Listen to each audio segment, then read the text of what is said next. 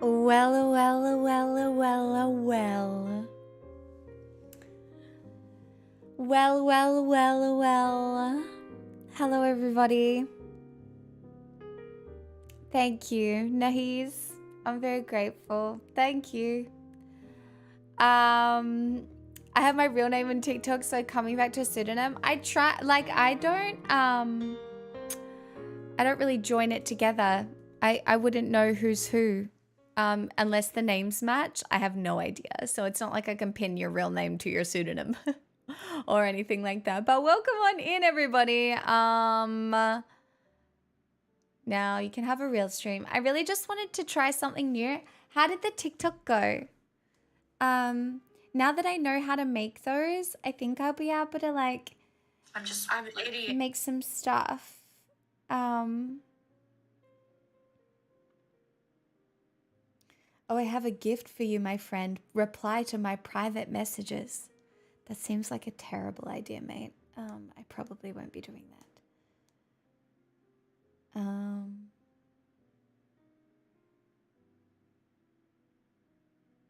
Are you someone who's been seeing fruit smashed together? I mean, it didn't do that well, but that's okay. We keep trying. Now that I know what I'm doing. Hey, you look like the lady on the other side. Do I?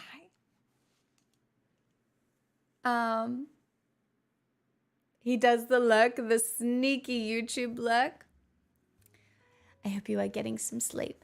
I am thinking about having my... Oh, thank you, Famis. Yeah, I'm really looking forward to celebrating on the weekend with everybody. I've got a long list of things to do before then, but I got a lot of them done today. So that was good. Yeah, no, I had a really productive day. I taught myself how to make TikToks. It's not great, but it will get better. And we start from, it really does feel like starting from scratch. And it's a interesting feeling.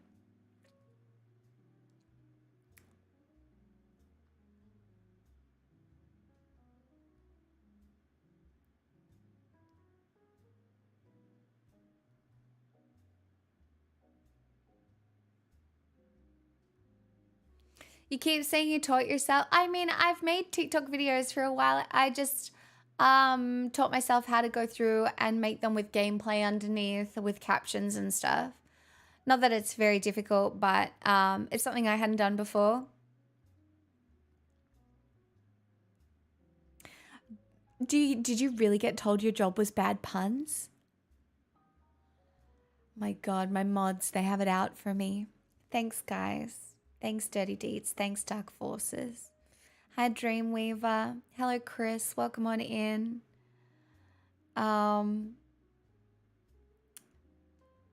Would you consider singing a few songs on the TikTok lives? Kind of a fun thing, might keep TikTok people's interest along with the gameplay. We could definitely try it, Rokus. The problem is I don't ever get rewarded for being like everything. You only get rewarded when you niche down. Like, as much as people say they'll support you across different forms of content, like, you basically have to pick a niche and stick to it. And I've never been good at that. Thank you, Obi-Wan Shinobi. Thank you, Satos. Thank you, Love Saber. Welcome on in.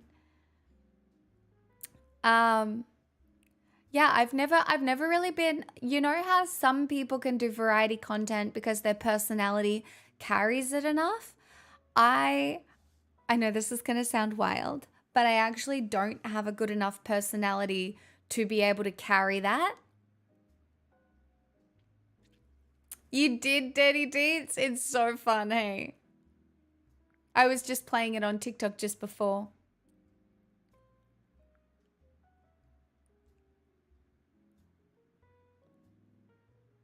That's okay, Nom. You really do not have to apologize, even slightly.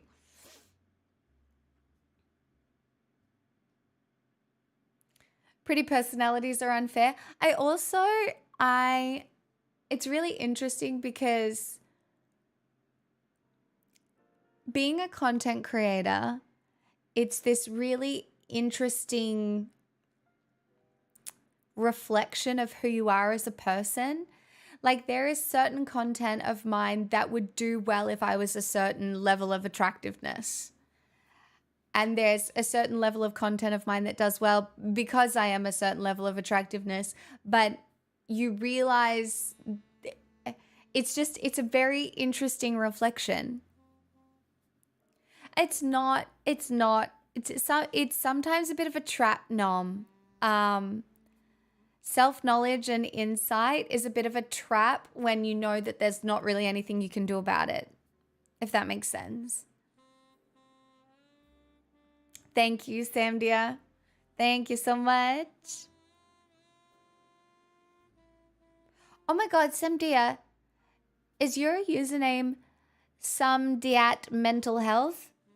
Samdiat Mental Health? What is it? I've never read it in a different way other than like Semdia, because that's how I just pronounce it every time. But hello, Vic. Good evening. Happy Thursday. Welcome on in.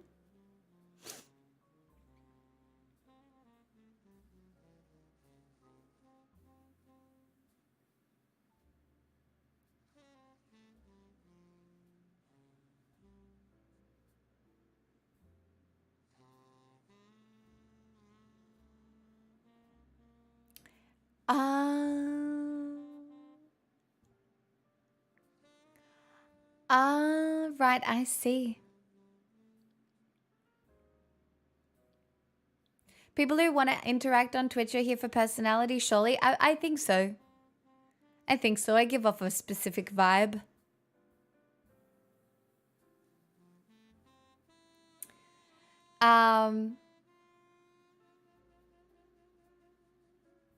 But yeah, long list of jobs tomorrow, but they're there. I'm picking my dad up from the train in the morning because his Apple Watch broke. So we're going to take it to get it fixed. And I'm probably going to have dumplings with my dad and then do all my jobs. And then have a rest night before, you know.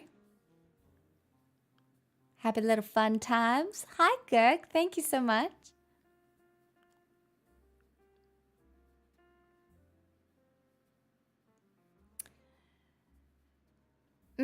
Yes and no, straw man. There's a few people in here I would hope to not have the same personality as, kind of like the person I banned yesterday. You know what I mean?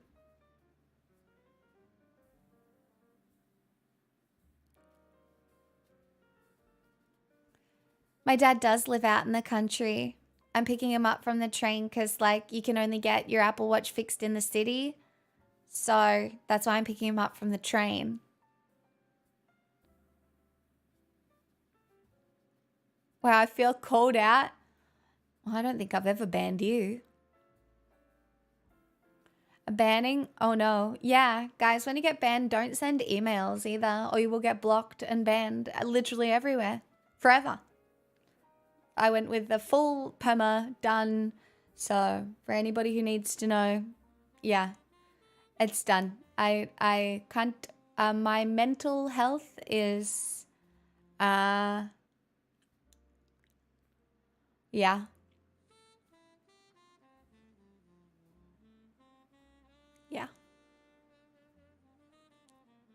I am a resilient person. But I'm also like, you know, I'm also a bit frayed. I'm a bit frayed around the edges. Oh, I mean, I've definitely been banned in other channels for misunderstandings. Remember, I almost got cancelled because I didn't type in a channel. Fucking snooze. Pizza slut, new name I see.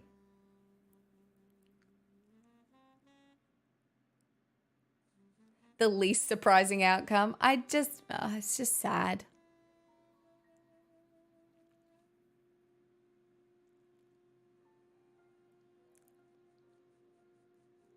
I normally lurk, so I don't know if I'm banned anywhere. Freedom. Yeah, I still don't like doing it though. I still don't like doing it. I really don't. It's not it's like in the most selfish way possible. It's not a really nice feeling. So.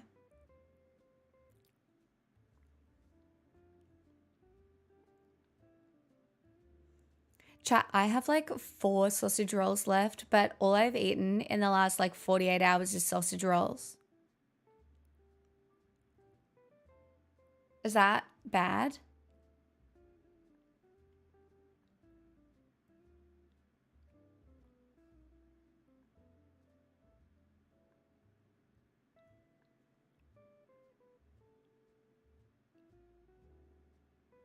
Become sausage roll.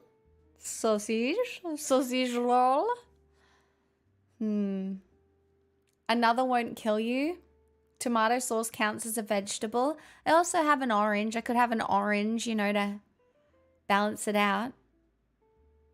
It's not great, but everybody has a sausage roll arc at some point. I really am currently on a bit of a sausage roll arc. I do have tomato sauce to go with them.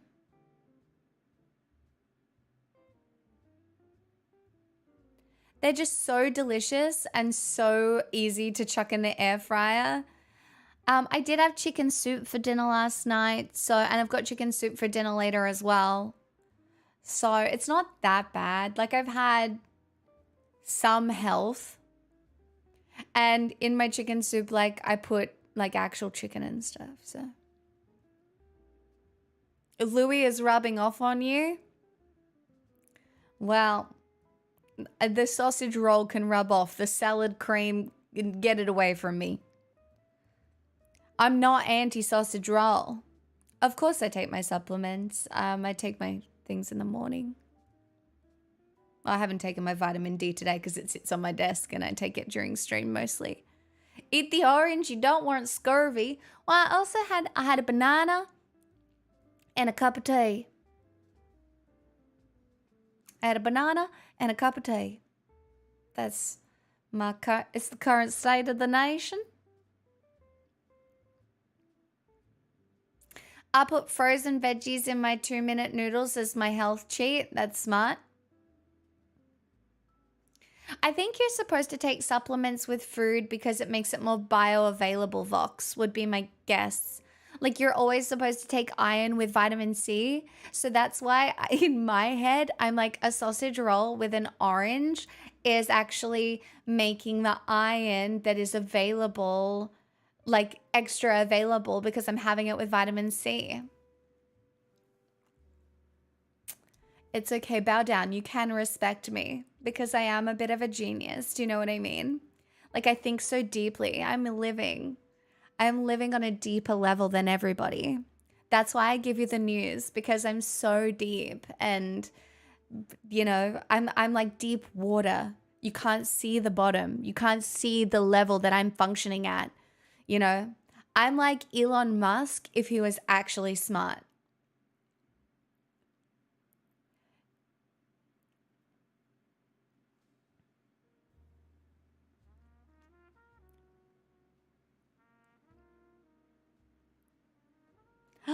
You're full of D? That's so great, Fevis. I'm so happy for you. I love it when my community has had enough D. Like, it's one of those vitamins that it's really easy to lack. And so if you can get it and you can maintain it, it's really good.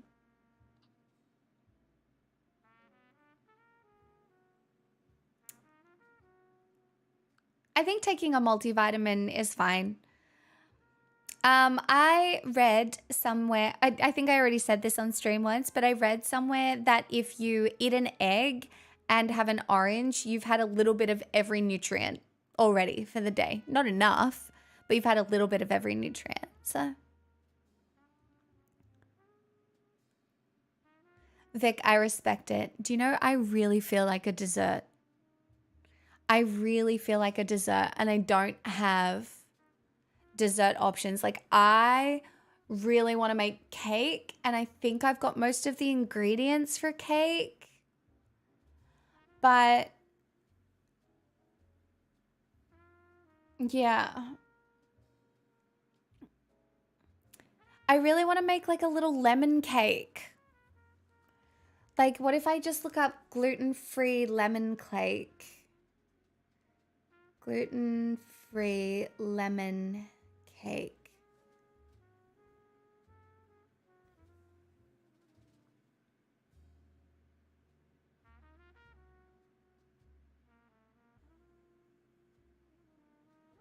I think I've only got one lemon though, so.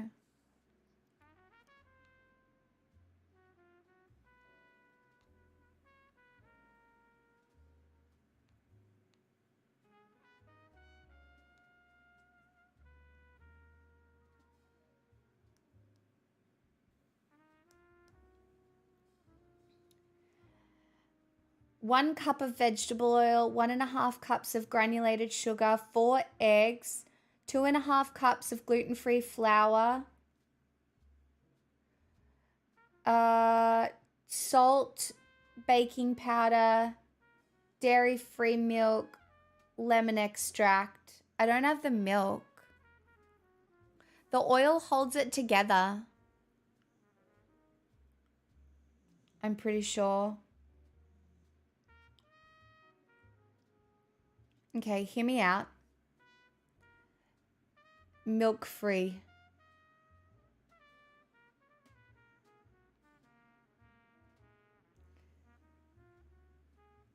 Gluten-free lemon drizzle cake recipe, low FODMAP. I'm mainly just doing this because I don't have any milk.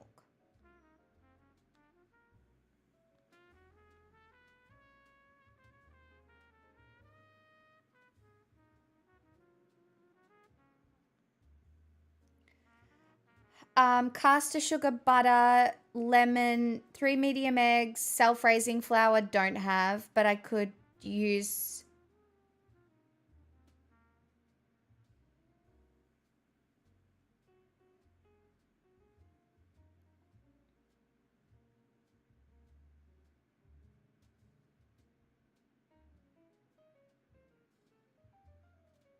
Oh, I also don't have anything to beat butter and sugar together.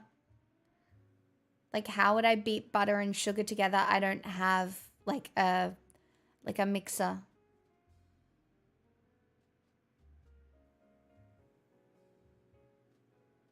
Hey, Freddie. No, because you're not supposed to melt the butter, I don't think.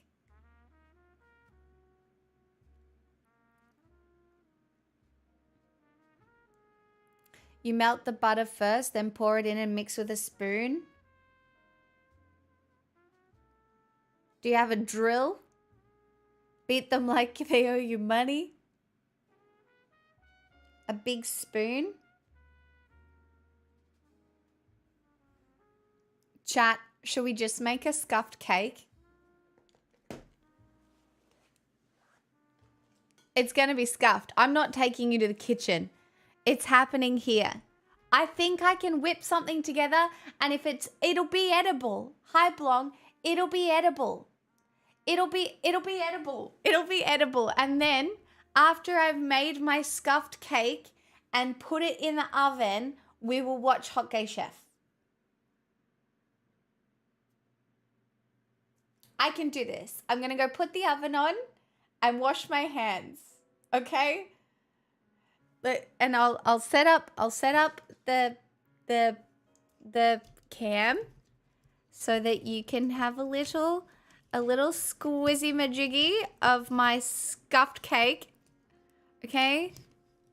I just really feel like a dessert. I feel like a dessert, and it might not work out, but that's okay. You know, I won't be gone that long. Thanks, Mickey. All right, let's put the oven on.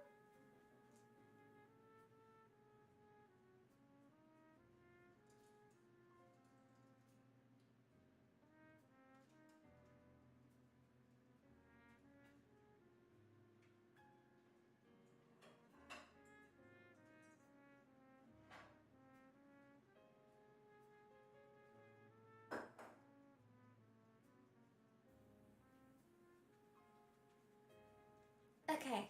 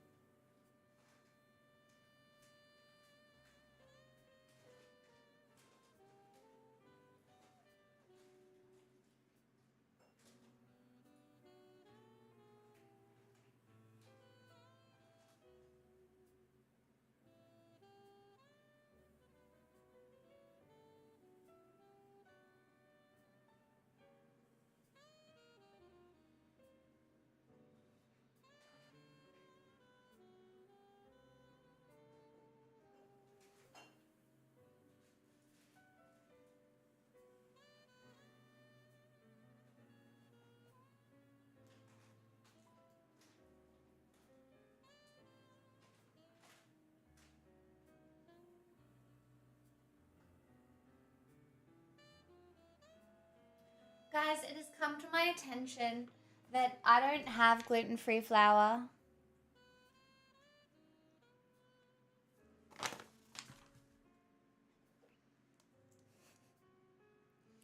So it will just have to be regular cake.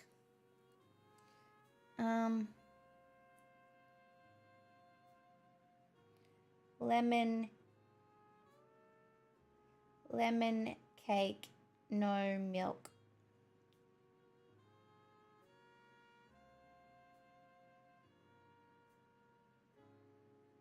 4-ingredient lemon cake, hey? Dairy-free lemon cake.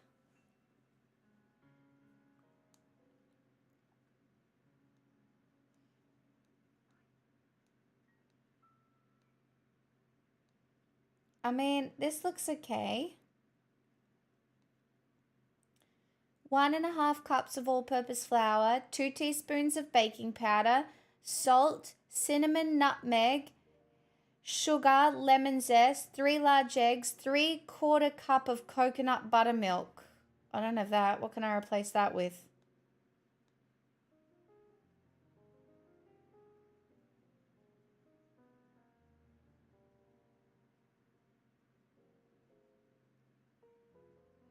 Half a cup of avocado oil and 1.5 teaspoons of vanilla extract.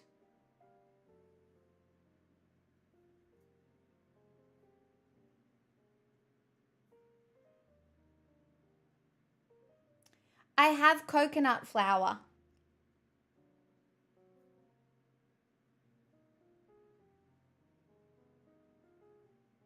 I have the vanilla. I have coconut flour. I would only ever use like olive oil or vegetable oil though.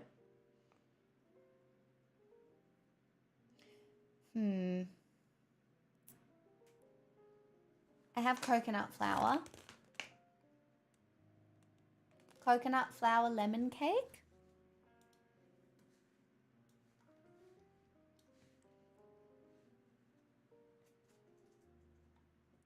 Coconut flour, eggs, olive oil, plant milk. I don't have any plant milk.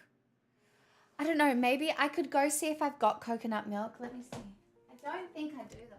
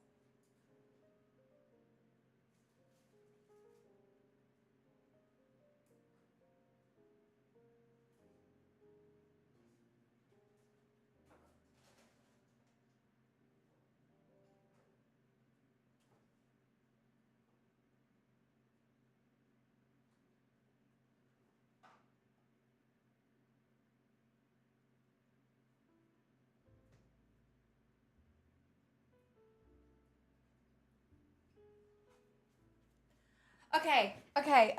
I have almond milk, but it's been open longer than 5 days. It says best before the 19th of Feb, but how like, do you think it'll be okay? Like, it's probably been open, like, over a week.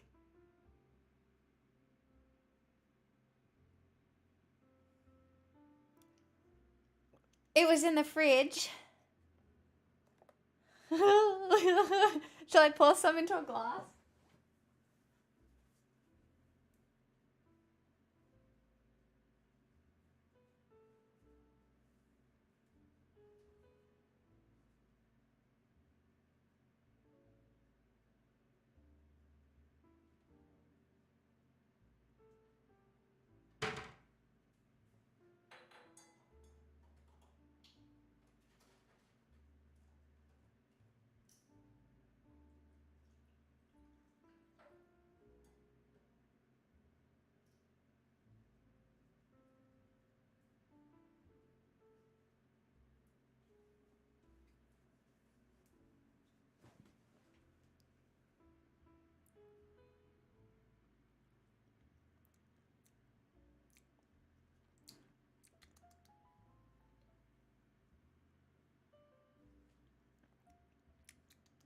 It's fine. It's literally fine. In fact, it tastes good. The consume within 5 days was a lie. All right, let's go. All right, what are we doing? How do we do this? Okay. You won't require a separate bowl. Okay. Vanilla extract, coconut flour, eggs, lemon zest, olive oil, lemon juice, plant milk, vanilla extract. Okay, I have all of that. To start making the batter for this lemon cake, simply whisk the wet ingredients in a large mixing bowl. I like to start by mixing the plant milk and the lemon juice to make a sort of dairy-free buttermilk. Okay, I can do this. I can do this. I mean, it looks okay. Okay, half a cup of unsweetened almond milk. Hold on, I need. Why am I doing this in my office? This is so risky. I don't know why I'm doing it, but whatever.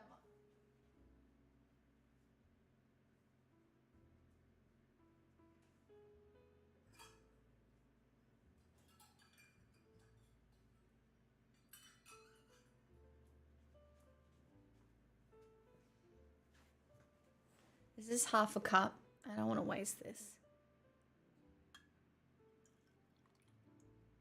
Oh, almost exactly half a cup. Just needs a little more. I mean, you could show us the kitchen. I could, but then I'd have to stop stream and then start again. I've done cooking streams before. This was just not my intent. All right? All right? This was not what I want. The oven is heating up, of course. All right. That's half a cup of that. Now I need 1/8 of a cup of lemon juice.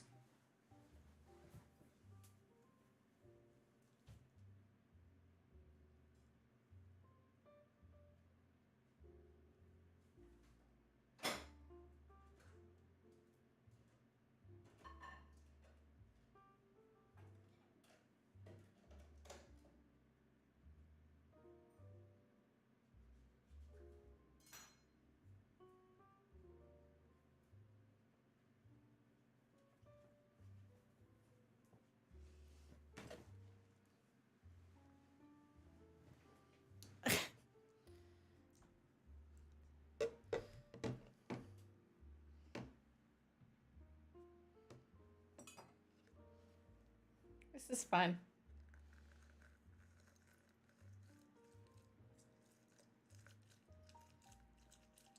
It's fine.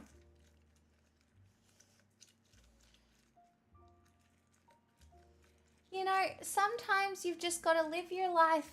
You got to do things a bit differently. I've got socks on. You can't even get free feet. I've got socks on. No feet for you.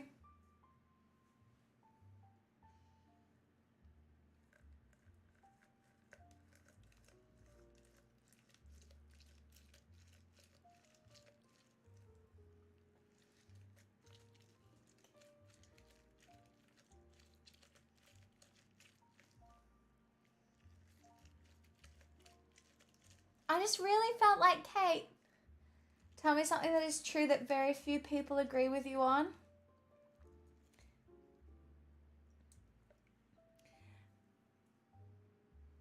Men who base their entire personalities on being controversial on the internet most likely have erectile dysfunction.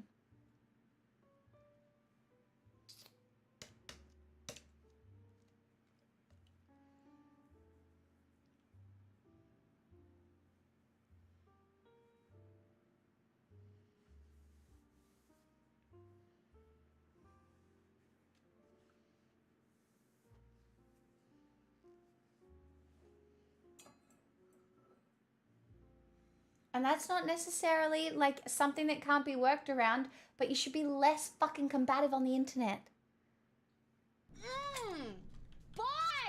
Captain Farners gifted a tier 1 sub to Unionus.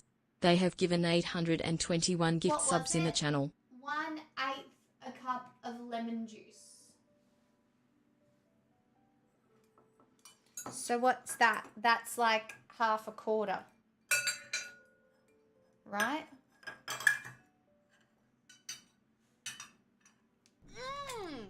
Boy! Strawman Mebro gifted a tier 1 sub to correctile dysfunction. They have given 440 gift subs in the channel.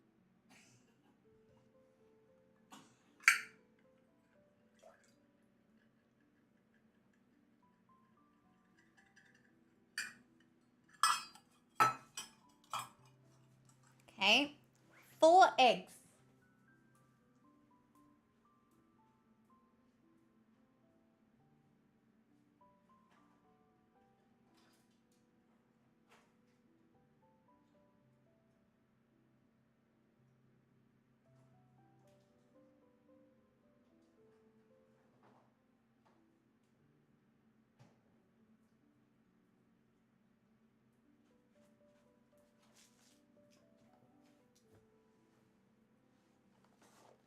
We have to stir together and let thicken for a few minutes.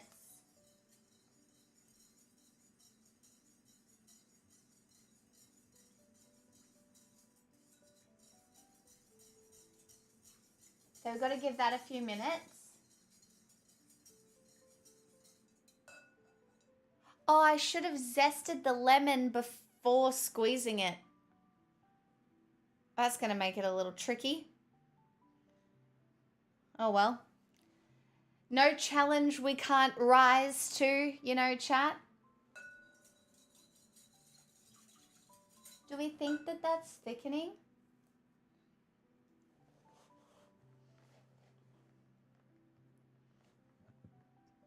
Four eggs in this economy? I've been feeding Pixel an egg every day. That's why I have eggs. Actually, I've been feeding Pixel an egg on her dinner every day and she loves it.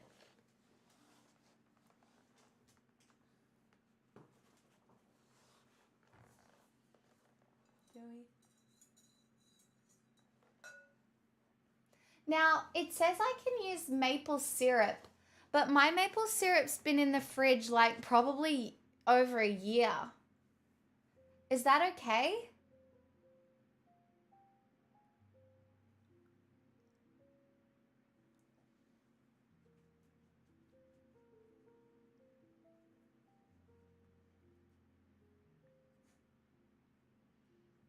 But does maple syrup go off?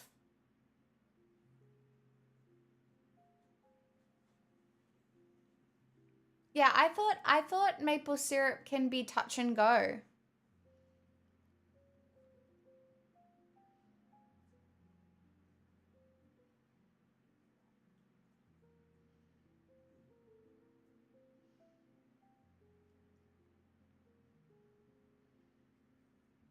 By the way, it wants me to put this in a round cake pan, and I don't have a round cake pan. I only have like a bread cake pan. So it's definitely been in the refrigerator. I'll go get it. We'll look at it together.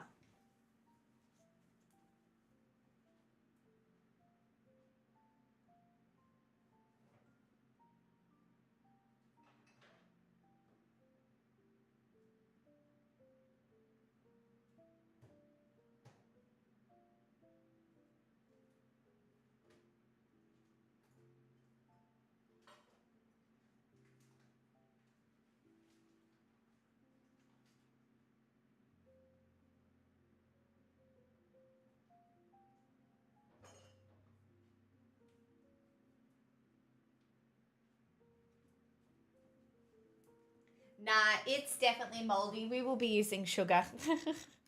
I have caster sugar, or I have brown sugar, or I think I've just got regular white sugar. Nah, it's definitely got mold on the top. We can't do maple syrup, sorry everybody. Do we think this is thickened a little bit?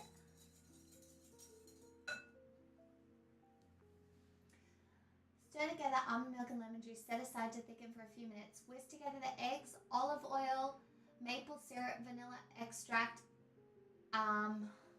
Okay, so vanilla extract and olive oil.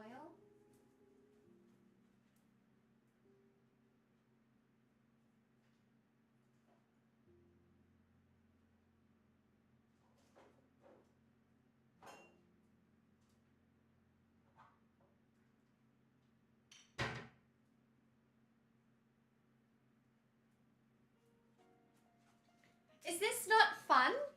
Is this not a very fun, happy time, chat? Are you not entertained? Are you not entertained? All right, how much? 1 teaspoon of vanilla. That's okay. We can eyeball that. That'll be about right. Delicious. Happy partner anniversary. Thanks, Tamsin. 1/3 a cup of olive oil. Can do that.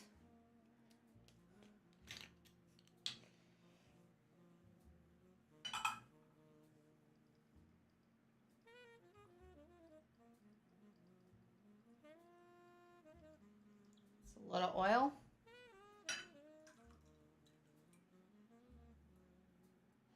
This looks chaotic. You reckon?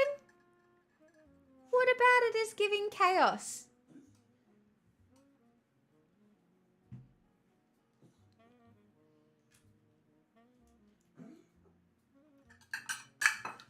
Chaos? Chaos, you reckon? Eggs, olive oil, maple syrup, vanilla extract, and almond milk. Okay, wait, so how many eggs? Did it really say 4 eggs? 4 eggs?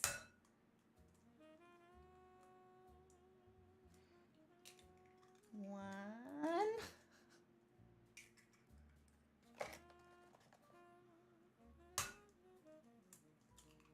Two. Usually I would crack these into a glass before doing this. 3. But we're just vibing today. 4. Okay, 4 eggs.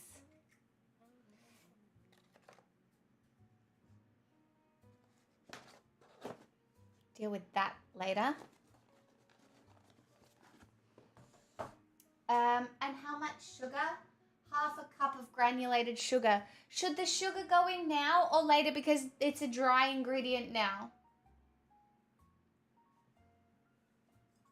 Do you know what I mean?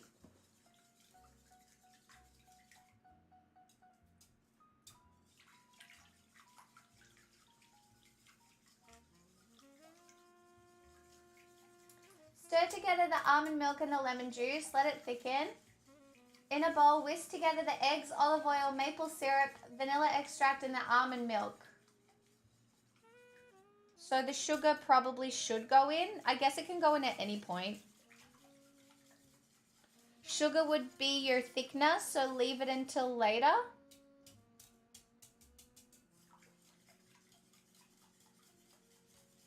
I have to put half a cup of sugar in. Should I use white sugar or brown sugar?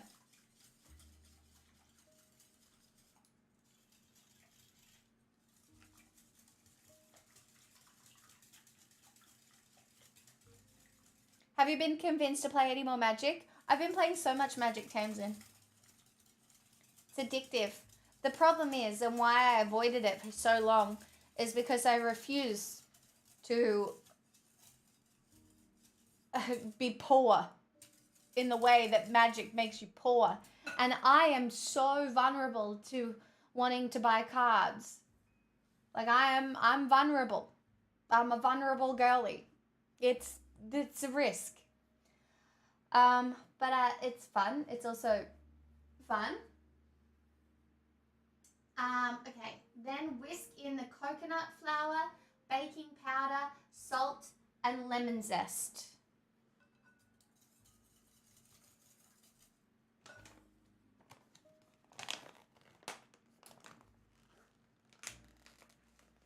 And I guess the sugar.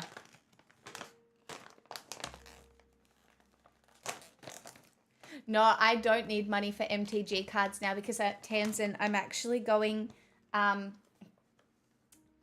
actually going to Scotland to go castle shopping. So any money I receive over the next little while will be put towards a castle. How much? Two-thirds a cup of coconut flour. 2/3, eh? Oh, there's still some oil in here.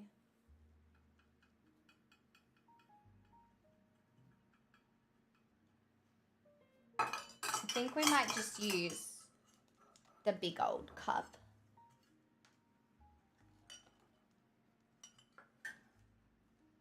Oh, the coconut flour smells so good.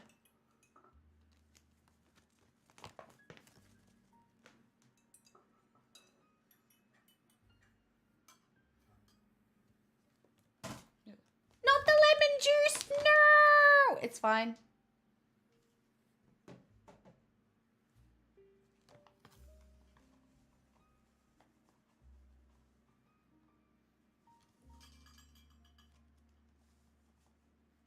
It's giving 2/3.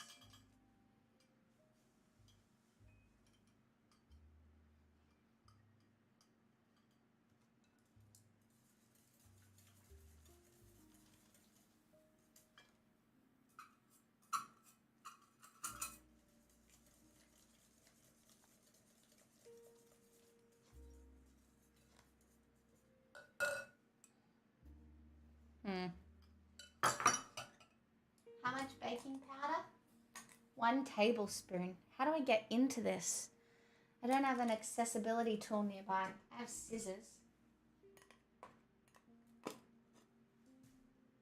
How much does it say? A tablespoon.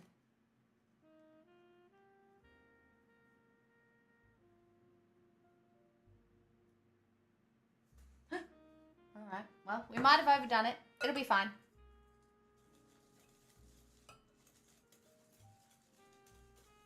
How much sugar did it say as well?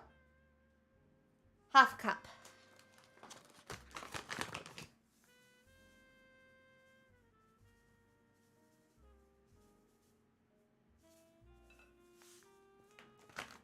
Be about right.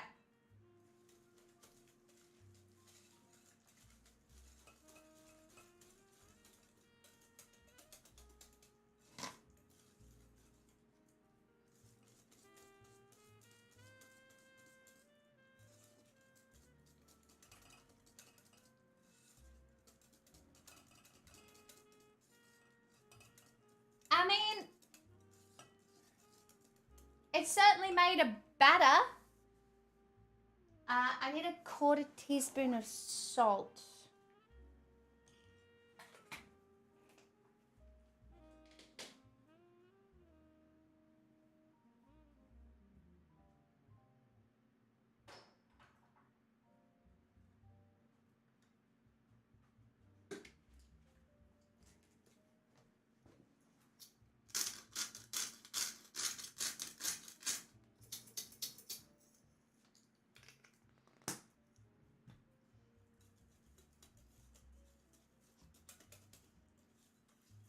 It doesn't look thick. It looks thin to me.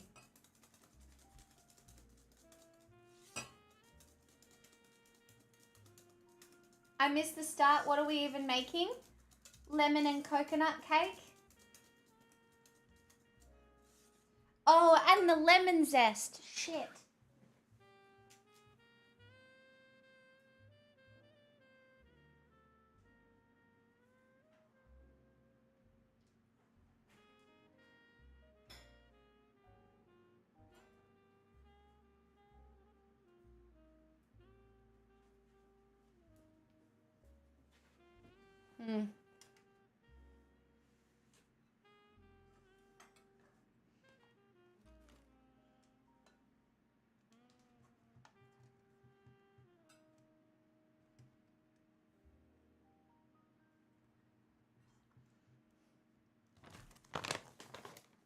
No, there's lemon juice in there.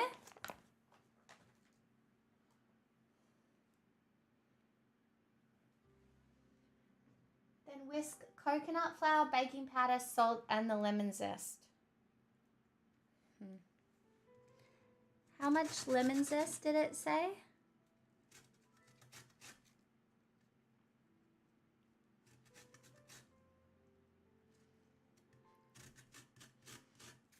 I mean, me knocking over the flour would have been hilarious. So, you know, we are missing out on that.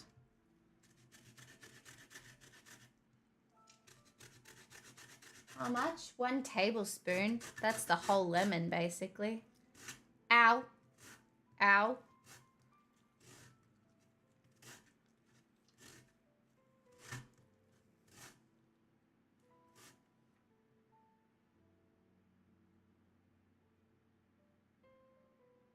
None of this is coming off.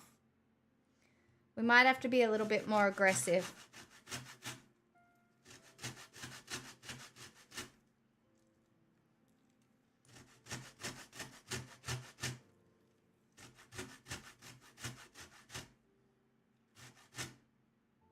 Okay, now we have lemon zest.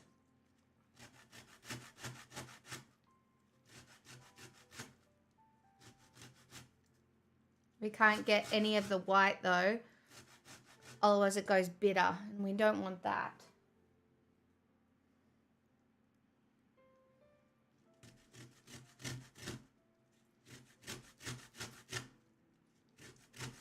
I just really felt like cake, all right? Sometimes you need to have a lack of self-control. Maybe you've had a bad day. Maybe, you know?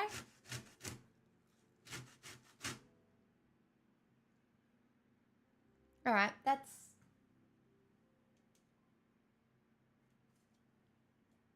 at least some.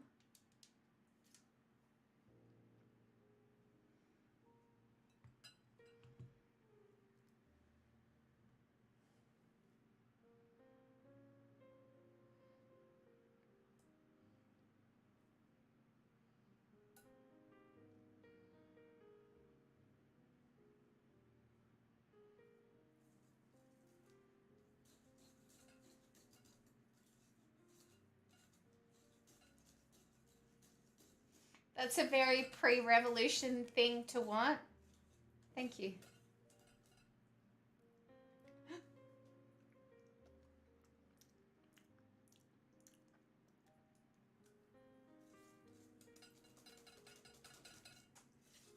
It's very coconutty, which obviously it is, but stir together with the coconut flour, baking powder, salt, and lemon zest. Whisk until the batter becomes smooth and free of lumps, depending on your brand of coconut flour. If it's still very thin and runny, add more coconut flour, 1 tablespoon at a time, until it's thicker but still somewhat pourable. I think it needs a little bit more. Is this your favorite type of cake? Lemon cake is my favorite kind of cake. But this is just cake that I had the ingredients in my cupboard for.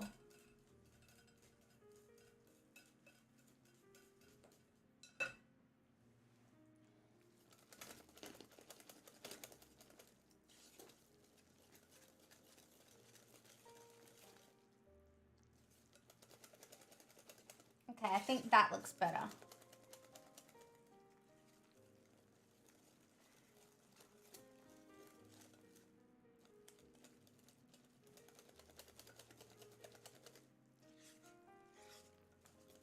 I mean, it's thick.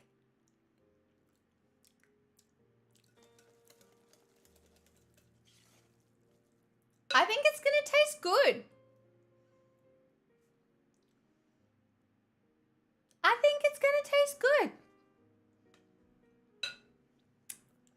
I think it's gonna taste good. I'm not stressed. It's gonna taste good.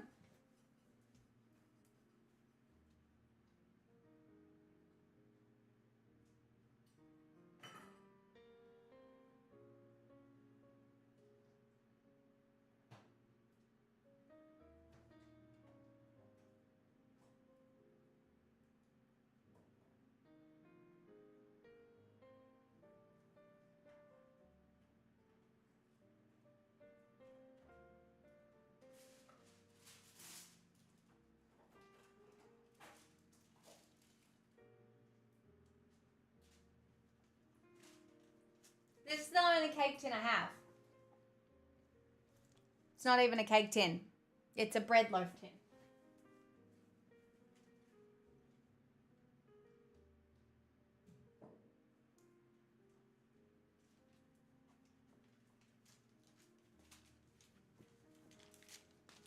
It'll taste good, but are you prepared for the rage of the French proletariat?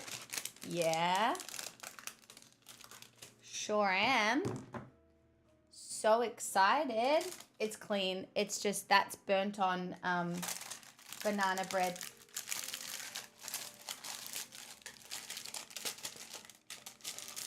Your grandma, 93, still makes you a lemon poppy seed cake every birthday because she knows it's your favorite?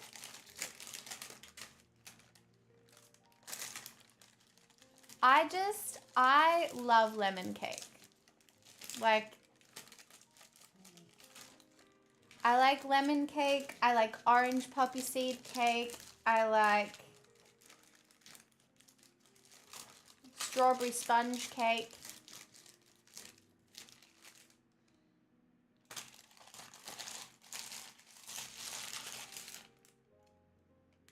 All right, that feels greased, in my opinion.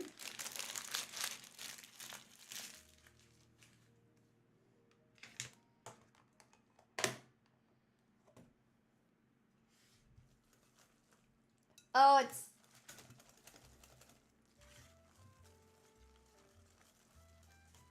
Oh no, maybe I overdid the flour.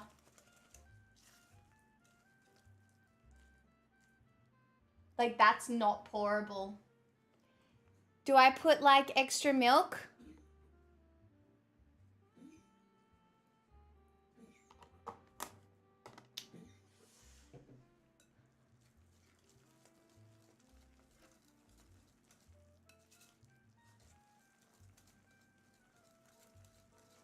Coconut flour is, well,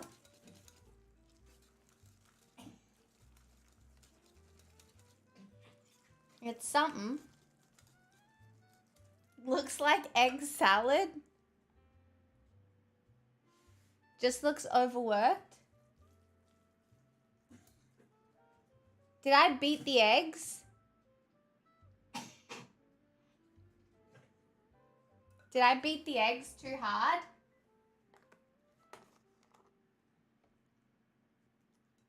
All right, whatever.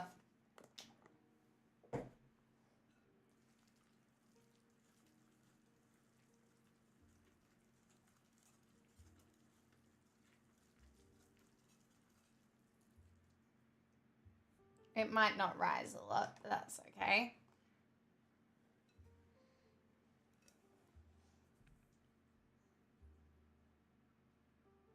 This is a risk.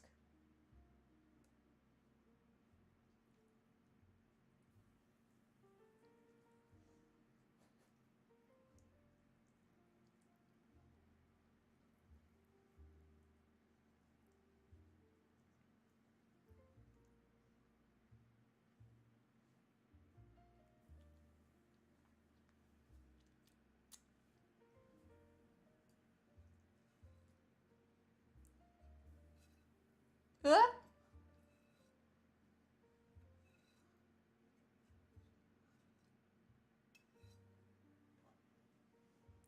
Do we think it's going to be edible?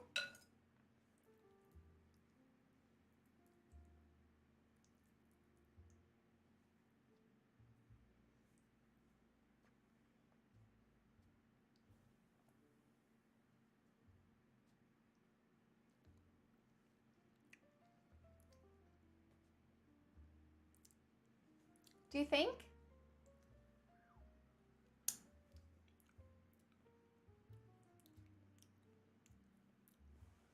All right, to the oven.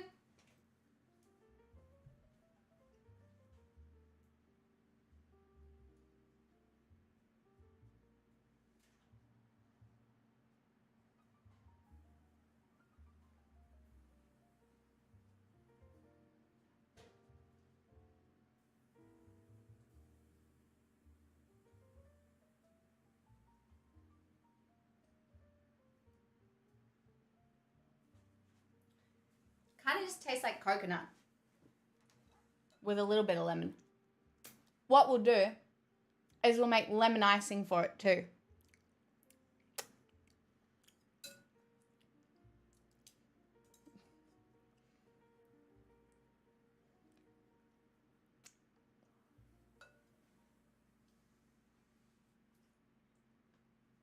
$25 to 30 minutes. 8:52.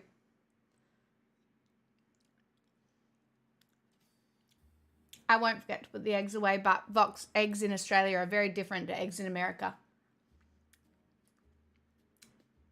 My eggs would last out for a while. I keep my eggs in the fridge, but it's not like in America. Yummy. I'll be back.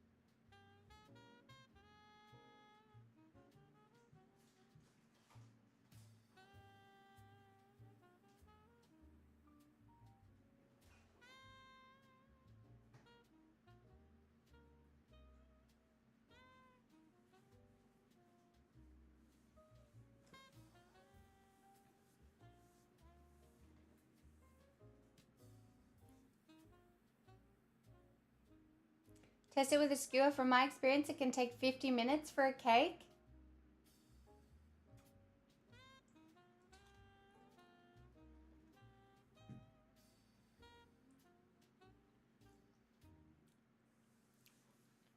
Guess we'll wait and see.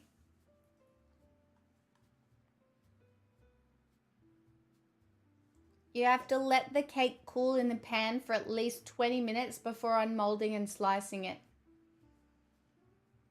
Optional lemon glaze. Stir together 1 cup of powdered sugar, 2 tablespoons of lemon juice, and drizzle over the cooled cake.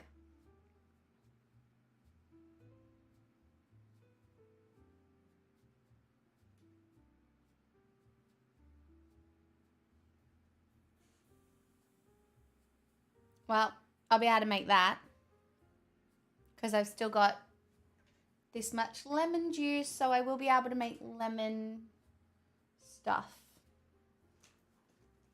You're going to make a butter icing or an icing sugar icing. I think I'll just make like a lemon drizzle to make it more lemony. You know? I think. Perhaps.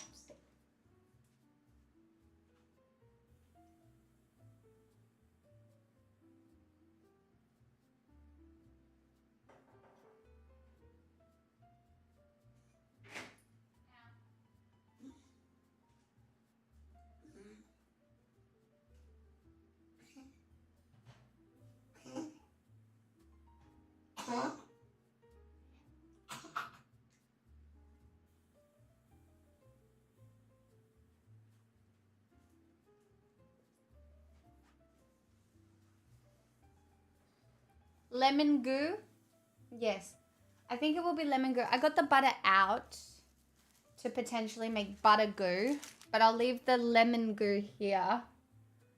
And now that's everything away, and I would just get a cloth for a quick wipe. But I didn't really make that much mess.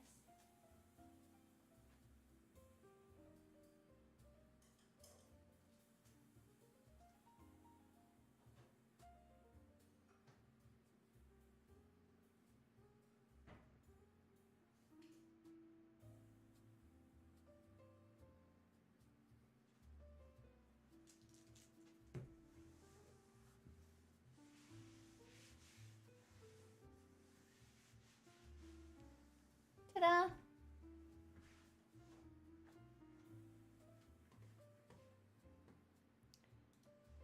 Anyway, wasn't that fun? Thanks, Wallach. It's been a long 7 years. No keyboards were harmed. There is a cake in the oven.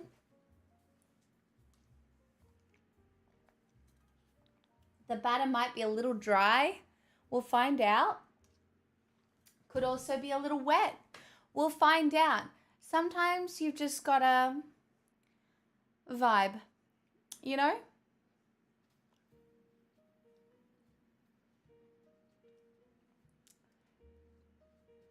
Not sure about coconut flour. It definitely functions in an entirely different way to actual flour, it seems.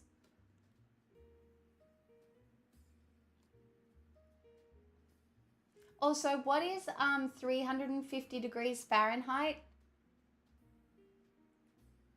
Is that 180 Celsius?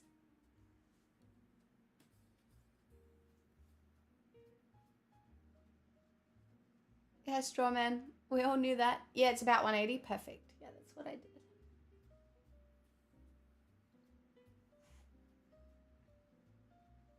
$176.67.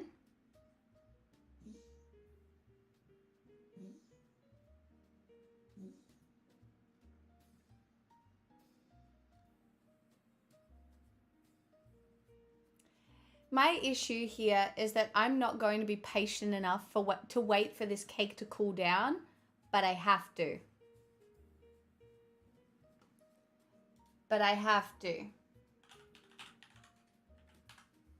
Oh.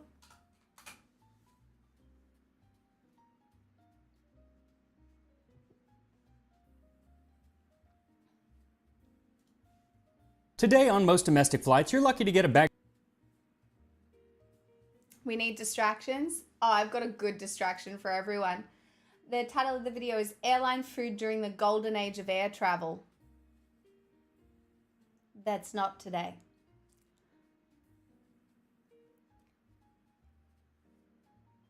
Should I still have some sausage rolls before I do this? Because I'm not going to be able to eat cake until later. Maybe I'll just quickly chuck a few sausage rolls in the air fryer.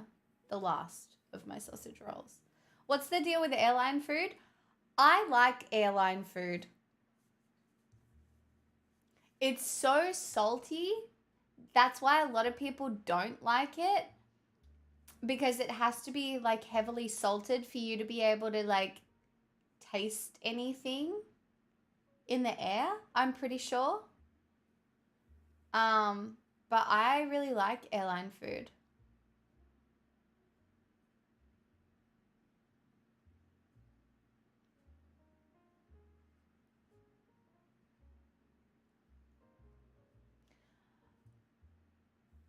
I've had many meals on a plane.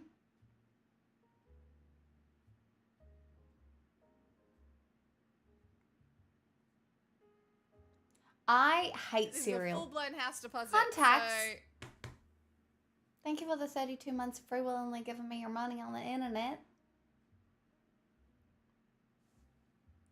He talks about that in the vid? Does he really? You like soggy shredded wheat? That's so interesting. Like as in like Wheat Bix? Like we would have Wheat Bix for breakfast as a kid with like sugar on top and milk. I would never buy cereal now. I don't have cereal in the house. Thanks, Via Sapari.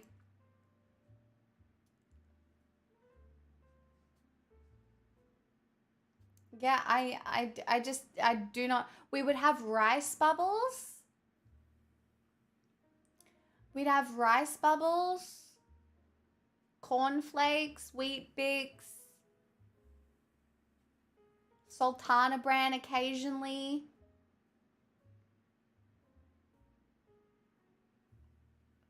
I think in America you call them like Rice Krispies or something. You're a regular serial killer. I see what you did there. I mean, Freddie, you gotta remember this, the Australian dollar's kind of fucked. So, yeah, things are pretty insanely priced here because our dollar's fucked. I'm rich. If there is I singing can buy today, cereal. Prepaying for There 7 is- years by Lucas Graham. There is Anonymous. There will be singing later, for sure. And you just remind me. Thank you for the $10 dues.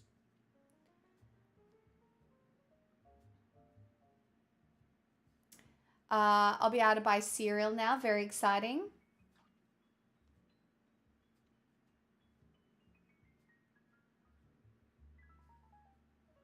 Okay, I'm just gonna check on the cake, put sausage rolls in, then we'll do the vid. Well, at least half the vid. Then I'll take the cake out of the oven.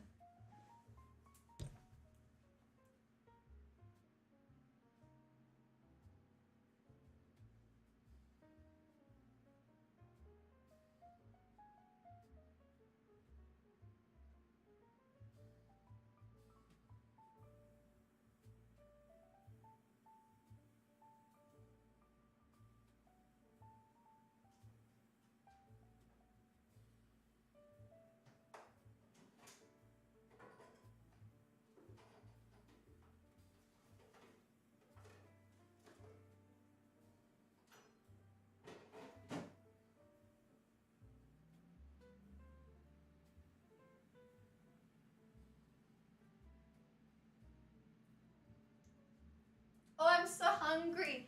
I mean, it's risen a little bit. Thanks, Professor Fappington.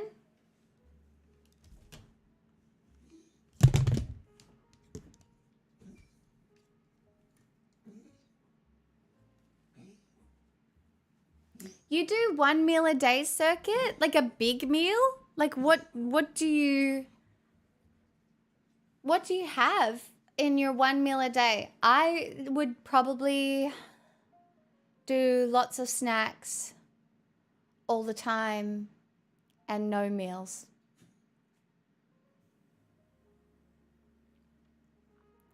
You do 1 meal a day and typically a snack much later? I think I just snack. I don't really have like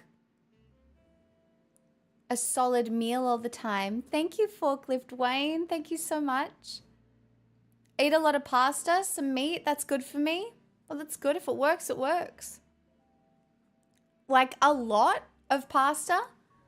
Like, do you get enough calories? Like, how many calories are we talking here?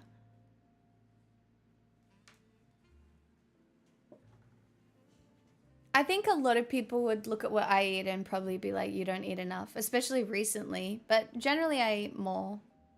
Pasta is a lot of calories. Yeah, it's a shit ton of calories. Okay, so you do eat a big meal then. I could not tell you the last time I had a big meal. No more gaming. No more porn. No. We're going to go back and learn how to dance. Stop being poor. How can we possibly take you seriously if you can't even afford some Cocoa Pops?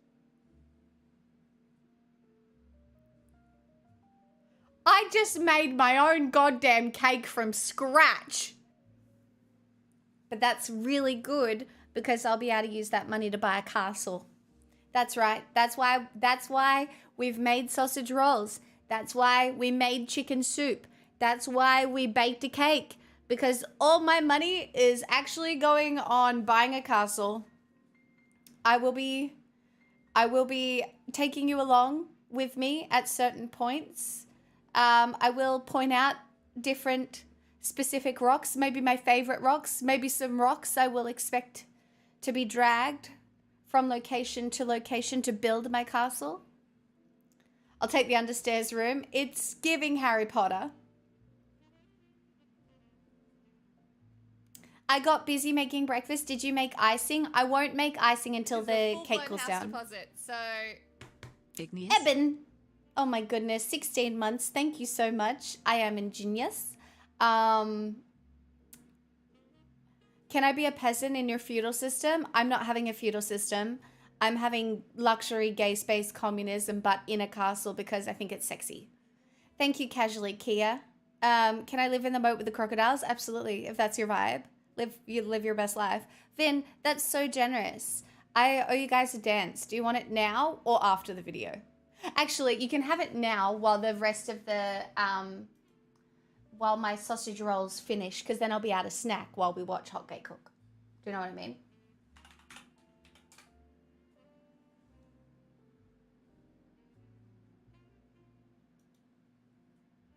Sure you can.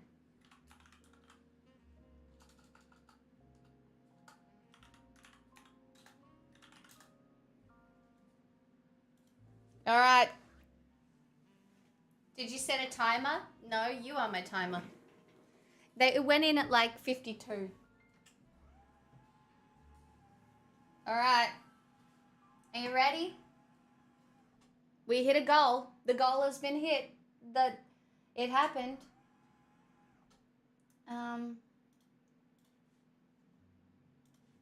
Yoink. Yoink. Yoink. Got a great song for you, by the way.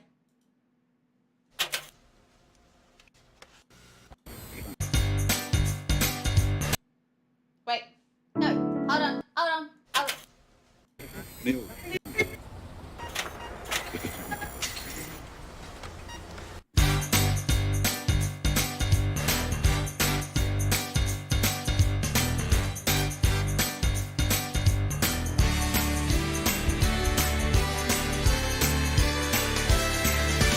When the world leaves you feeling blue, you can count on me. I will be there for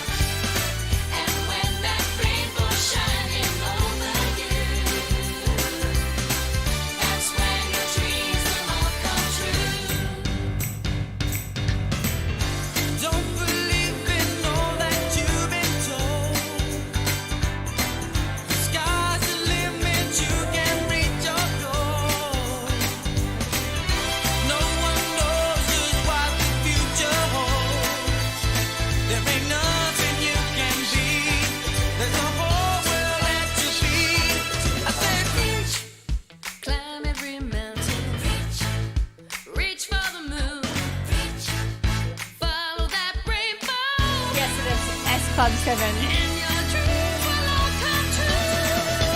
Reach for the stars. Climb every mountain higher. Reach for the stars.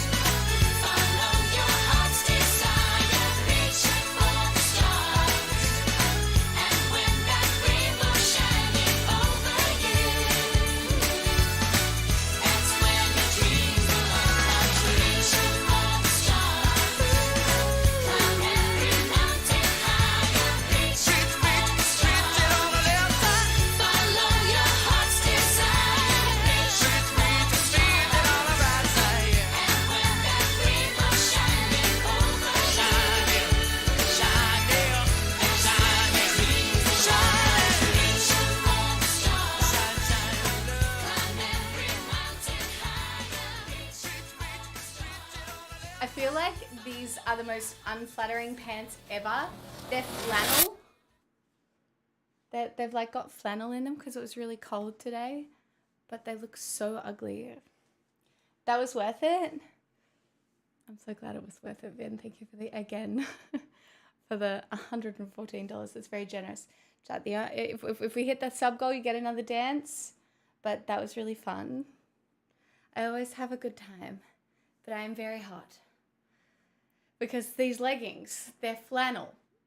Like, they've got like an inner flannel lining on them. And it's hot. Made it in for the jazzercise portion of the stream. Honestly, it does keep my blood pumping. You know?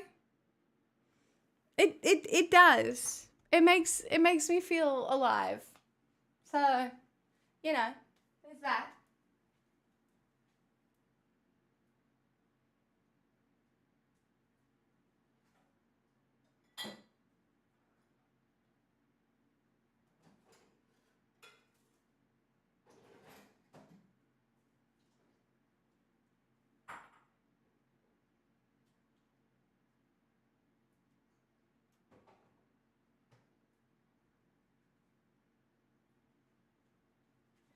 No one freak out, but the cake has risen. The cake has risen. The cake has risen. The cake has risen. The cake has indeed risen. It has risen on one side more than the other, but I think that's my oven. So in about 10 minutes, I might just like flip it like the way it's facing in the oven so it's a bit more even. Blessed be the cake. Blessed be the cake. Thank you for freaking out with me. I'm so excited. Like, it's actually going to be the best cake ever, and you're all going to be jealous of my incredible coconut lemon cake. It's actually a thing that's going to happen. So, yeah. Take that, chat.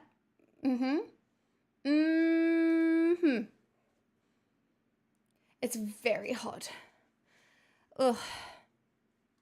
Bag of pretzels and a ginger ale. But back in the golden age of air travel, the 1950s. Today on most domestic flights, you're lucky to get a bag of pretzels and a ginger ale. But back in the golden age of air travel, the 1950s, 60s, and 70s, pretty much every ticket came with a luxurious meal. Meals like this one from United Airlines in 1954, which includes pot roast, Delmonico potatoes, and a heavenly delight. All right, that is the American dream right there.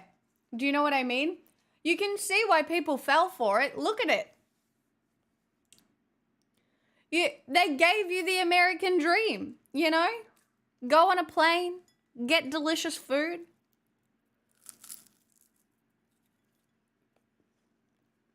I am concerned about the salad.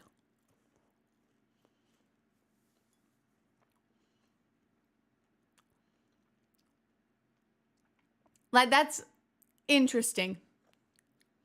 I don't know, but Americans make weird fucking salad all the time. They make salad with jelly in it. Salad. So thank you to Trade Coffee for sponsoring this video as we fly the friendly skies. This time on Tasting History.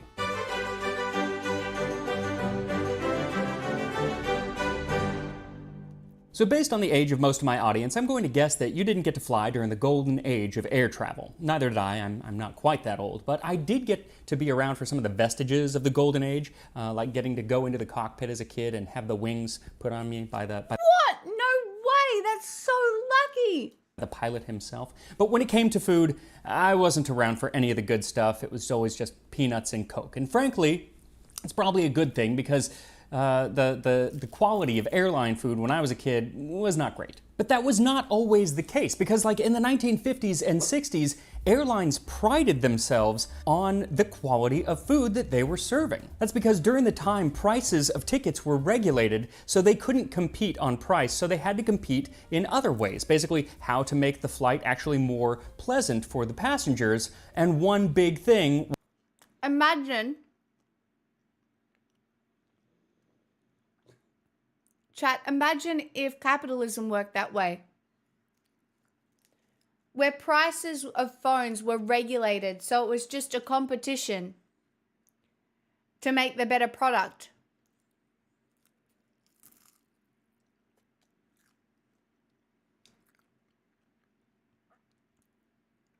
Imagine.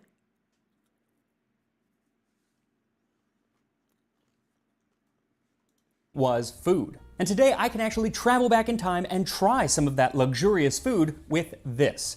This is a cookbook that was put out in 1954 by United Airlines. It's called Favorite Recipes of Mainliner Chefs. And today I've chosen 3 dishes from this book so I can create an entire meal that would have been served on an airplane in 1954. First is a beef pot roast by Chef Emile Saltzman from the New York Flight Kitchen, then the Delmonico potatoes by Chef Marc Grugier of the Honolulu Kitchen, and finally the Heavenly Delight salad by Chef Edward Gerber of the Washington, D.C. Flight Kitchen. And the Flight Kitchen is where they would actually prepare the food before they would put it on the plane just before takeoff. Wild. Now, the second 2 recipes are pretty simple, but the first recipe has a lot of ingredients. So for the pot roast, what you're going to need is 2.5 pounds of beef chuck or round, 1 pound of veal bones. Finding veal bones is quite the struggle, so just use beef bones. 2 cups of beef stock, 2 medium onions quartered, 6 ounces of tomato paste, 2 bay leaves, 1 sprig of parsley, 1 cup of diced carrots, a half cup diced celery, 6 whole cloves, 10 whole peppercorns, 2 teaspoons of minced garlic, 2 tablespoons of butter or other fat, 1 cup of dry red wine, and then some flour and salt and pepper to taste. And as always, I'm going to have these recipes all up on the Tasting History website with metrics so you can follow along at home. So first, That sounds great. But there's so many ingredients. Chef Emile has you season the meat with plenty of salt and pepper and then dredge it in flour. Then melt the butter in a large pot and then add the meat and the marrow bones and let the meat sear for several minutes on one side and then flip it over and let it get some color on the other. Once it's lightly browned all over, add in the onions, celery, carrots, parsley, whole cloves, bay leaves, and peppercorns and let it cook for about 15 minutes. Then add the garlic, stock, tomato paste, and the wine, and then stir everything together and let it come to a simmer. Then put the lid on and let it cook at a simmer for about 2 hours or until the meat is just falling apart. And during that time, you can make yourself up a cup of coffee from today's sponsor, Trade. Now, on an airline, the coffee is never really good. And partly that's because our sense of taste is all wonky up there. We'll get into that later. But also, the water tends to be really low quality, and frankly, the coffee is also often low quality as well. That last part, at least, can be rectified by getting your coffee with Trade. Trade is a coffee delivery service that delivers coffee curated to your taste right to your door. And since they work with over 55 local roasters, they are able to roast that coffee and get it to you within just a couple days, so it is at peak freshness. The meat doesn't go dry if you braise it properly like he did at the start. If you brown your meat before slow cooking it, it won't go dry. That's the point.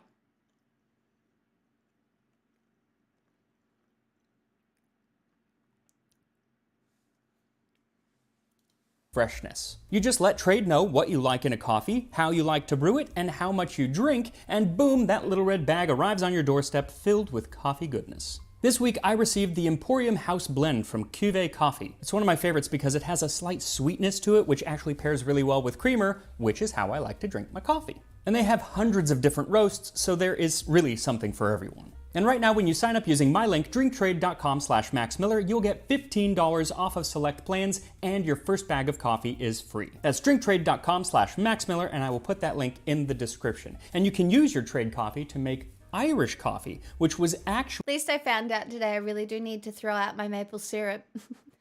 invented for the airlines, or by someone working for the airlines. It was invented in 1943 for passengers of a flying boat at Foynes Air Base in Ireland. Supposedly, a bunch of disgruntled passengers got off a plane, so the chef there just took some coffee and put some whiskey in it to calm everybody down, and there we have the Irish coffee.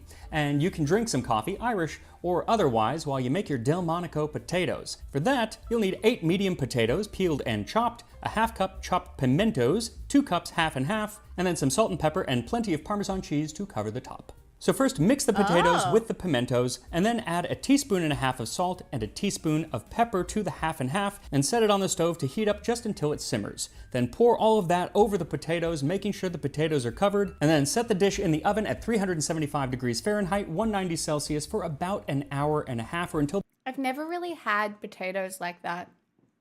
The closest I would have had would be scalloped potatoes. I've never had potatoes like that. The potatoes are totally cooked through. Then take it out of the oven, up the oven to 400 degrees, sprinkle Like what? Yeah, it felt like it was missing cheese. a bunch of Parmesan cheese to cover the top, and return it to the oven for 5 more minutes or until the top is melted and lightly browned. Now before we make our Heavenly Delight salad, which really stretches the definition of a salad, make sure you subscribe to Tasting History, hit that like button, it really helps the channel, and let's talk about the history of airline food. I'll be back. I'm just checking my cake.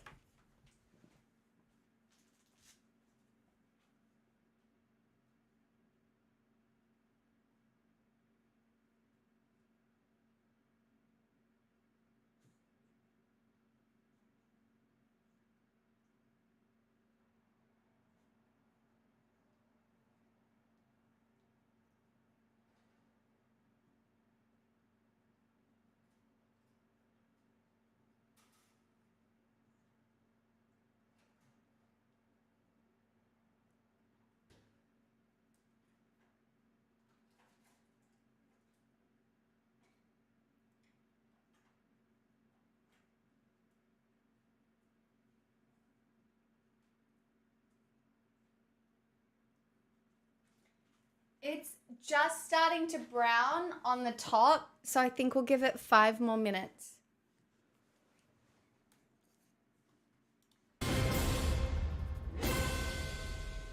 So before we get into the history, I want to mention this wonderful resource that I used called Food in the Air and Space by Richard Foss. It's a wonderful deep dive into the history of food in the air, not just airlines, but in space, and even he goes all the way back to the 18th century with hot air balloons. It's fantastic. You should check it out if you are interested in this topic. I am not going all the way back to the 18th century. I am starting just after World War I in 1919, where on October 11th, the first meal on a commercial airline was served during a Handley Page flight from Paris to London. This was a prepackaged lunchbox with a sandwich and a piece of fruit, and just like Spirit Airlines today, food was not included in the price of the ticket, so you had to shell out 3 shillings for this cold lunch. And pretty much for the next decade, all meals on planes were cold. Like the Western Air Express meals on flights between Los Angeles and San Francisco, where cold fried... I kind of forget that people did like commercial flights on this sort of plane.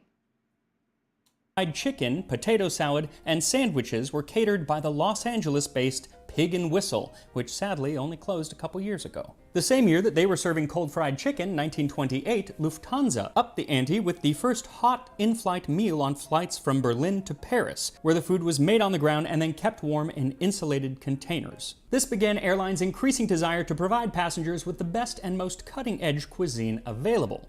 The issue was keeping it warm because, especially on a longer flight, those insulated containers just didn't really cut it.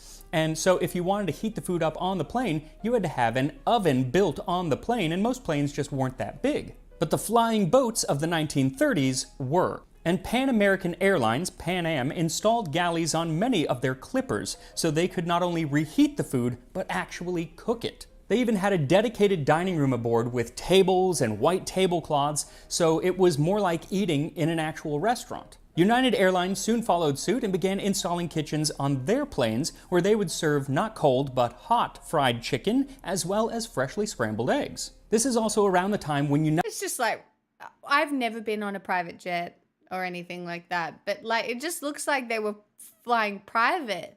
United Airlines really began priding themselves on the quality of their food. By the way, this is not sponsored by United Airlines, just talk about history. Maybe it would have been nice if they had sponsored it, though once I get to the part about flight attendants, stewardesses, and how they train them, they'd probably revoke that sponsorship. We'll get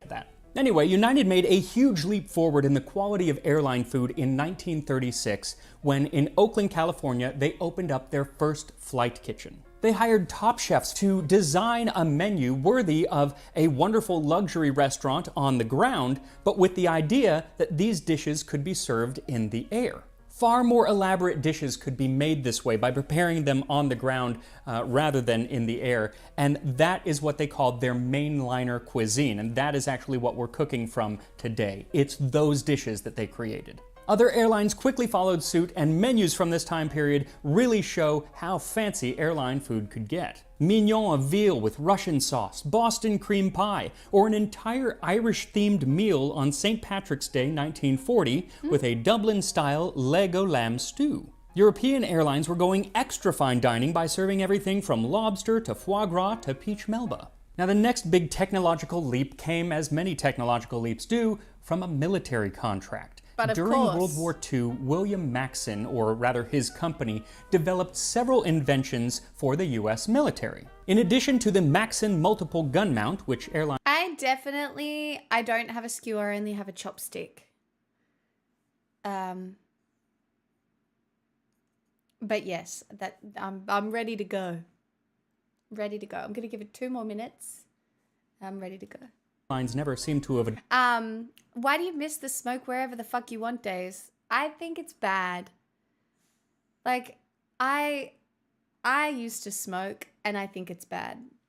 adopted, his company developed the Maxon Whirlwind Oven, which by circulating the air in the oven would heat things more evenly and much quicker. This was essentially the first convection oven, and it was designed... Now, we're all gonna die of something, right? And lung cancer is no joke. My great aunt died of lung cancer.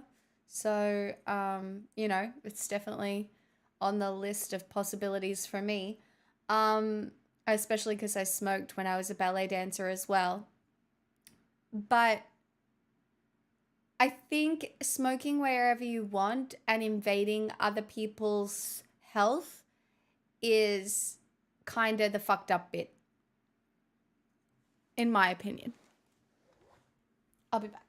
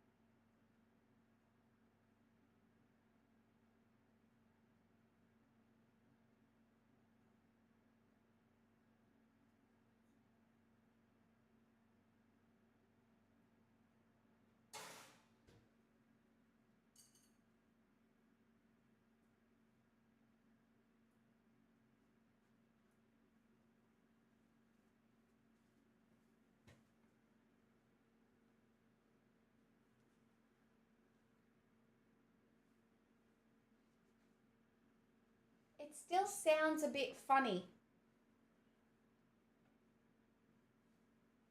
But no batter came out. Like, it's firm.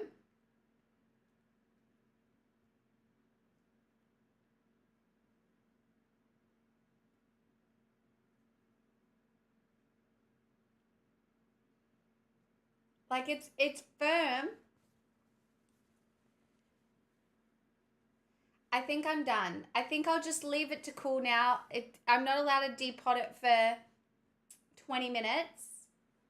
But like, it turned out really good, you guys. So, like it feels dense. But it does make a funny noise. Anyway.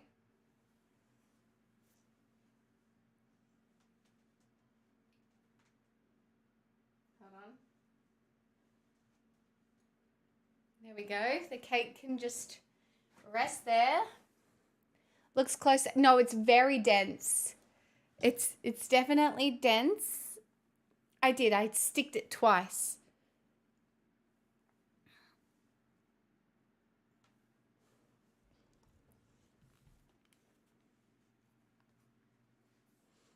Anyway, 20 minutes. Well, we'll leave it half an hour. It's fine. To fit these meals called Maxim sky plates, which were served on airplanes for the Navy and the Army during the war and afterward. Then after the war, Pan American Airlines took these ovens and installed them on many of their commercial planes so that they could get rid of the full kitchen or have the food that was being brought on heated at a much quicker pace. It was also during the war that several airlines hired their first all-female flight attendant crews. Now, there had been female flight attendants, or stewardesses as they were called, since 1930. But during the war, the lack of men saw the female stewardess become the standard for quite some time. In fact, in subsequent decades, many airlines refused to hire men for the job at all.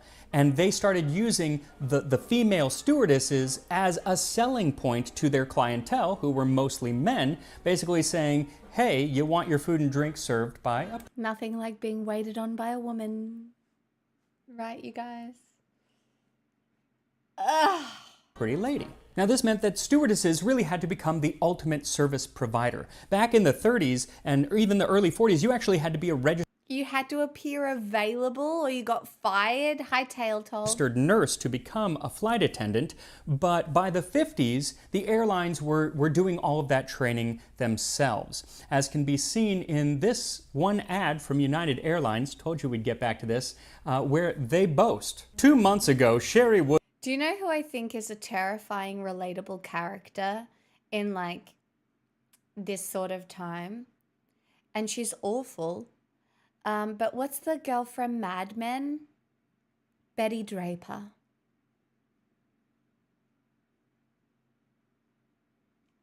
Like, she's so awful, right?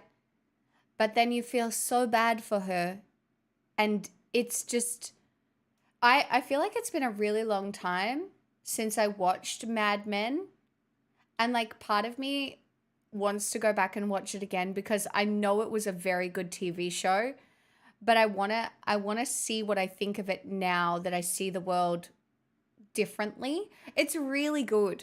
It's slow, it's a drama, it's about men's power in the 50s.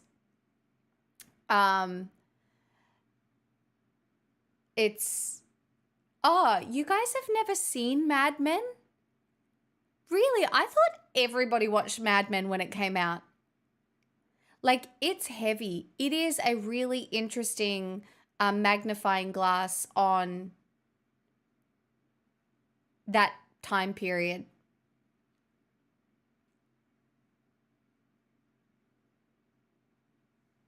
Slow drama of a bygone era. Sign me up.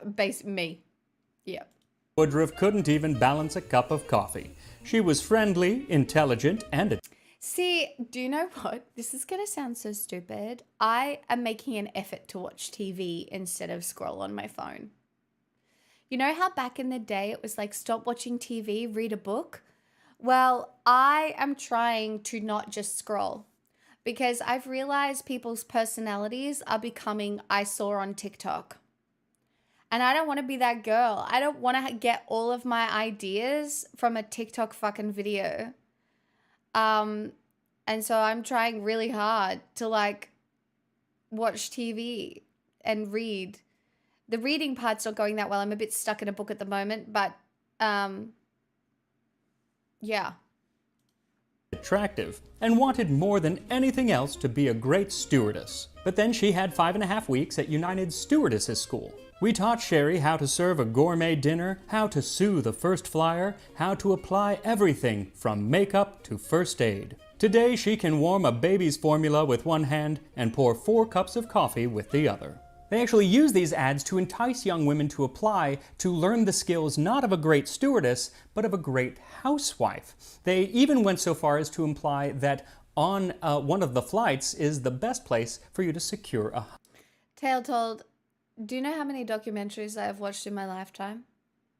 There was a period of time when I watched every single climbing documentary I could find. Every single documentary I could get my hands on. I watched on climbing, like all the ones on Everest, all the ones on K2, like all the different things. There are so many though. There's so many documentaries, but I'm also very bitter at some documentaries as well. I watched a whole lot of vegan ones at a time, and I was very vulnerable to the propaganda of those documentaries.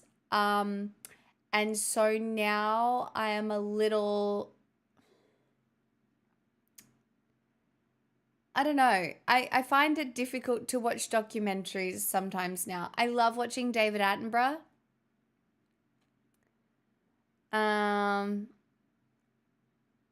But if something has like particular kind of funding, now I am a bit, ugh. Ugh. Oh, ain't no way I would ever climb. husband as Well, that's what I mean. I feel like documentaries get debunked constantly, and they're propaganda pieces in a lot of cases. I mean, everything we consume is somewhat of a propaganda piece, but you can be a little, I get that's still better than Mad Men. I don't know. No. Tale told, I'm not watching Mad Men to learn something. Tale told, no, absolutely not. You're allowed to watch media because you watch media. You don't have to moralize media. Imagine moralizing absolutely everything you fucking do. How fucking boring. I know, but as an entertainment, Mad Men, have you seen it, Tale told? The acting is incredible. The gender dynamics as they're represented are so interesting. The plight of women during that time, see, you haven't seen it. You haven't seen it. Like just side note. No, I've watched Breaking Bad. I liked Breaking Bad as well. I also found it so frustrating.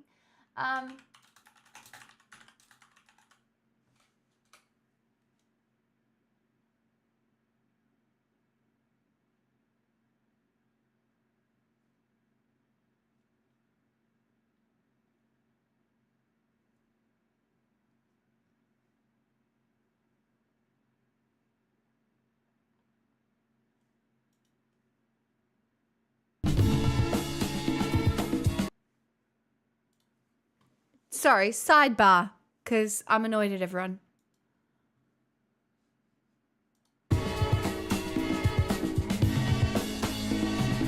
Who's your little friend here? She's a new girl.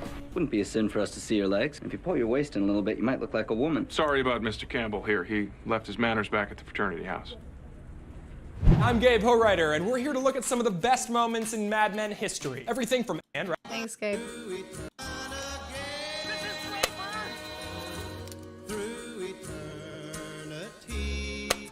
Private Whitman, you were the last person who knew him in his chain of command.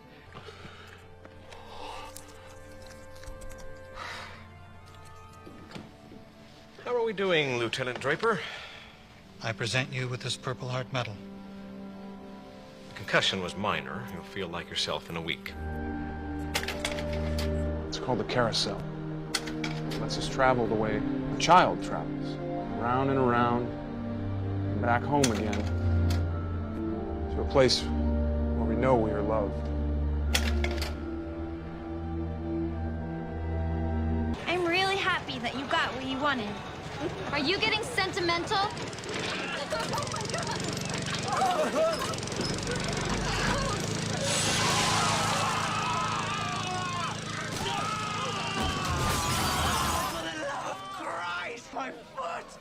Oh my god, I had no idea that scene was coming up. I am so sorry if that was bad.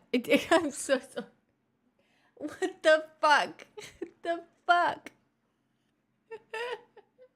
Jesus Christ.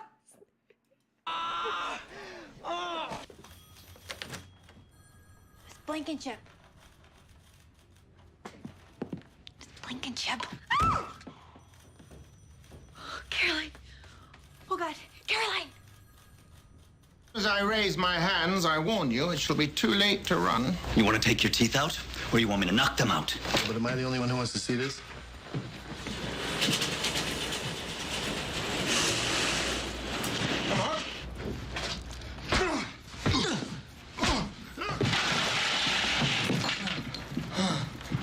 Consider that my last piece of advice. You always say I never take you anywhere.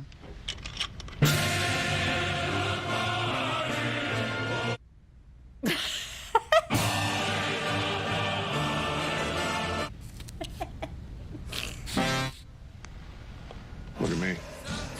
Everything's okay. You are okay. Zooby zooby zoo. I think something's terribly wrong in Mr. Price's office.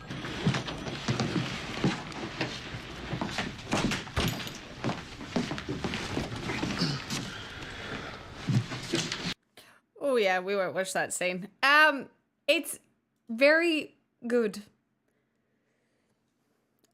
It's good. It's a heavy drama, but it is good. Thank you. Now I don't have to watch Mad Men. You're so annoying. And be seen in this 1967 ad. Old maid, that's what the other United Airlines stewardesses call her, because she's been flying for almost 3 years now.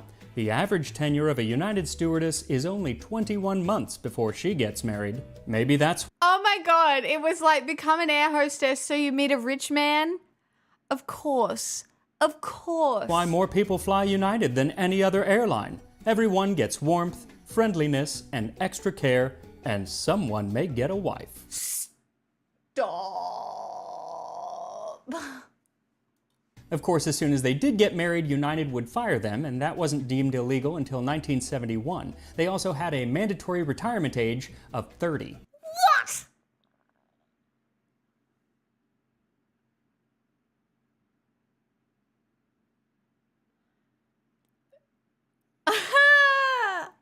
Wow. Now, during the 50s and 60s, the airlines would actually use the stewardesses and the cuisine in tandem to sell passengers on their flights, especially with something they called themed flights. Like TWA had foreign... I just think it's so funny that for so long, women only had to work until they got married. Right? It was like work until you find a husband, but then you don't have to work anymore. Accent flights. These were themed Italian, French, Old English... At least that's that's how it was sold. The reality is you still had to work, just not independently. And Manhattan Penthouse. The flight attendants wore costumes, like the English flight, they would wear like a wench costume, and then they would also play music from whatever country it was, and of course, the cuisine was from the country as well. Northwest Airlines really doubled down on these theme flights with something called the Fujiyama Room. On October 30th, 1955, they debuted these rooms featuring kitschy Asian decor on a number of planes. And they would serve food like shrimp, cheese, and fruit out of a pineapple with little umbrellas sticking out of it. It was sort of like Japan and tiki culture mashed up, thereby ruining both. Then there was Western Airlines' Hunt Breakfast flights from 1957. This was styled in the tradition of an Old English hunt breakfast, basically having breakfast out while you're hunting. And so all the food was themed that way too, but when it came to the sounds, it would be barking dogs and bugles. Even like the way she's drawn with no wrinkles, yet the dude gets to have all of the wrinkles drawn on.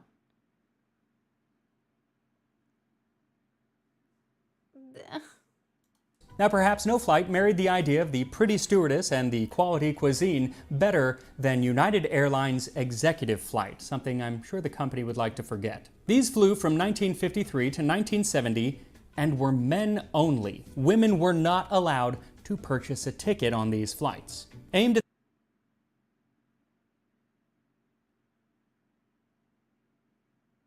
at the executive businessmen of New York and Chicago, these flights would take off every day at 5 p.m., flying between the two cities. And there's an ad from the time that lets you know exactly what you can expect. United Airlines invites you to fly the Chicago Executive, a club in the sky for men only. You'll enjoy the informal club-like atmosphere, smoke your pipe or cigar if you wish, and make yourself more comfortable by using the pair of slippers provided. Enjoy congenial company in the lounge. A full-course steak dinner is table served by the two stewardesses aboard. It's a delicious meal prepared by the experienced continental chefs.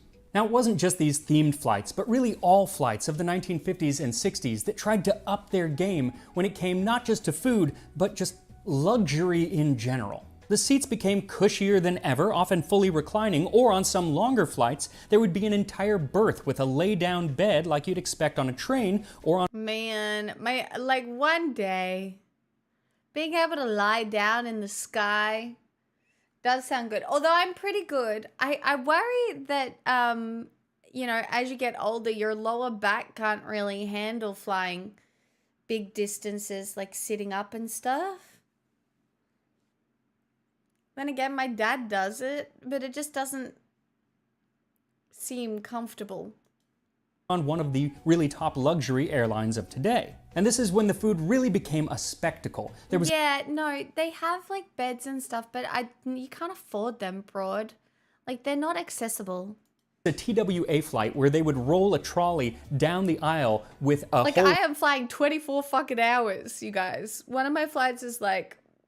But they're long flights. Piece of roast beef where they would slice it off and you'd be served roast beef au jus right there from the aisle. Other trolleys would include chilled seafood like lobster and crab legs. There were fresh fruit trays. I cannot imagine peeling a prawn or a lobster on a plane. That sounds awful. Salads and charcuterie, and even a dessert cart where they would make a sundae right in front of you. Bring that back. I'm starting a petition. Now, one of the most splendid setups for food actually came from Scandinavian Airlines, where they offered the Scandinavian country-style buffet during the late 60s, where they would carve a ham right there in the aisle. Now, while the food was getting more splendid, oh my God, that doesn't actually mean it was... I don't think I knew that it was this extensive. That's outrageous. ...getting better, because the flavor of the food wasn't exactly what it was on the ground. First of all, if it was made on the ground and then kept on the plane and then having to be reheated, you're essentially eating really fancy leftovers. But another big thing was that we don't taste the same when we're up in an airplane. Partly it's because the real lack of humidity messes with our sense of smell and hence our sense of taste. So you're not tasting the food as much as you would on the ground. So they started adding a lot more salt and sugar to their recipes to compensate. But while that may have helped with the flavor of the food, there was something else coming along in airline travel that would really... The full conversation we had before. I can't remember who reminded me that it was on this video. ...screw up the service, and that was the adoption of jets. Airlines began switching over to jets, which went much faster than the earlier airplanes, and this meant that the 7-course meal often served even on domestic flights was becoming a thing of the past, at least in economy. Sometimes in first class now, I guess you get it, but even so, everything had to be sped up. The shorter service time also led to most airplanes No, the world is still extremely strange. I guess that's the point that you're making. Swapping out glassware and china for plastic trays and plastic forks, because unlike the china, you didn't have to clean it right then and kind of stack it nicely, which took a lot of time, but rather you could just toss it in a bin and deal with it when you landed. Though this was published in 1954 and they're already eating off of plastic, so, you know, it was a gradual change. And all of these changes going on gave airline food a new reputation of being rubbery and bland. There's actually a wonderful musical from 1965 called Do I Hear a Waltz? And there's a whole song about the travails of airline travel at the time, and there's part that is all about the food. The shiny stuff is tomatoes, the salad lies in a group. The curly stuff is potatoes, the stuff that moves is soup. Anything that is white is sweet, anything that is... Tag yourself, I'm rubbery and bland.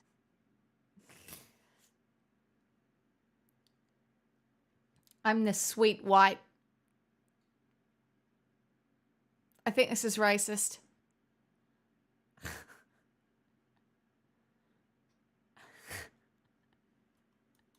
That is brown is meat, anything that is gray, don't eat. And, you know, that was kind of the reputation for the next few decades. Of course, this change in the quality of the cuisine really only affected the economy class or coach class. 47 months. Thank you so much. And nothing exemplifies this kind of divide between coach and first class at the time better than the Great Sandwich War. See, it was 1958, and the International Air Transport Association, who made sure that all planes around the world were following the same rules, decided to allow for the first economy tickets to be purchased in transatlantic flights.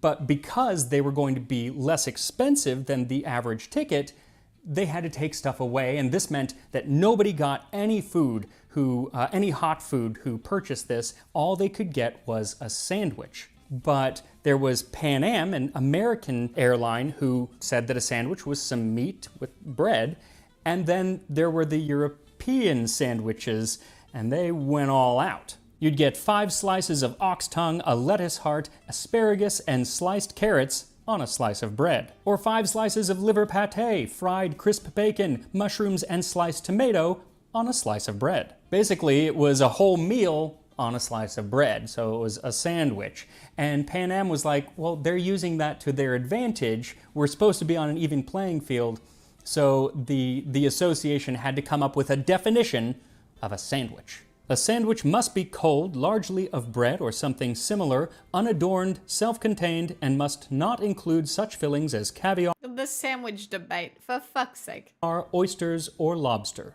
Basically, give the economy class passengers the meagerest food that you can possibly find, a theme which is still with us today.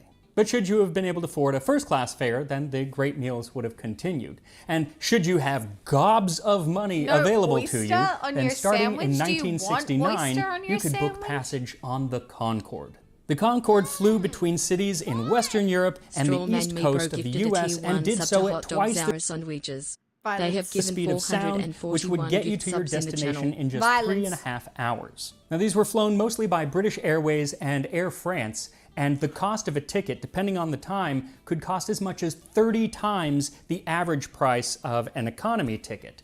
But for that, you got there a lot faster, and you got quite the meal. What followed the coffee was a breakfast of fresh papaya, guava, pineapple, strawberries, and mangoes, croissants and brioche that might have come from a Paris bakery, a pretty good approximation of eggs Benedict, and a soufflé Gruyère, all washed down with Piper Heidsieck Cuvée Diplomatique. The china, of course, was Limoges. What really ended the splendid food of airlines, as well as the golden age of air travel itself, was the age of deregulation, which started in 1978. Airfare had been regulated for decades, making it so that the only way the airlines had to compete was through perks like wonderful food and their flight attendants or stewardesses, leg room, the comfort, entertainment, or those flights where they had dogs and bugles playing throughout the cabin, that hunt breakfast.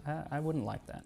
But with the deregulation, they could start to do price wars, and this was good and bad. The good part was that it dramatically lowered the price of airfare.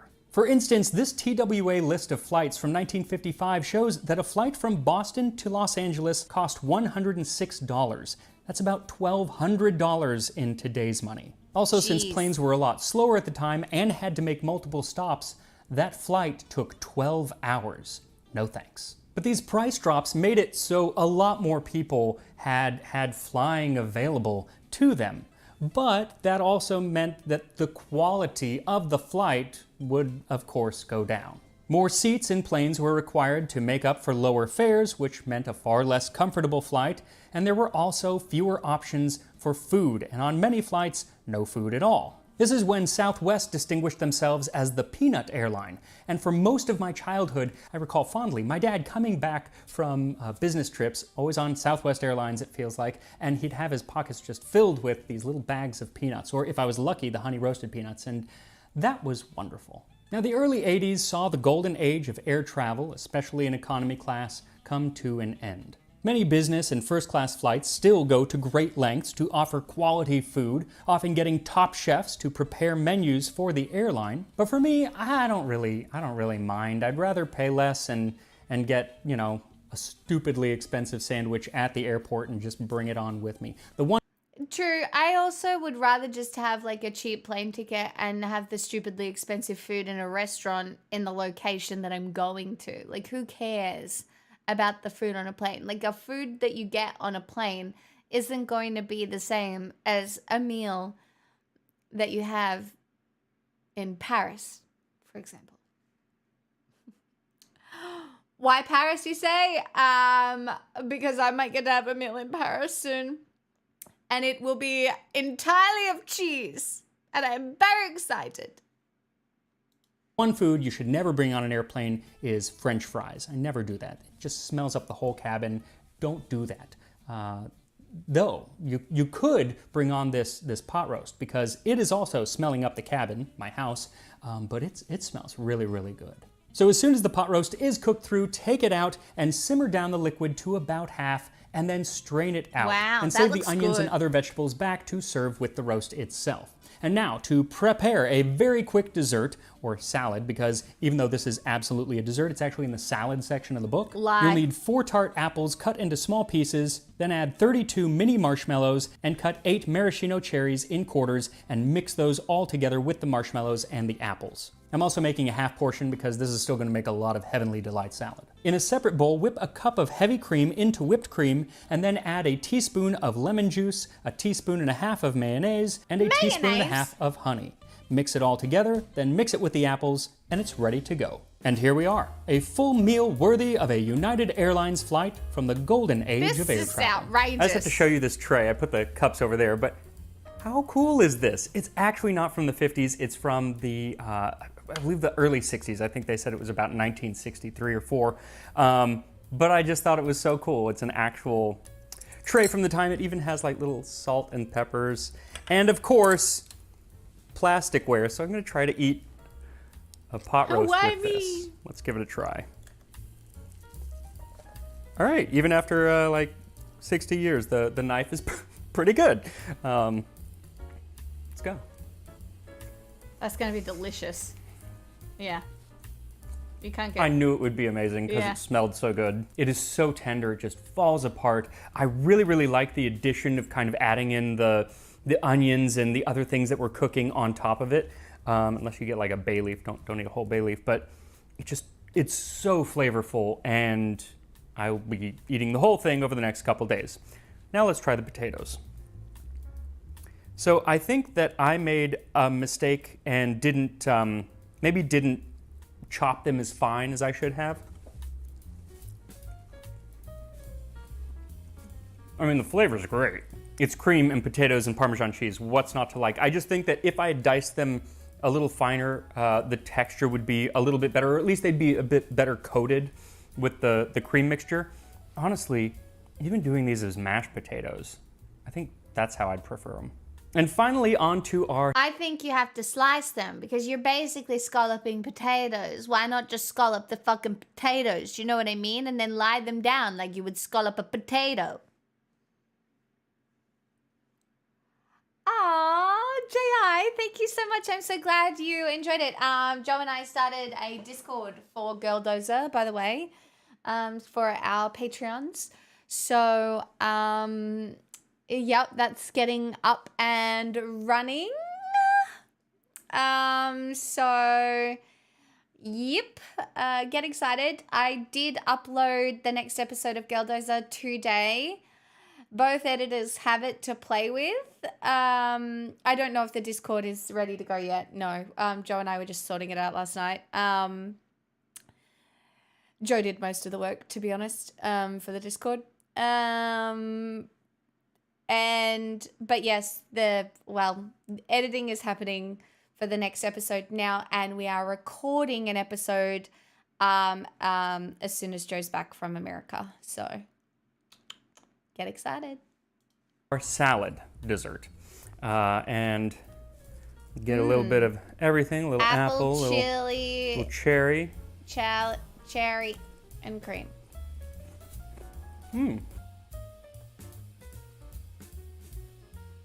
It's not as sweet as I expected. Now, the original recipe says you could actually add sugar. I wouldn't. These are tart apples, but they're not, it's not tart. It has a little zing from the apples and from the lemon juice, but it's plenty sweet. It doesn't need to be any sweeter because, I mean, there's plenty of sweet stuff in there. But it reminds me of ambrosia, kind of. If you've ever had ambrosia, my Nana would once in a while make that for Easter. It's fun. It's delicious. I wouldn't call it a salad. It is definitely a dessert, but, you know. So I gotta say, all three dishes, really good. I would make all three again. I'd probably mash the potatoes, but that's the only change I would make. That pot roast is definitely going on in my repertoire of weekly it's or an awful American fruit salad. And I will see you next time on Tasting History. Oh, thanks, Max. You're the best. Ambrosia salad. Yeah, I don't think we have that here.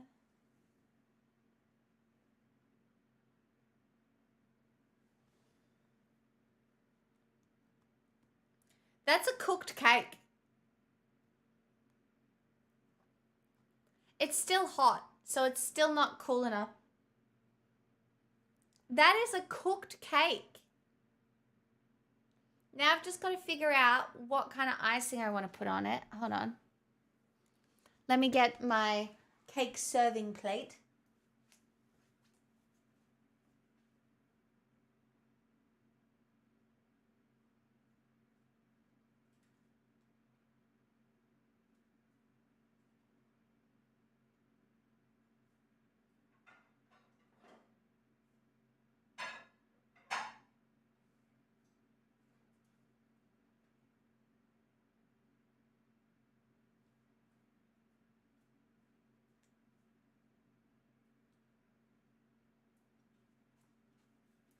I stole this off my mother when we moved out of our family home.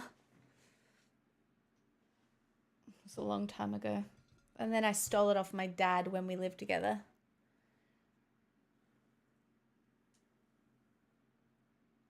Moment of truth, chat.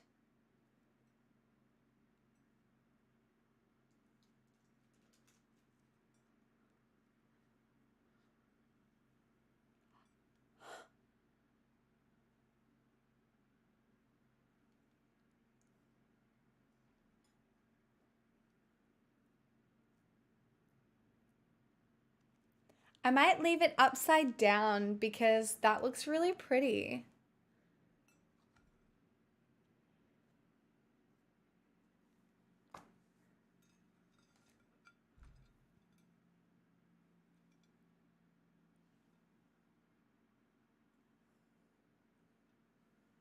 No, I have to let it cool for longer.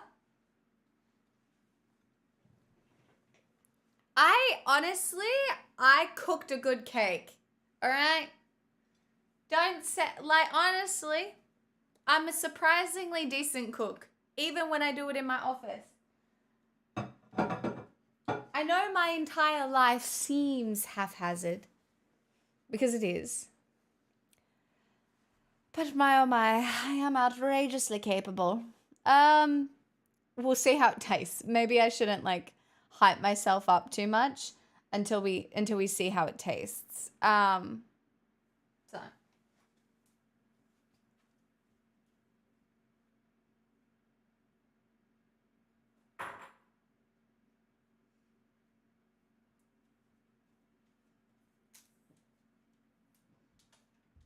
Who are you trying to convince?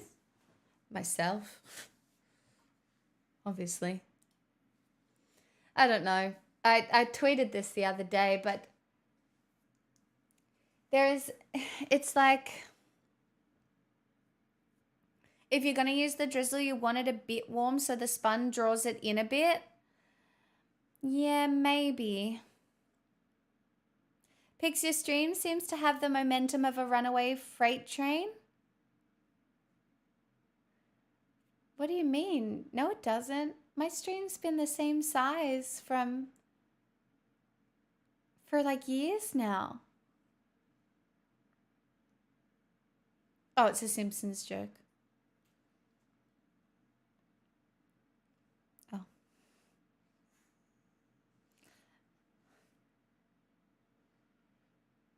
More like a regularly scheduled freight train? I don't know.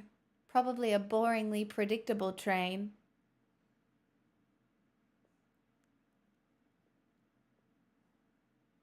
Keeps on chugging and no one can stop it. I don't know about that.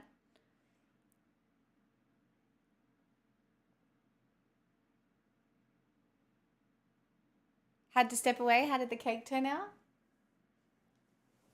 It's just cooling a little bit more. I'm going to make a lemon drizzle in a second. I don't know. Chat, I am extremely independent. But I do think as you get older, you also just get tired. I don't know. I think it changes. My perspective changes nearly weekly, where it's like, oh man, I would love to be able to have a rest. Or then some weeks, you know, I do a mentally unhinged thing and book flights overseas. Oops. Or then, you know, I'm not very good at... I don't know. I don't know if I'm good at living. Jelly, don't be. Don't be. I haven't done anything in a very long time, and I was very mentally ill when I made the decision. I kind of wish I wasn't going. But I've committed, and I am going to have a good time.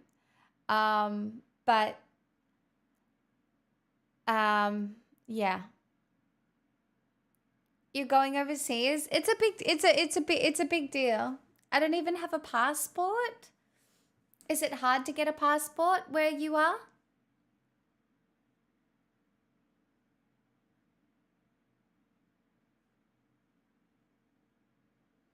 It is. Getting an Australian passport is difficult. I had trouble getting my first one because you have to get your birth certificate. But the thing is, as an adult, if you can hold on to your like birth certificate and shit like that, then it's not too bad. I wouldn't even know where or how to get a passport. You just go online. It'll tell you how to do it. These days, Vox, anything you need to know how to do, you can basically Google. How do I get a passport here? And usually you'll find step-by-step instructions. Having all the things for the ID is harder than the passport. Correct. It really is. Do you know what I really struggled with for a long time? I didn't have bills in my name. So when I moved in with my dad, I asked him, I was like, yo, can I have like bills with this address in my name? Because usually like, it's you have to have a bill with the same address, with the same thing, blah, blah, blah, blah, blah.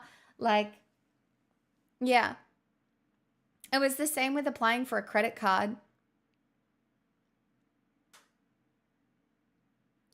I just meant if I'm mentally ill and want to book a flight to Paris, then my mental illness will involve paperwork.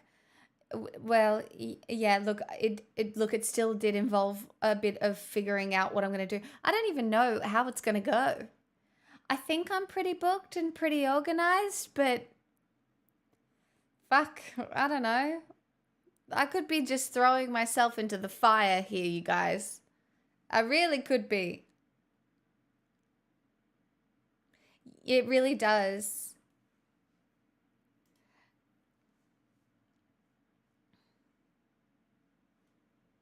My car isn't even in my name. You need to ask for some independence, straw man.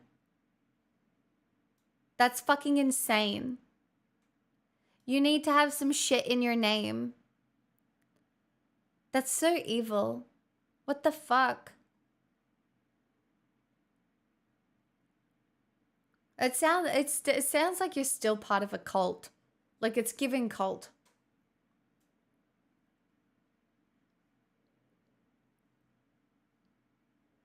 Wait, you don't even have a fucking bank in your name? You don't have your own bank account, strawman? That's cult. That's cult behavior.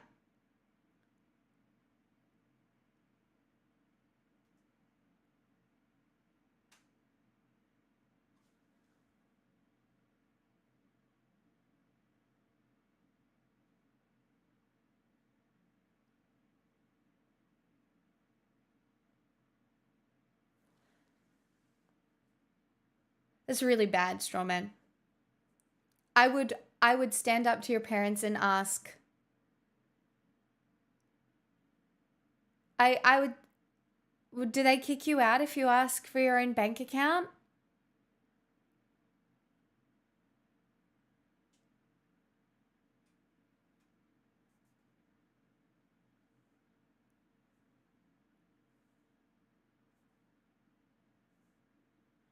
Strawman did grow up in a religious cult, sort of, basically, in my opinion. I talked about it once and my mum sounded sus of me. She's not sus. Go to her and be like, hi mum, I'm a however you old are young man and I would really like to discuss with you establishing some independence. And I was thinking one of the ways I could do that was by potentially starting to manage my own money so I can start to save for things, you know, blah, blah, blah, blah, blah. I don't know, like a missionary trip or something. That is domestic financial abuse. It's parental abuse. That's really evil, Strawman. I don't know how you go about it because I know you live in a very rural, very isolated area, but you have nothing. You have to build up a history. You need a bank account. A bank account and an address is the basis of like everything bureaucratic. Like you won't even like if your parents that's so scary. Like if your parents aren't around anymore and you can't even get a credit card.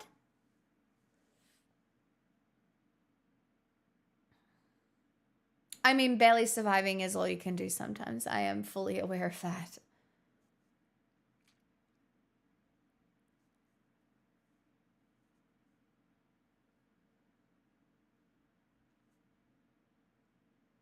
I had to get a credit card recently because I'm doing the same thing. Not that it works the same way in Australia, but it's a good thing to show that you can.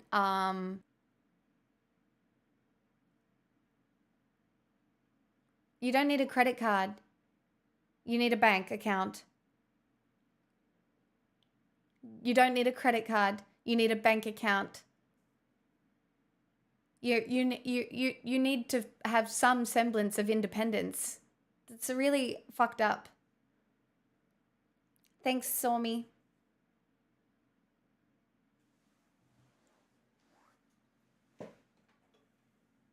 My God, if my parents being able to see every purchase I make,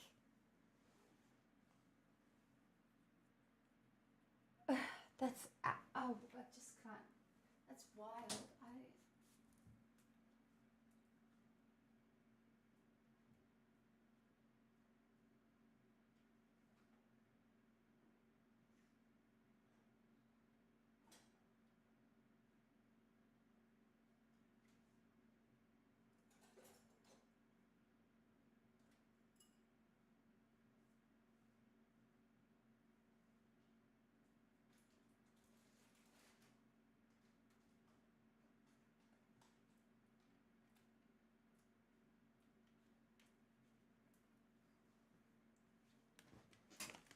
I'm out of balls.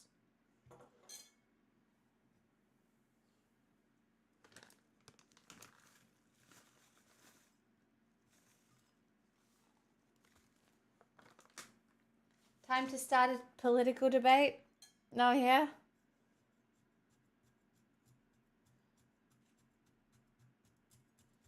There's a few clumps in this sugar.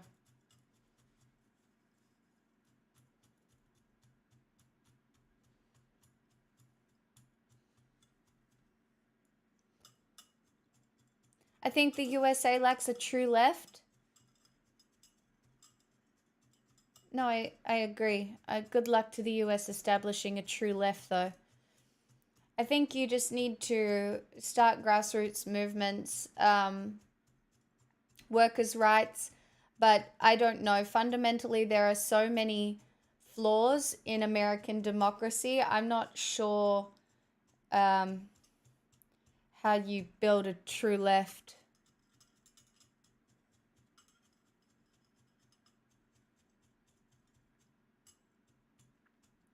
Strawman brought it up. He obviously wanted to talk about it. It's fine.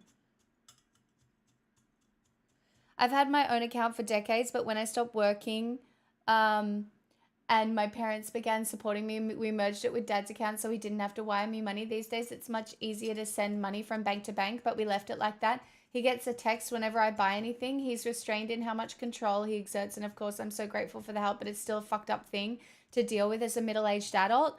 I completely agree. That's why, like I would really suggest, like, if you've got ID, like if you have a driver's license, you can go and open a bank account. Like, some bank accounts, like you can open certain bank accounts for free, or the fee for having it is like $5, at least in Australia. Like, I would go and I would open a bank account.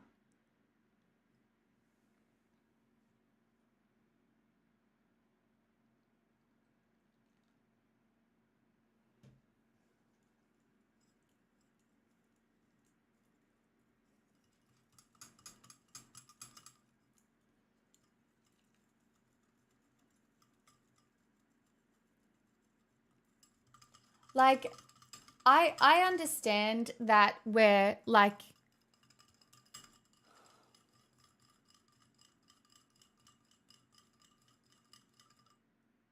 yeah, it's just having ID. I would just go and do it. Man, you can't, I would just go and do it. Like,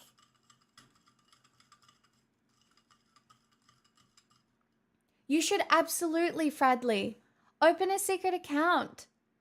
Yeah, you don't owe everybody honesty, and you don't owe everybody your full subservience. That's ridiculous.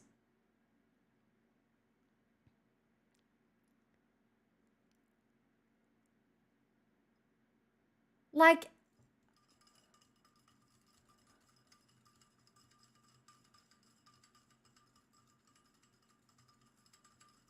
if you're over 18,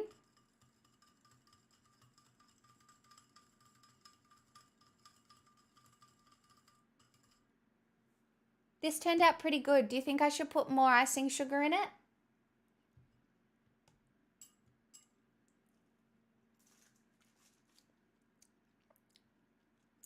Oh my God, I love lemon and sugar.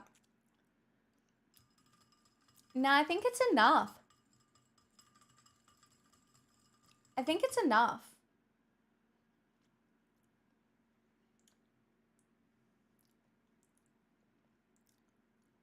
Yum. Yum, yum, yum, yum, yum.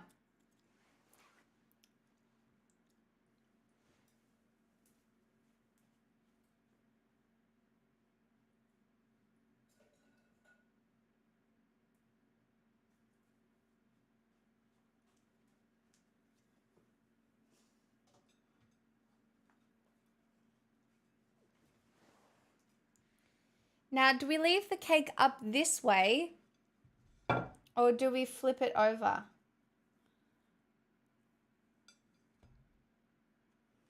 Which side do we think looks better?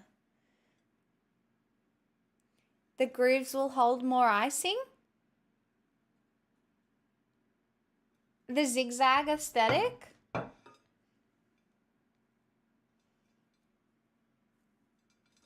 agree. It was quite pretty. All right.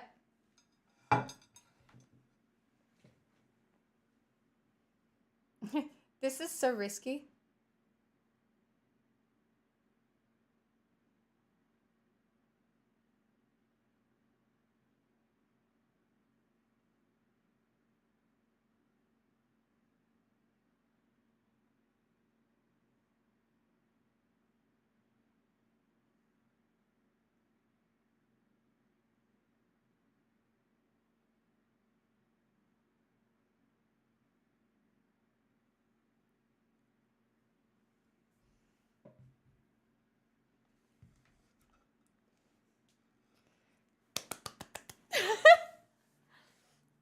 Did you just say I should text him?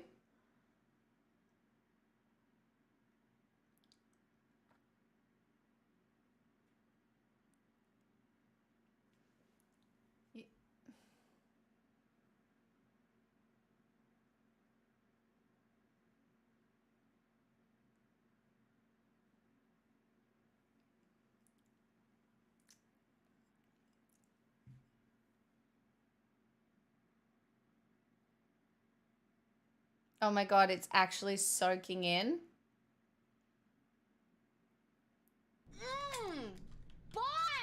Strawman Me Bro gifted a tier 1 sub to Shall we Everything chop a Reminds Me piece? of Him. They have given 442 gift subs in the channel. Should we chop a piece? I feel like we should.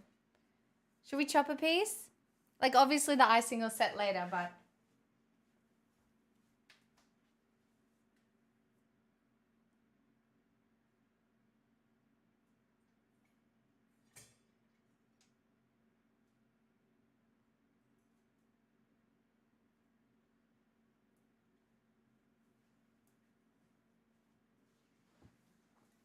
All right. I'm having the end.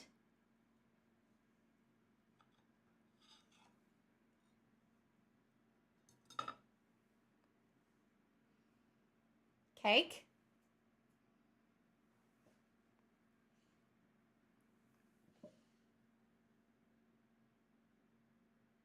It's giving cake.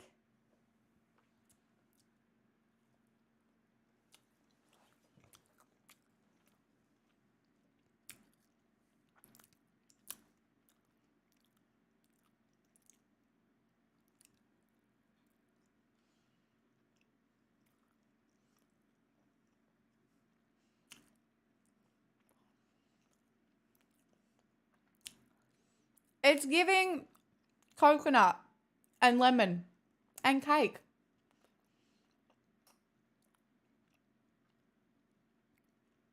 Coconut flour is definitely a textural choice. Oh my god. The lemon drizzle is necessary.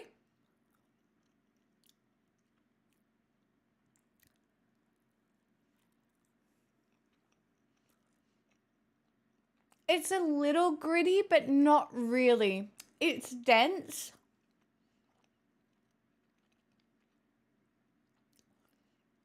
It's dense, but it's not like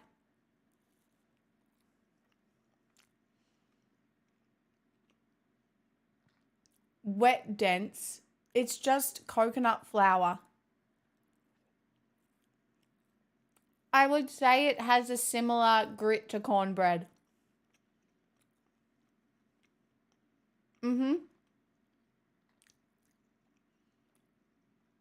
It is very edible.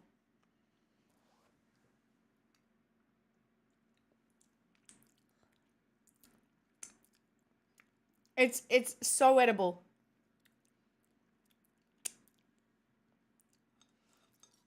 In fact, I might just have like a tiny bit more.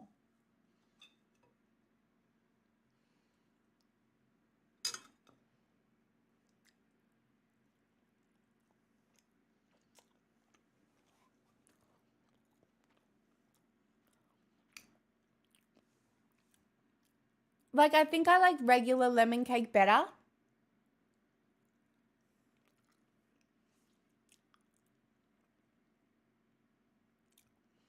But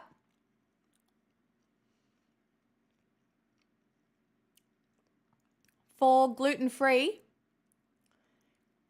for dairy-free,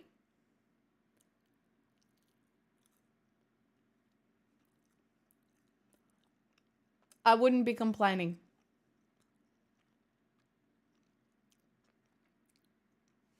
It really just tastes like a gluten-free cake that you'd get in a cafe.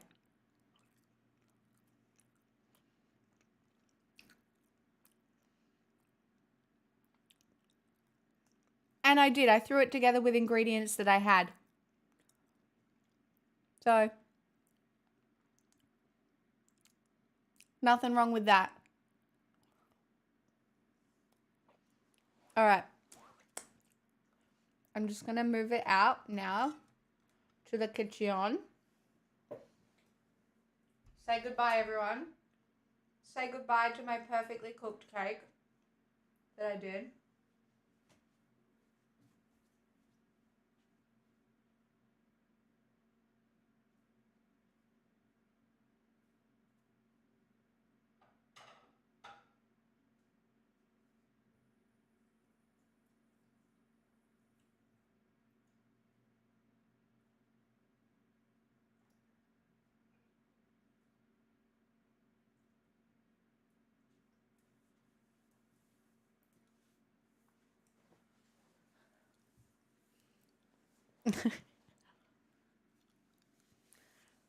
That's it. We're not eating it all in one sitting. No, it's delicious, but it'd be a while before I felt like it again. The coconut flour, I mean, I feel this way whenever I bake anything though. Like I only ever want one piece of cake or like 2 pieces max. Like it's interesting with the coconut flour. Like coconut flour, no, jam wouldn't go good on it. Nah.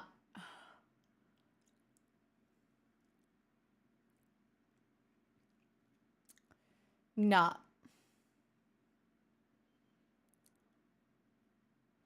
Do you have no bakeries down under? We have bakeries everywhere. What? What?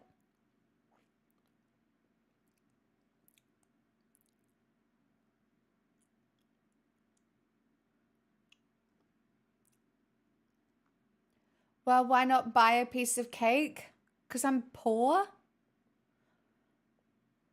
Because I can make cake?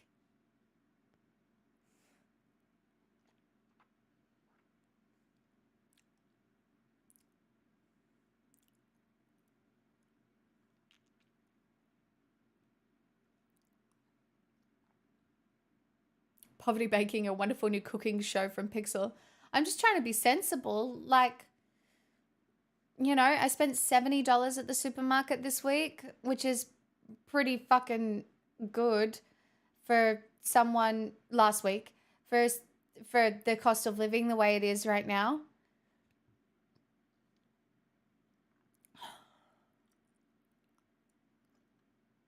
I don't know. How much do you spend at the supermarket? Has it changed? We've had this conversation before on stream. Has it changed? I got like 2 bananas, 3 oranges, chicken soup that include gluten-free pasta, chicken. I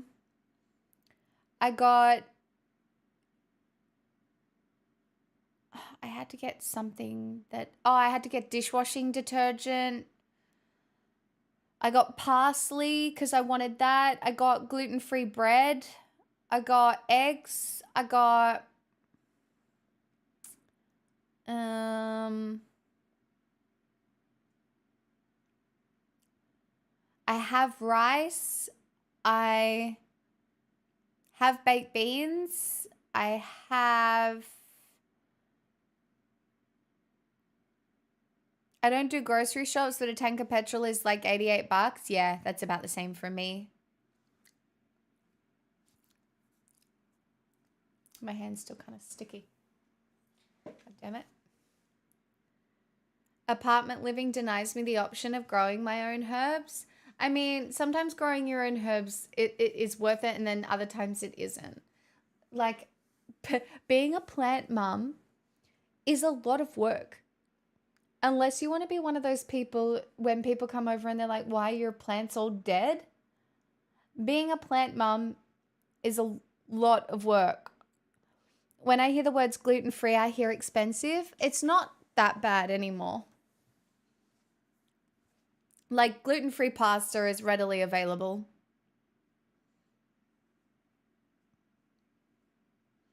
You can grow herbs in pots. You absolutely can.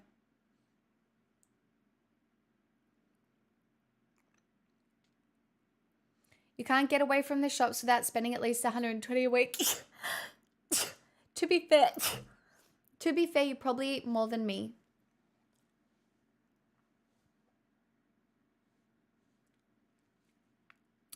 Like, I still have 2 oranges left. I've got an onion.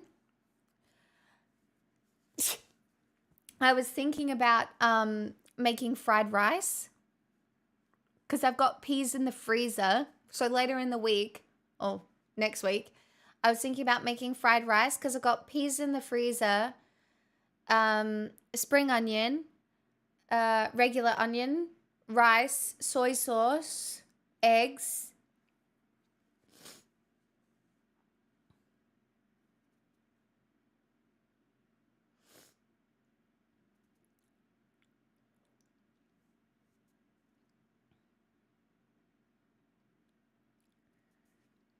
I noticed, do you know what I noticed shrinkflation with? Pixel's greenies. Her treats went down in size. I noticed shrinkflation with chew treats. I got pretty lucky, Professor Fappington. I was due to buy dishwasher tablets and my mum gave me a Ziploc bag full of them. And then I posted it on Instagram and I was like, this is generational wealth. So that was privileged.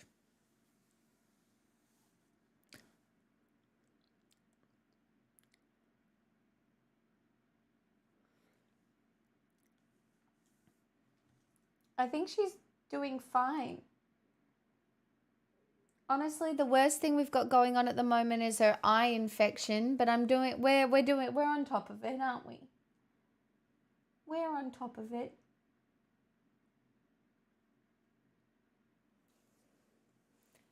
Do they have dollar stores? Yeah, we've got like the reject shop here. I've actually managed to, so Pixel is really expensive. So if I showed you, hold on,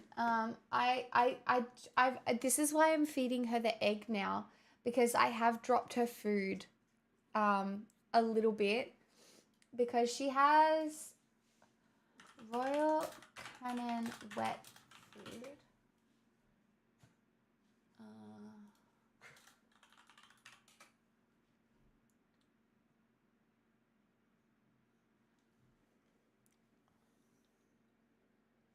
She wants a treat.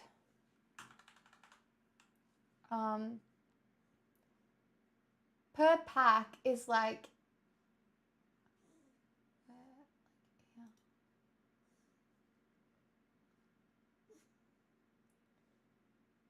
like for 85, wait, it's saying $3.65. Maybe I should get it delivered. Maybe I should get it delivered. Anyway, she used to have a pack and a half. But what I've done is I've dropped it down to a pack and then put the egg on top. And I feed it to her in a little play mat now. And I think she likes it better. I'll show you her other little treat. Hey, do you want a treat, darling? Come on.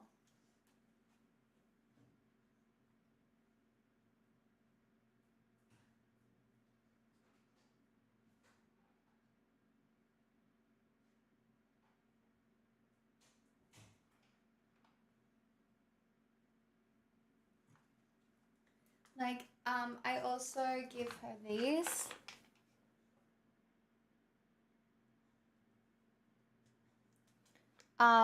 Because she does get some anxiety, and so she gets like one of these a day, which just, it smells healthy. It smells like ginger. And they've been really good for her. Like she's really good. There you go.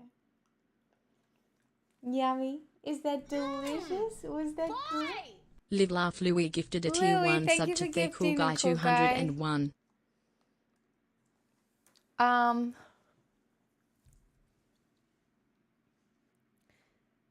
What's the anxiety from? Poodles are really prone to anxiety. And it's because it's just me and her. Like, she doesn't really like being left alone. She's actually fine. Louis, thank you for gifting Live Tail Laugh Told. She's Louis actually gifted a fine. tier She 1 doesn't sub to she doesn't do Atail anything destructive or anything like that. Pixel. But she does. No.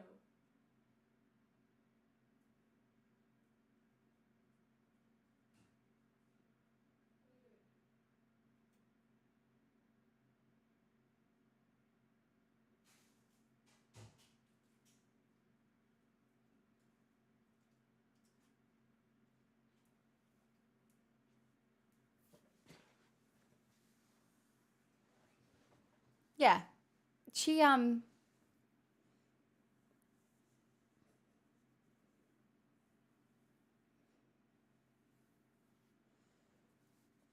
someone puts on shoes and she's trying to hold them in their seat. See, Pixel doesn't mind if I put on shoes. She knows if I get a coat. Imagine giving a fuck about a dog's mental health. Freddie, you're so annoying. Like, go away. I think you think you're funny, but it's not. It's cringe. Imagine not giving a fuck about your dog's mental health. Like, imagine not caring about the richness of your animal's life. It's gross. I really, really, really dislike anybody who treats animals poorly.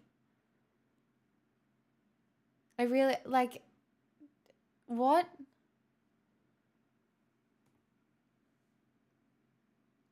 No, it's been like a string of bad jokes.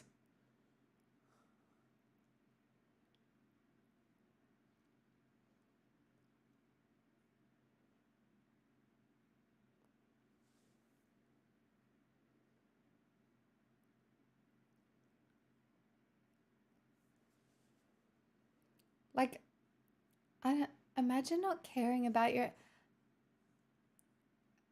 It's so weird.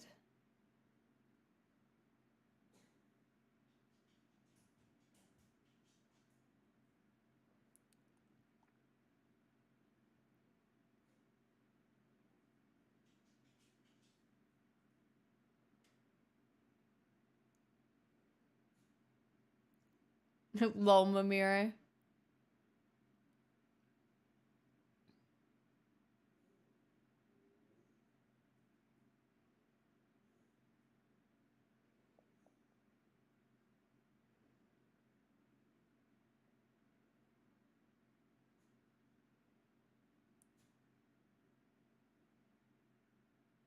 Ew.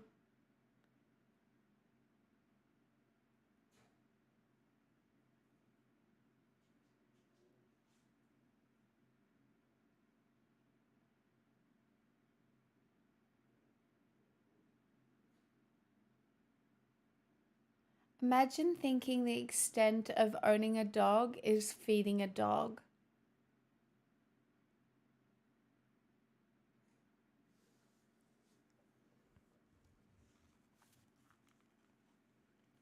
That's embarrassing. Anyway, well, Anonymous requested this song at the beginning of stream.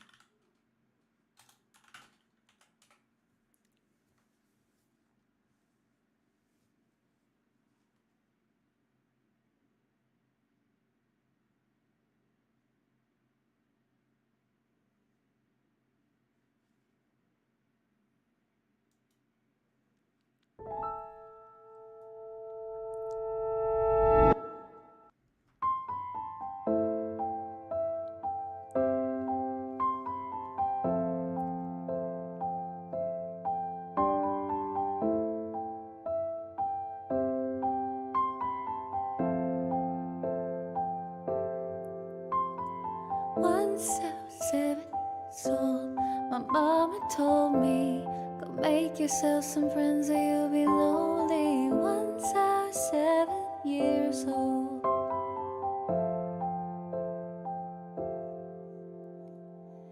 It was a big, big world, but we thought we were bigger. Pushing each other to the limits, we were learning quicker. By 11, smoking herb and drinking burning liquor. Never rich, so we were out to make that steady figure. Once I was 11 years old, my daddy told me, go get yourself a wife or you'll be lonely. Once I was 11 years old.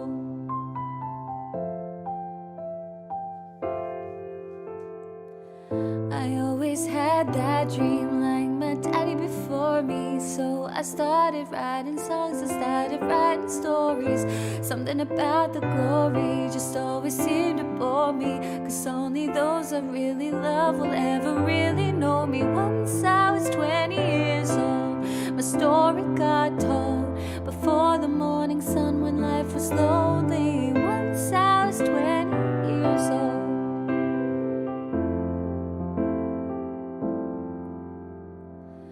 I only see my goals, I don't believe in failure. Cause I know the smallest voices, they can make it major.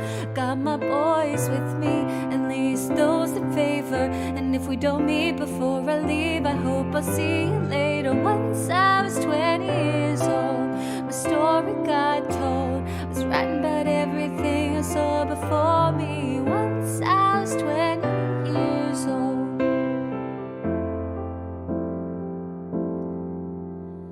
Soon we'll be 30 years old.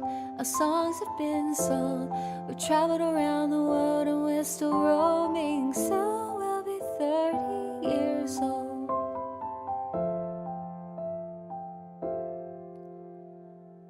I'm still learning about life. My woman brought children for me, so I can sing them all my songs and I can tell them stories. Most of my boys are with me, some are still out seeking glory, and some I had to leave behind. My brother, I'm still sorry.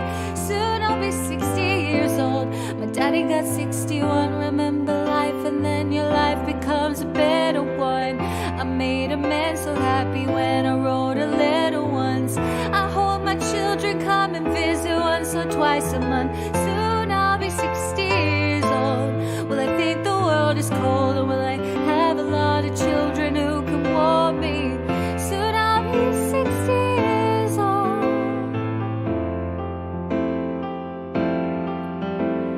Soon I'll be 60 years old. I think the world is cold. Will I have a lot of children who can hold me? Soon I'll be 60 years old.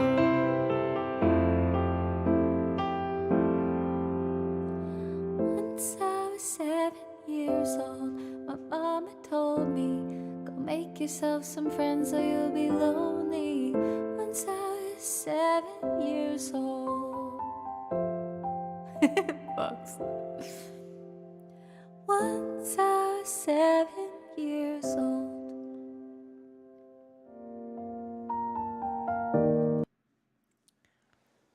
I hope that was alright. It's hard to sing. Pixel needs to pick. Come on.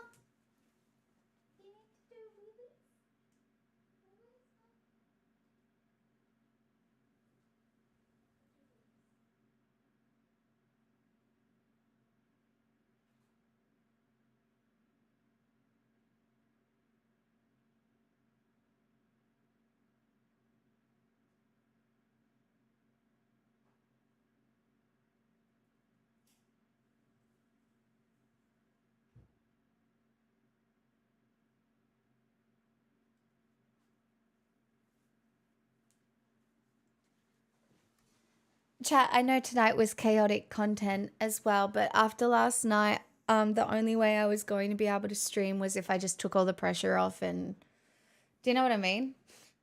I just tried to be nice company at most. I was not going to be able to do any better than that. But I know it was I know it's chaotic. So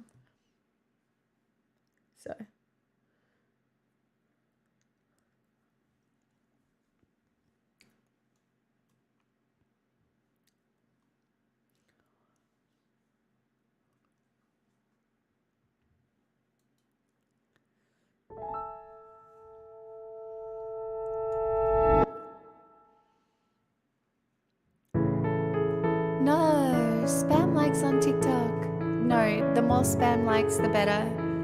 I just have to be consistent.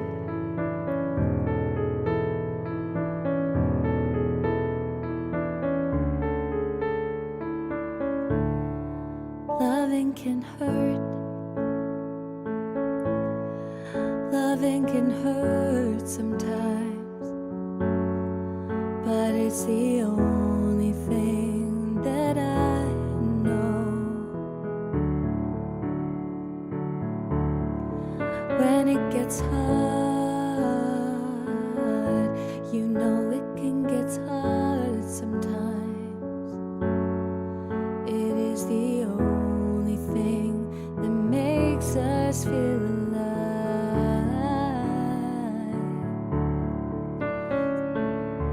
We keep this love in a photograph.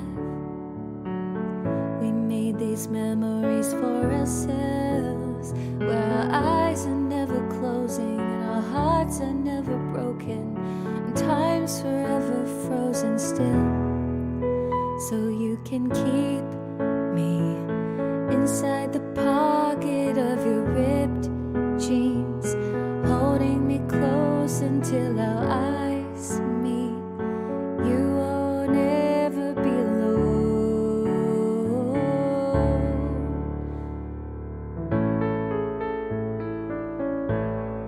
Loving can heal. Loving can mend your soul, and it's the only thing that I know.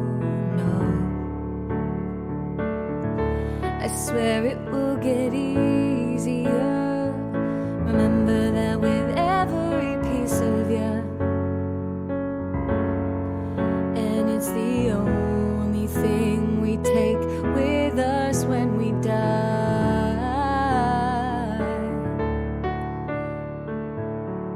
Keep this love in a photograph. We made these memories for ourselves, where our eyes are never closing and our hearts are never broken, and time's forever frozen still. So you can keep me inside the pocket of your ripped jeans, holding me closer till our eyes meet. You won't ever be alone. And if you hurt me, that's okay, baby. Only words bleed inside these pages. You just hold me, and I won't ever let you go.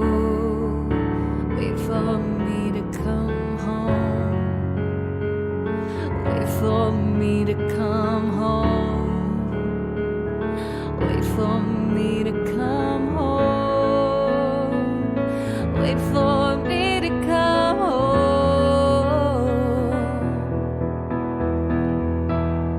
You can fit me inside the necklace you got when you were 16, next to your hobby where I should be. Keep it deep within your soul. And if you hurt me, that's okay, baby. Only words bleed inside these pages. You just hold me, and I won't ever let you go. Wait for me to come home.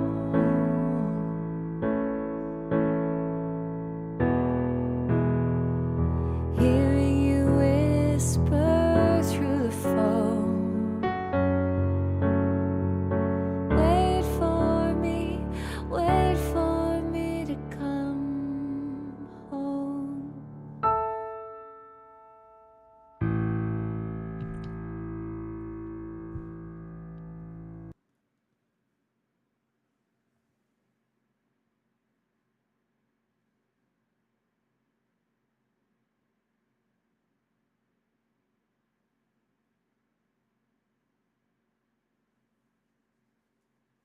You okay, my baby?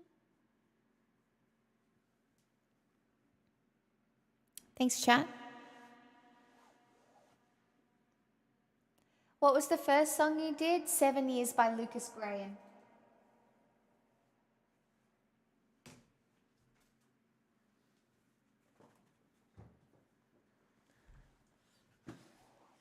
I like the tune of it. The lyrics of it annoy me.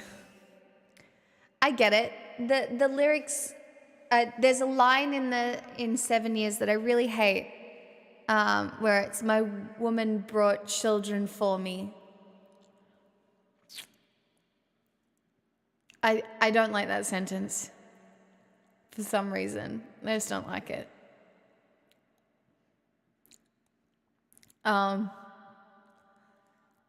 For some reason, it like feels dehumanizing. I don't know. A little.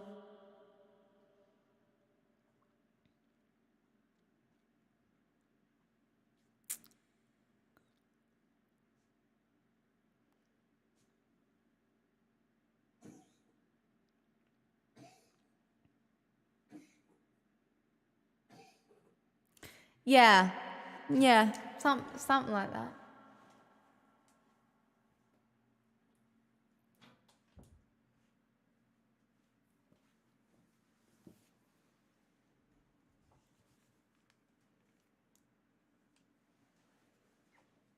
Good. What's the time? Oh, not too bad. Not too bad at all. You are, Louis. Cut me off guard. I wish that I'd been sober. Still here we are, back in on over 99. Just like old times over.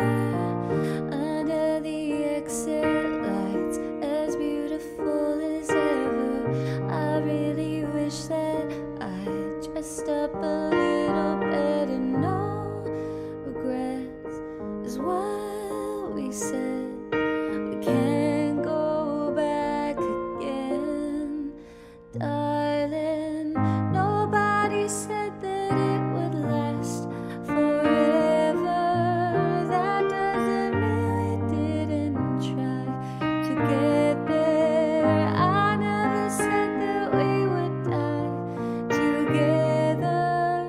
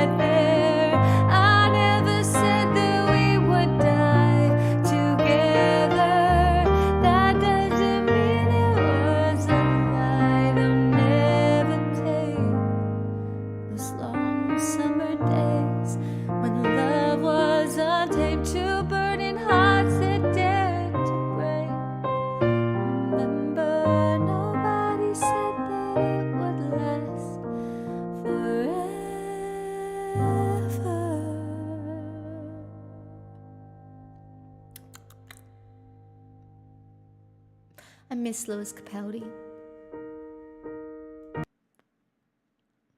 Thanks for the roses, Vox and Sanguinary. And Chris, thank you.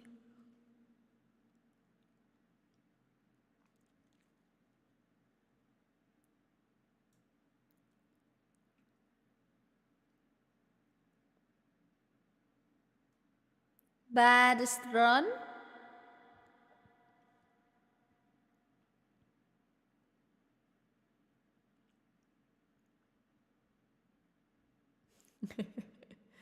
Louis.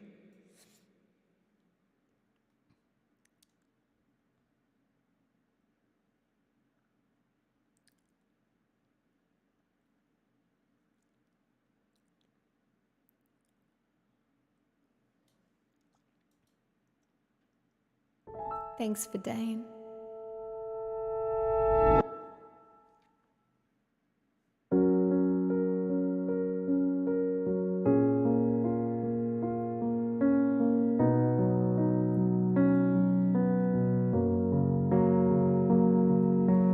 There I was again tonight, forcing laughter, faking smiles, same old tired, lonely place. Walls of insincerity, shifting ice and vacancy, vanished when I saw your face. All I can say is it was enchanting to meet you.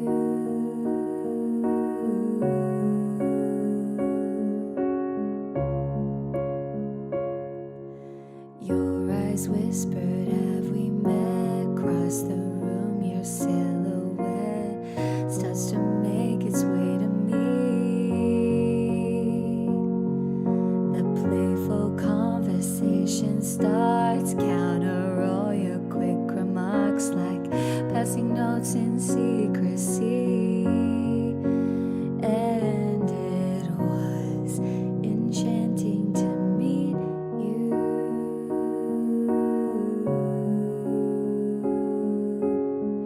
All I can say is I was enchanted to meet you.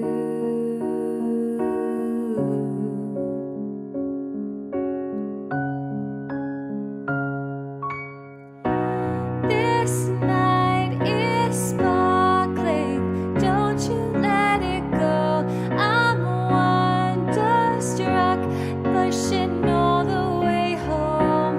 I'll spend forever wondering if you knew that you.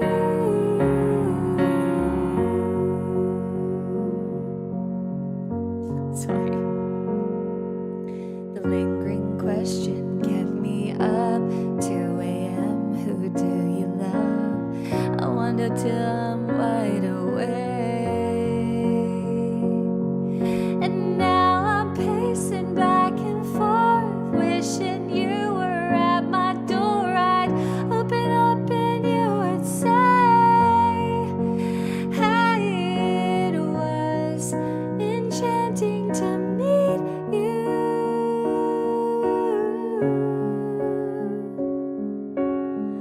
All I can say is it was enchanted to meet you.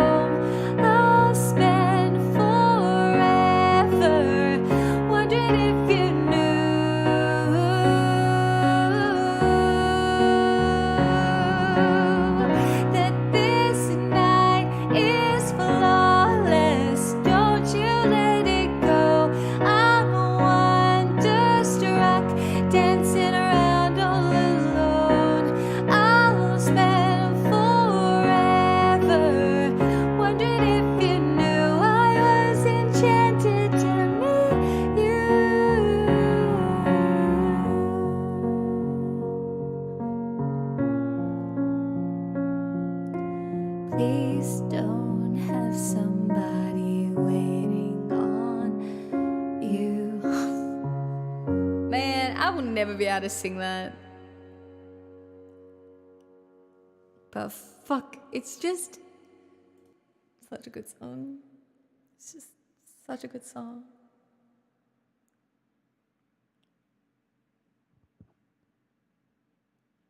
Thanks, Eben.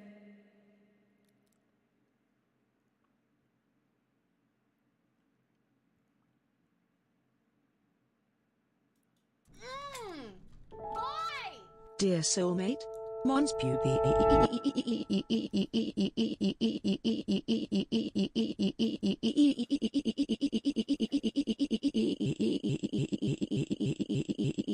Yes,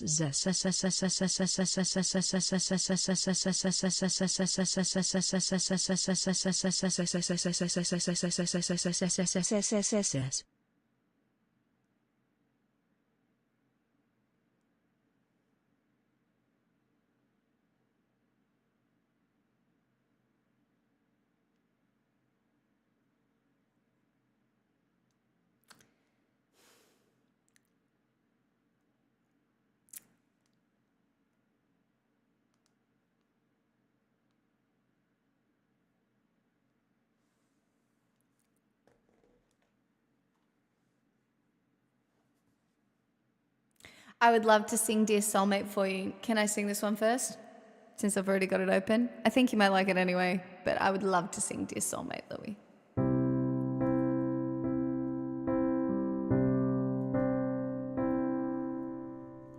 I can almost see it, that dream I'm dreaming, but there's a voice inside my head saying you'll never reach it. Every step I'm taking, every move I make feels lost with no direction. My faith is shaking, but I gotta keep trying. Gotta keep my head held high. There's always gonna be another mountain. I'm always gonna wanna make it move. There's always gonna be another battle. Sometimes I'm gonna have to lose. Ain't about how fast I get there. Ain't about what's waiting on the other side.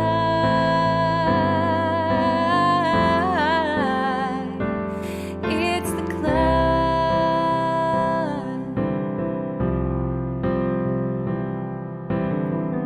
The struggles I'm facing, the chances I'm taking, sometimes might knock me down, but no, I'm not breaking. I may not know it, but these are the moments that I'm gonna remember most.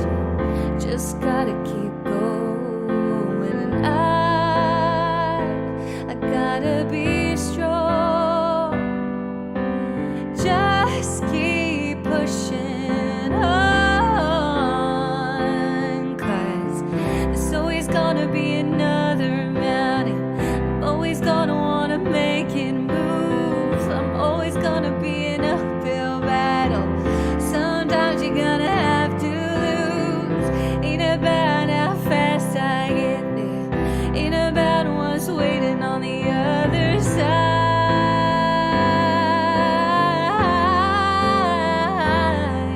It's the climb. I had no idea what I was gonna do there. I'm making it up, sorry. Oh, yeah. Sorry, ignore that. It'll be better now.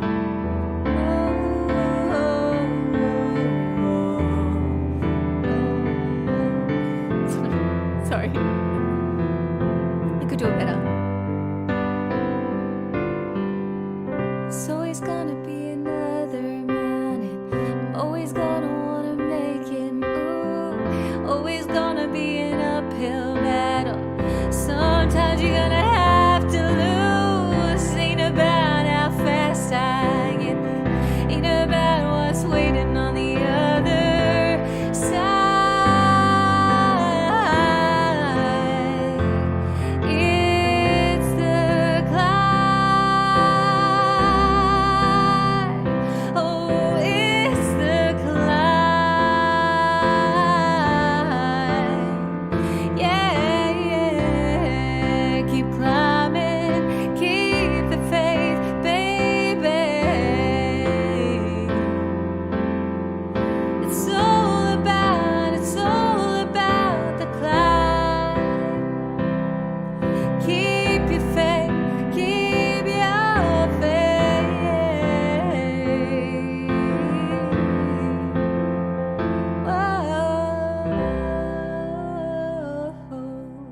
had no idea what I was doing. I know, it's such a good Miley Cyrus song. It really is. Oh, Lordy. I should listen to the most. All right. I believe.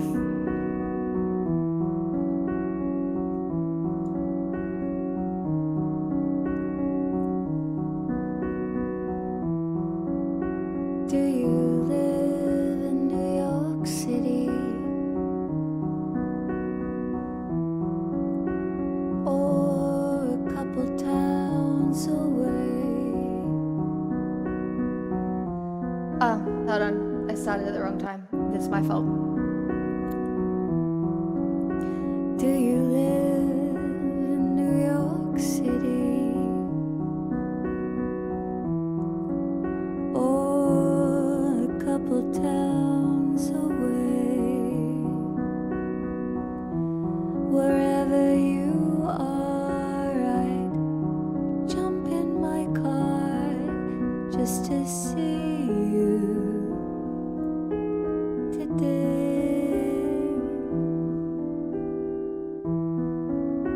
Will I meet you at a party? Sit next to you on a plane? Maybe I already know you and loathe you, but we'll fall in love someday.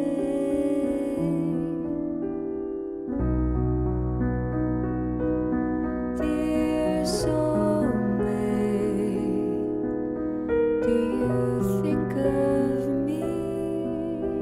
'Cause I do. Do you have green eyes?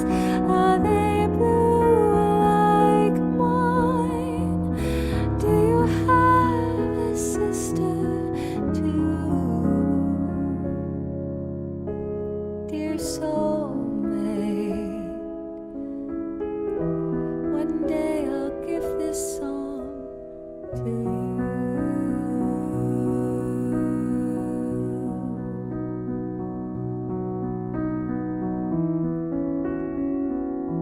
Will we drive up to the mountains?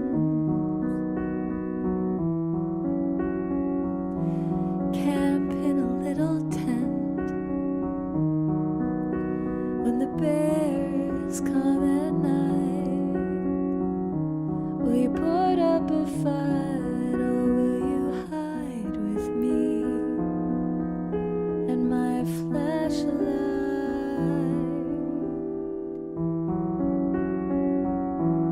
Do you sleep on the right side? 'Cause I prefer the left. Will you make me buttered toast? Perhaps a morning roast when I wake up and I'm sad.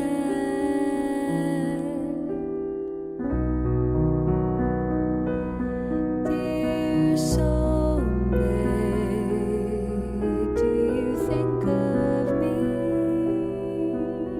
'Cause I do. Do you have green eyes? Are they blue like mine? Do you have a sister too? Dear soulmate, one day I'll give this song to you.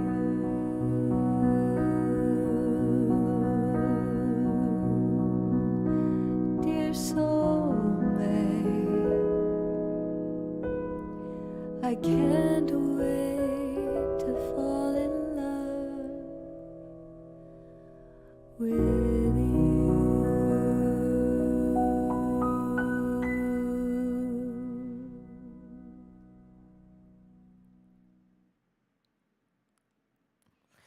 Yeah, that song's full of hope. Hello, Wem.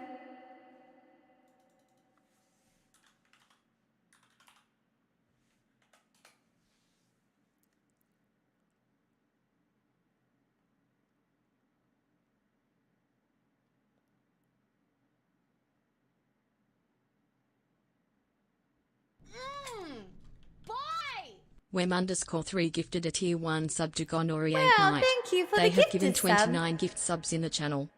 Thank you so much for the gifted sub, Wem. I'm very grateful.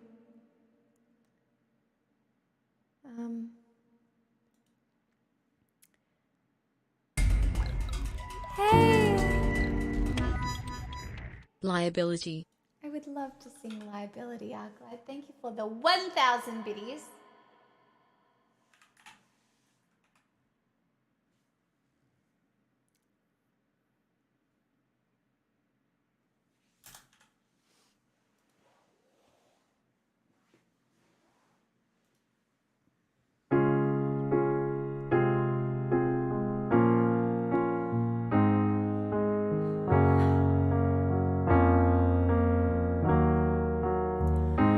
Baby really hurt me, crying in the taxi. He don't wanna know me, says he made the big mistake of dancing in my storm. Says it was poison, so I guess I'll go home into the arms of the girl that I love, the only love I haven't screwed up. She's so hard to please, but she's a forest fire. I do my best to meet her demands, play romance, we slow dance in the living room, but all that a stranger would see is one girl swaying alone, stroking her cheek. They say you're a little much for me, you're a liability, you're a little much for me. So they pull back, make other plans, understand I'm a liability. Get you wild, make you leave. I'm a little much for everyone. The truth is I am a toy the people enjoy till all of the tricks don't work anymore, and then they are bored of me. I know that it's exciting running through the night, but every perfect summer's eating me alive until you're gone. Better on my own. They say you're a little much for me, you're a liability, you're a little much for me. So they pull back, make other plans. I understand I'm a liability. Get you wild, make you leave. I'm a little much for everyone. They're gonna watch me disappear into the sun. You're all gonna watch me disappear into the sun. I love that one. The second verse hurts so bad. It hurts so bad. I don't know this one very well yet. Could have predicted it. I'm so naive to think you left me for me. Kissed as I ran off stage, too old to play this game. Guess you're still growing up at 30. Oh, were you surprised by me when you took me home? When the glass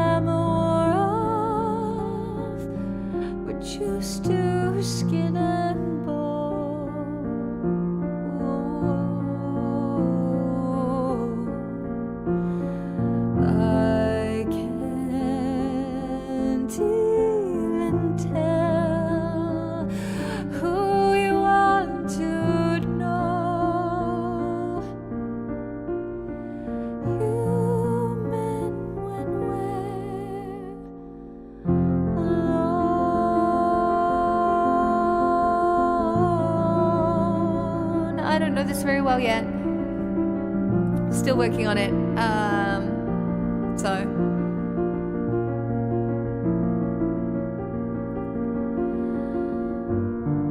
You took a star to bed, woke up with me instead. You must have felt so damn deceived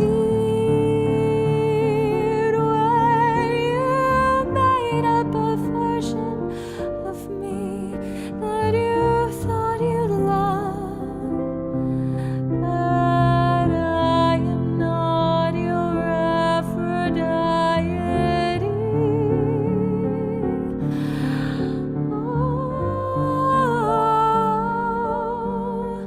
Were you surprised by me when you took me home?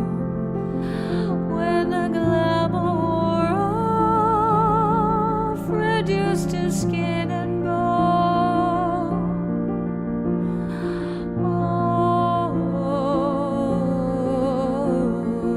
I can't even tell who you want to know. I'm a goddess on stage, human when nowhere alone.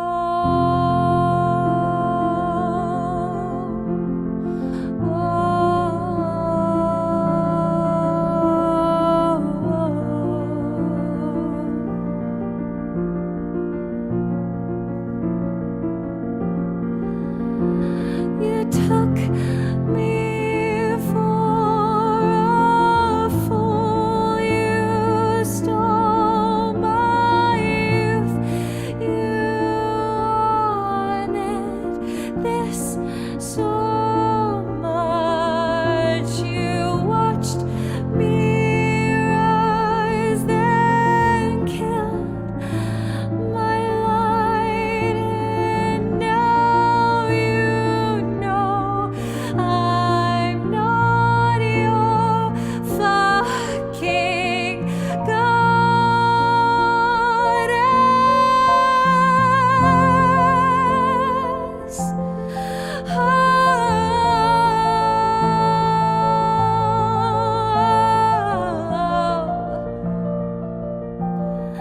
I'm no goddess when we're alone.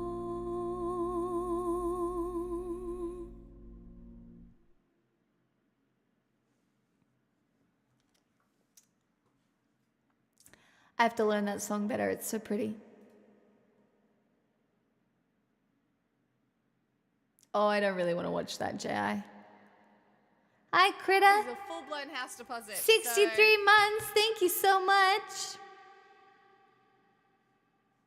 I'm not goddess sings like that. Sure. Well, it's about being put on a pedestal. Really? It's a Lawface song. Leve. Like, listen. When the glamour wore off, reduced to skin and bone, I can't even tell who you want to know. I'm a goddess on stage, human when we're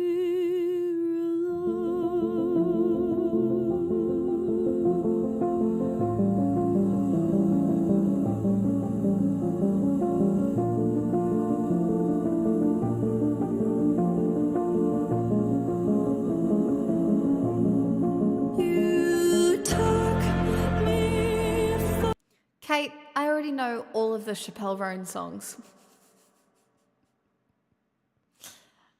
Lol.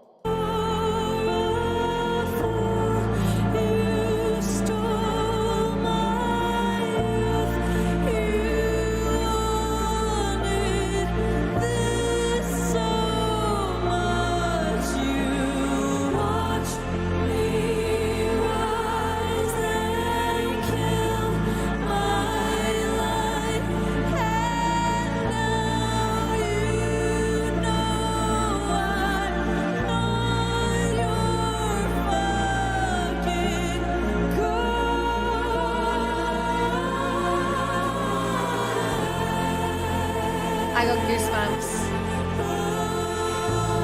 Anyway, she's fucking incredible.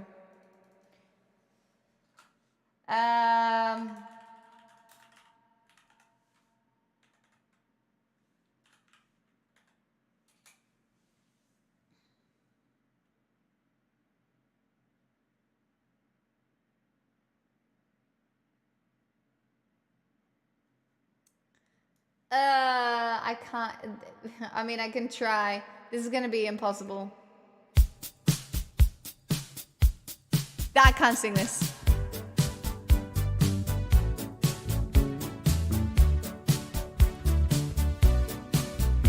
It's fine. It's cool.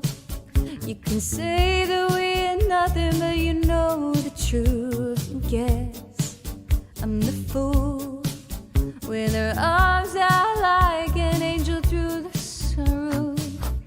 I don't wanna call it up, but you don't wanna call it love. You only wanna be the one who I call baby. You can kiss 100 boys and buy. Shoot another shot, try to stop the feeling. You can say just the way you are. Making no excuse, not the stupid reason. You'd have to stop the world just to stop the feeling. You'd have to stop the world just to stop the feeling. And cliche, who cares?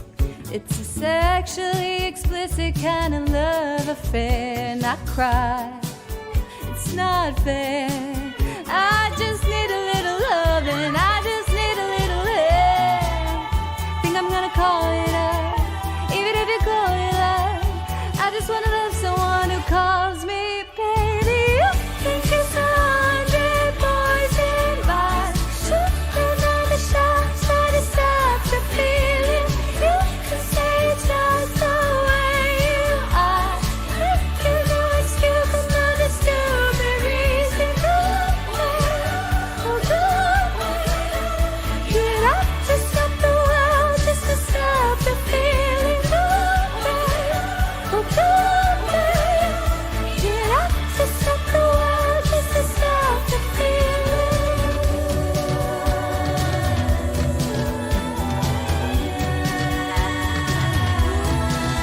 And when you wake up next to him in the middle of the night with your head in your hands, you're nothing more than his wife. And when you think about me all of them years ago, you're standing face to face with I told you so. You know I hate to say it, I told you so. You know I hate to say it, but I told you so. Shoot another shot, try to stop the feeling. You could say just the way you are. Making no excuse, another stupid reason.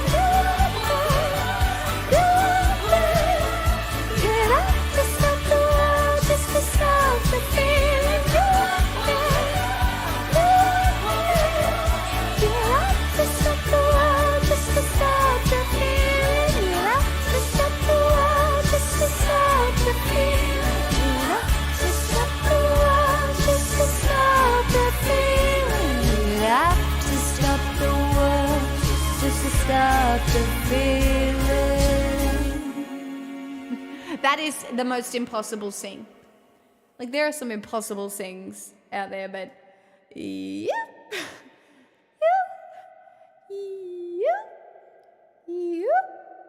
You can kiss 100 boys and bars. So hard. Fucking banger though. Apparently it's not viral. It's viral to me, but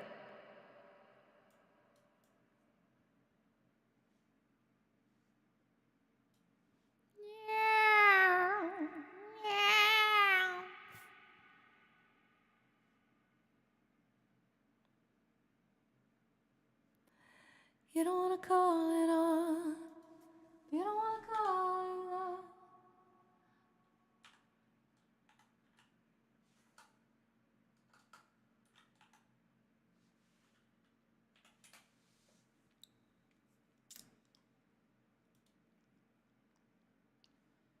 Okay, hold on.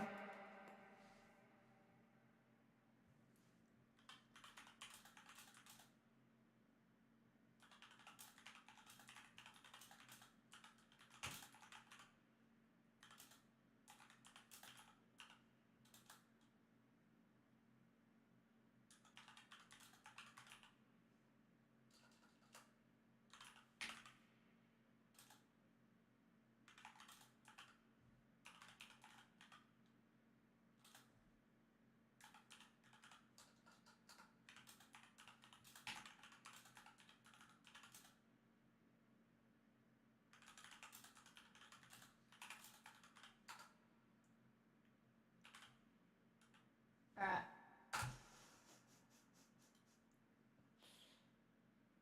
Nat, Mickey, I'm going to need you to hang around for a second. Just 1 second. If I could just have a moment of your time. Just a moment of your time, if that's possible. Just 1 moment of your, just 1 moment of your time, if that's okay. Just one moment.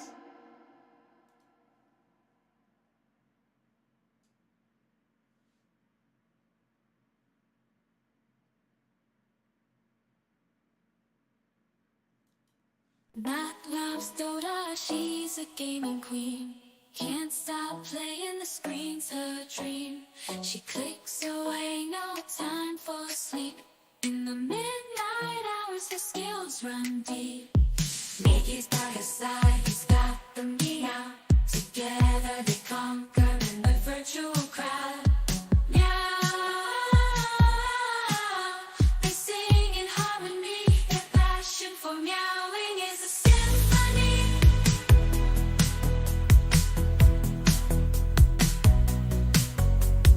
Nat and Miggy, a duo like no other. They meow together with heart and fervor.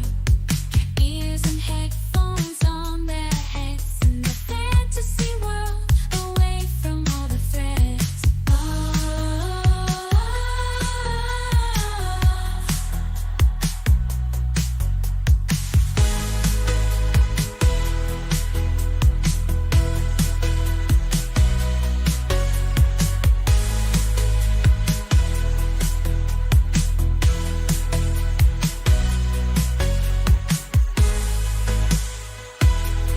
Oh, how did it drop?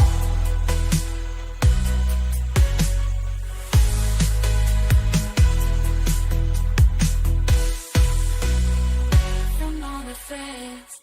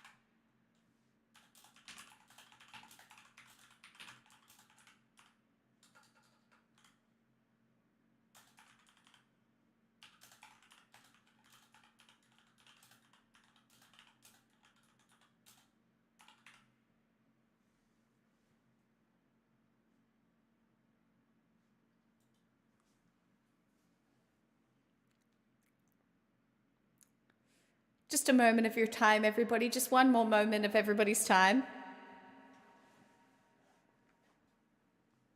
Just one more. Just one more moment of your time. Just let me cook for a second. Just let me cook for 1 second.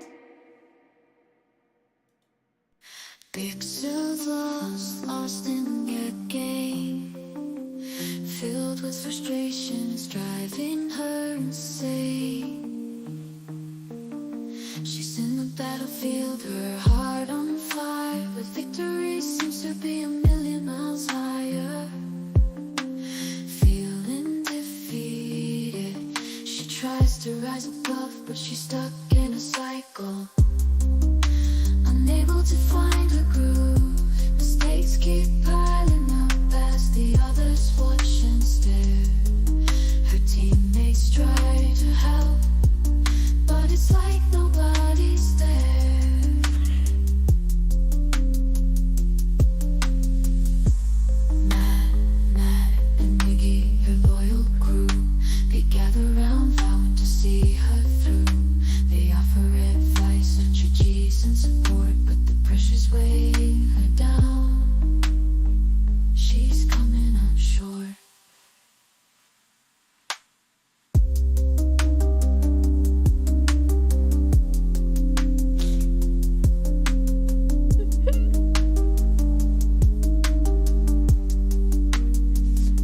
melancholic electronic.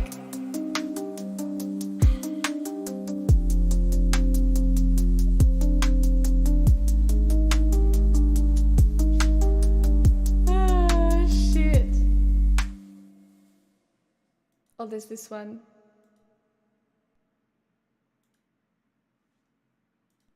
Pixels lost in your game. Oh, hold on. Pixels lost in the game. Ooh. Filled with frustration. Oh, I like this one better. driving her insane. She's in the battlefield, her heart on fire. But victory seems to be a million miles higher. Feeling defeated, she tries to rise above, but she's stuck in a cycle, unable to find her groove. Ugh. Mistakes keep piling up. It's giving slight Imogen here. As the others watch and stare, her teammates try to help, but it's like nobody's there. Memes. Memes. Memes.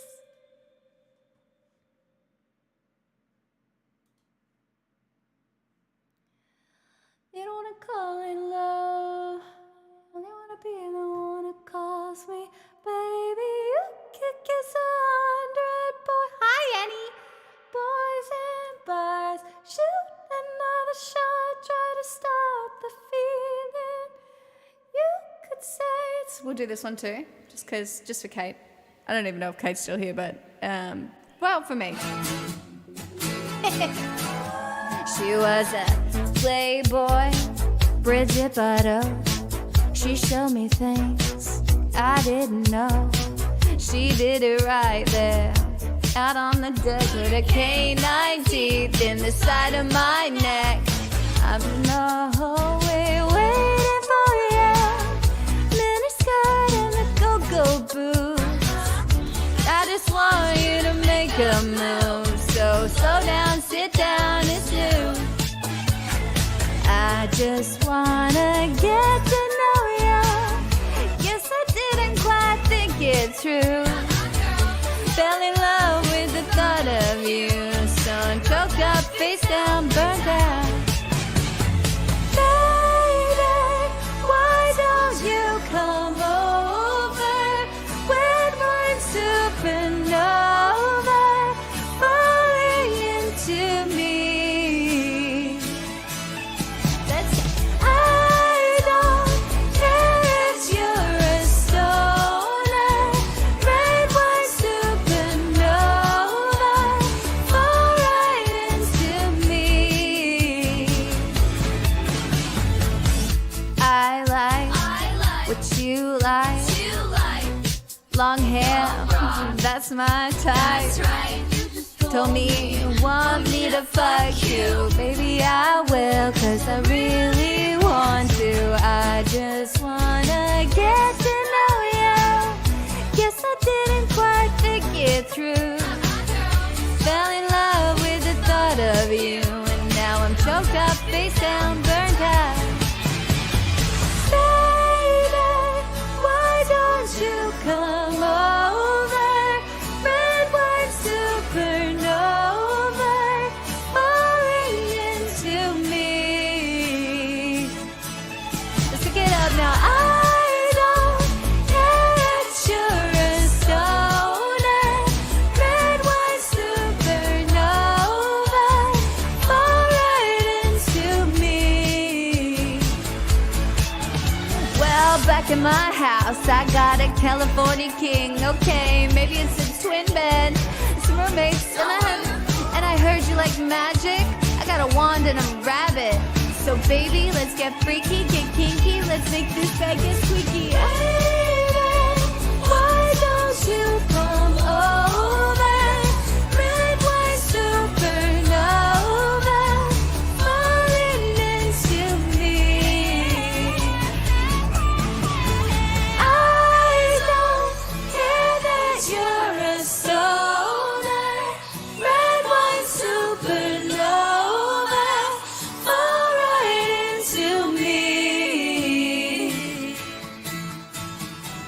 called Red Wine Supernova. Louis? It's got one of the most camp lines. I think it's the right use of camp. I don't know. It's brilliant songwriting when she's like, I heard you like magic. I got a wand and a rabbit.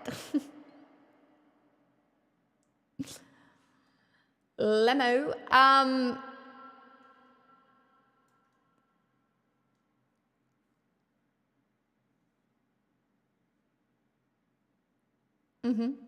Bangers. Bangers all around.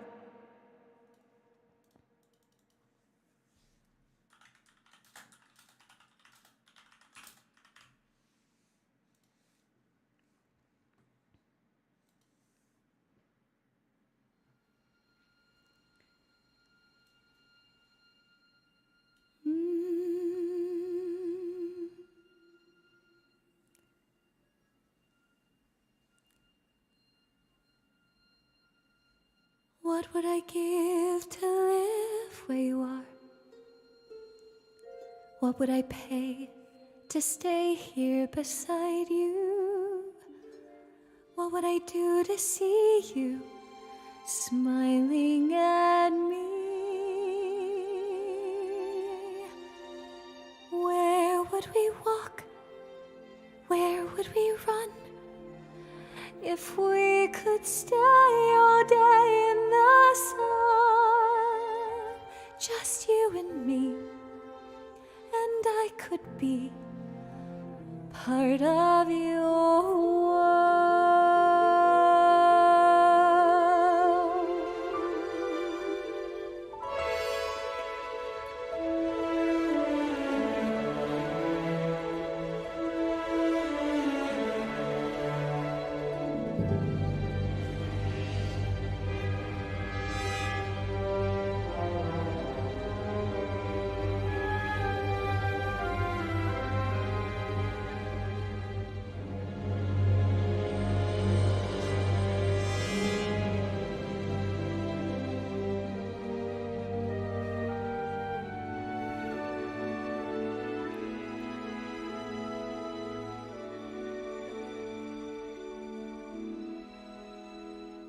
I don't know when, I don't know how, but I know something's starting right now.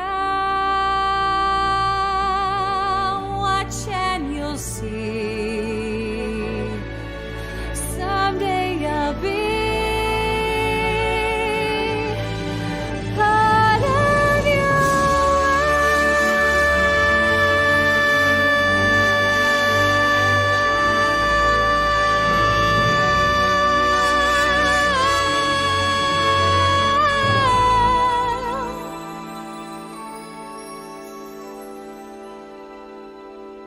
It's really hard to have that much air in your lungs. I'm doing it once more.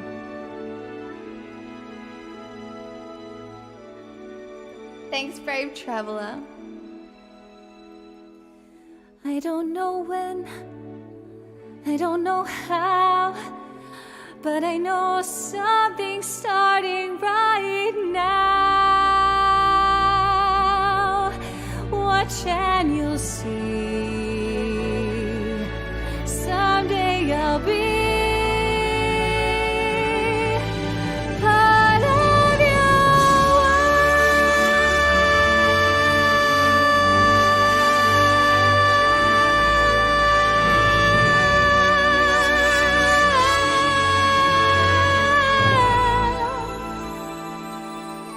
Man, I wish I could hold it. I wish I could hold it, but it's so hard to get enough air. Let me try one more, because...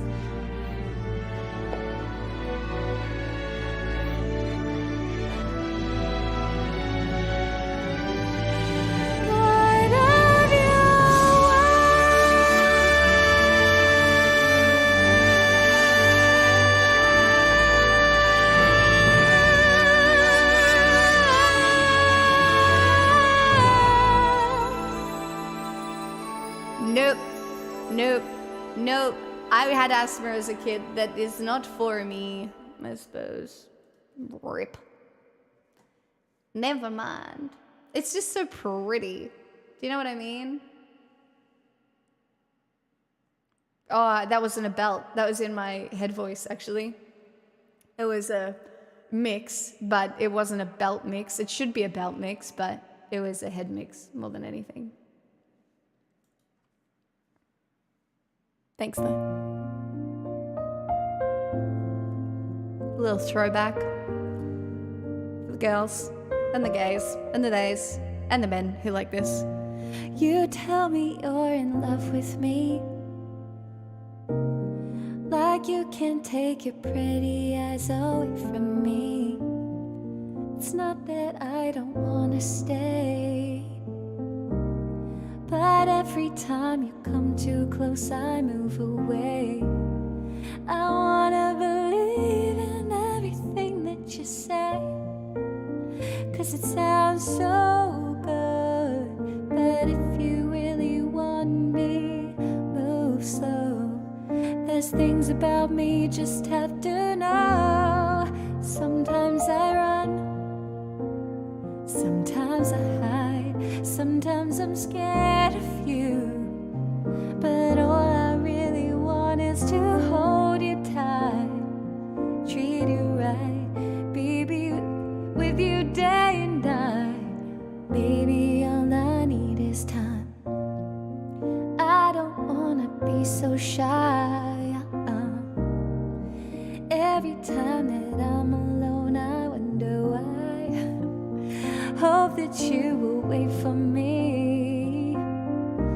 You'll see that you're the only one for me.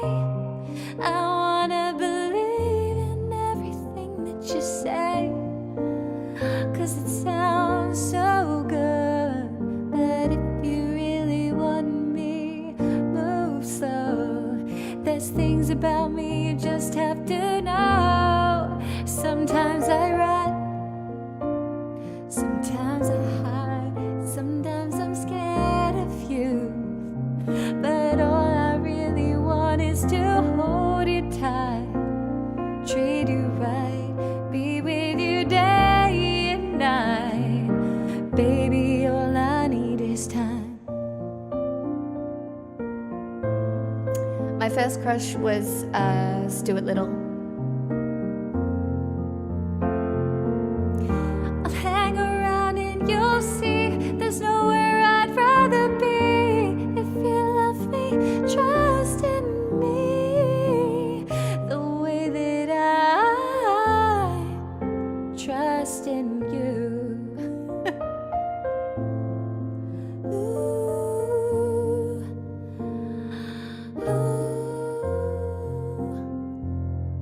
Sometimes I run, sometimes I hide, sometimes I'm scared of you, but all I really want is to hold you tight, treat you right, be with you day and night. Baby, sometimes I run,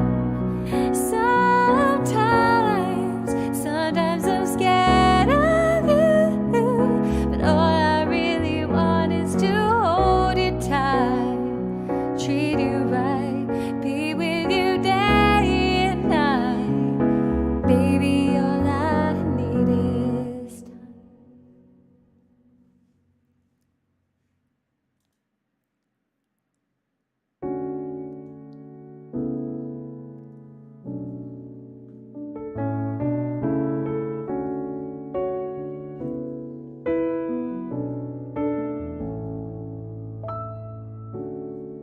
I don't wanna go another day, so I'm telling you exactly what is on my mind. Seems like everybody's breaking up, throwing their love away. I know I got a good thing right here. That's why I say, hey, nobody gonna love me better.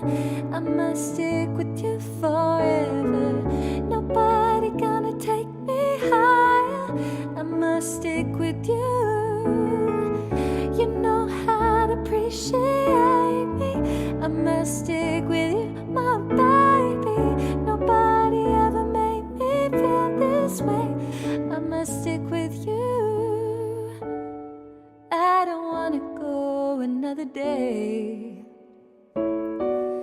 I'm telling you exactly what is on my mind. See the way we ride in our private lives, ain't nobody getting in between. I want you to know that you're the only one for me. Nobody gonna love me better. I must stick with you forever. Nobody gonna take me higher. I must stick with you. You know how to appreciate me. I must stick with you, my baby. Nobody ever made me feel this way. I must stick with you. Ain't nothing else I can need. I don't know this bit. Now I'm singing 'cause you're so into me. I got you. We'll be making love endlessly. Baby, I'm with you. Baby, you're with me. So don't you worry about people hanging around. They ain't bringing us down. I know you and you know me, and that's all that counts. Don't know. I don't know this bit. Do you guys know it? I don't know how it goes.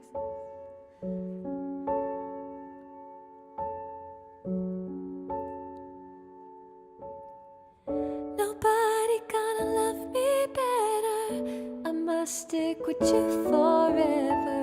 Nobody gonna take me higher. I must stick with you. You know how to appreciate me. I must stick with you, my baby. Nobody ever made me feel this way. I must stick with you. Nobody gonna love me better. I must stick with you forever. Nobody gonna take me higher. I must stick with you. Don't know how to appreciate me. I must stick with you, my baby. Nobody made me ever feel this way. I must stick with you. Stick with you.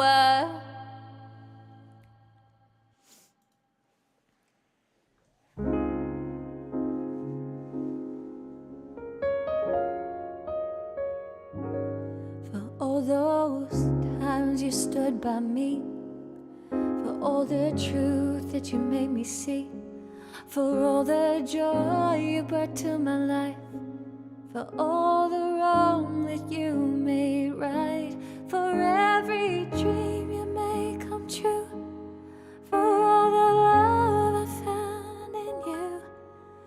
I'll be forever thankful, baby. You're the one who held me up, who never let me fall.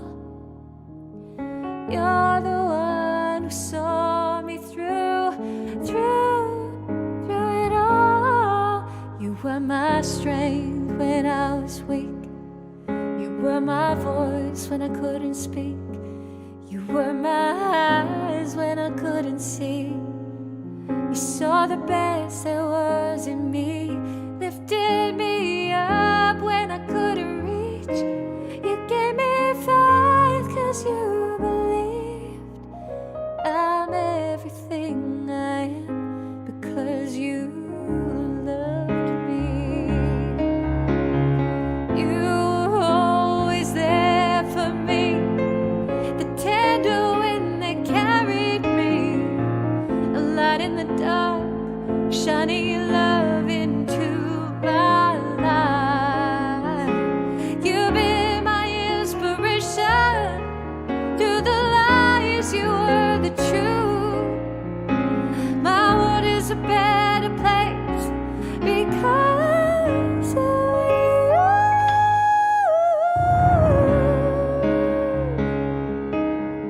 You were my voice when I couldn't speak. You were my eyes when I couldn't see. You saw the best there was in me, lifted me up when I couldn't reach. You gave me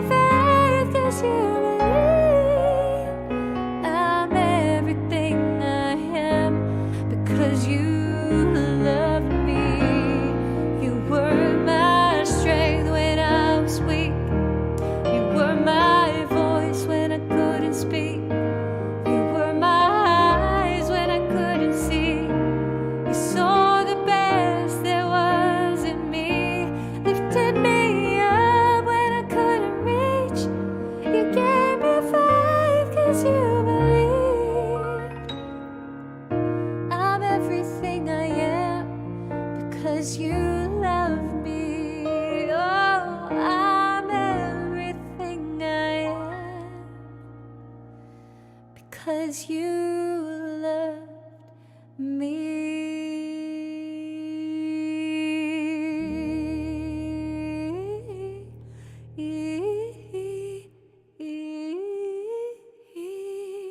Oh, fuck. Man, why do I ever think I can sing Celine Dion? I just cannot, really. At all. Ugh.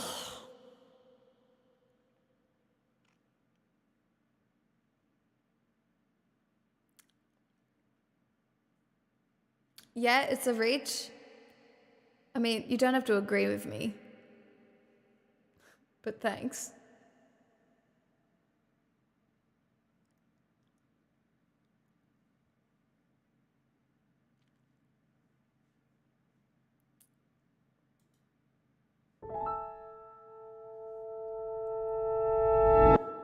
Thanks, Tale Told.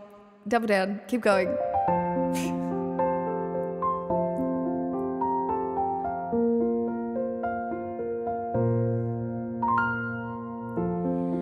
I didn't think you'd understand me.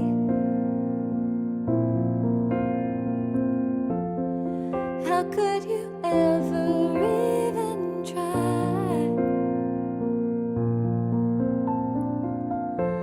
I don't wanna tiptoe, but I don't wanna hide. But I don't wanna feed this monstrous fire.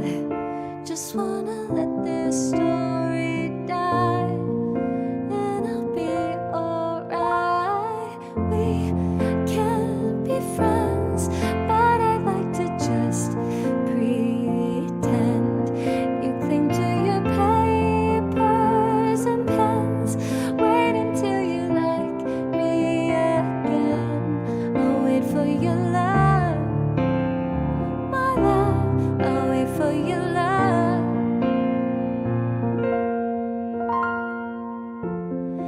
Me and my truth, we sit in silence. Baby girl, it's just me and you.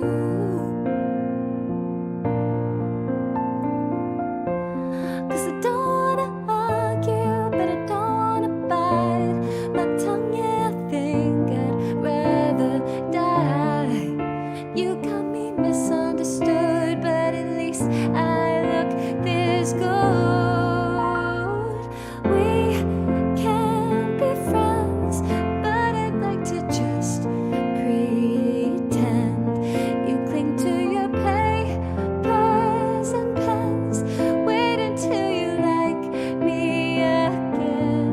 I'll wait for your love, my love. I'll wait for your love. I'll wait for your love, my love. I'll wait for your love. Know that you made me. I don't like how you pay me, but I'm still here hanging. Know what you made me. Nothing like a daydream, but I feel so seen in the night. So for now, it's only me, and maybe that's all I need. We can't be friends, but I'd like to just pretend. You cling to your papers and pens. Wait until you like me again. I'll wait for your love, my love. I'll wait for your love. I'll wait for your love, my love. I'll wait for your love.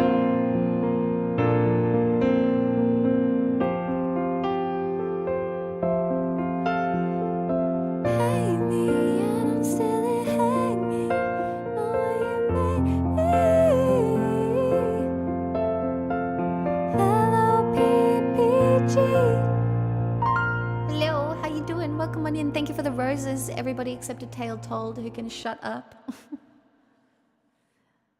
It's not like I'm not insinuating that I can sing. Yeah, like cringe. Take a 10-minute timeout. You're annoying. Like, I'm legitimately annoyed at you and you continue to double down. Let It Be. I would love to sing Let It Be for you.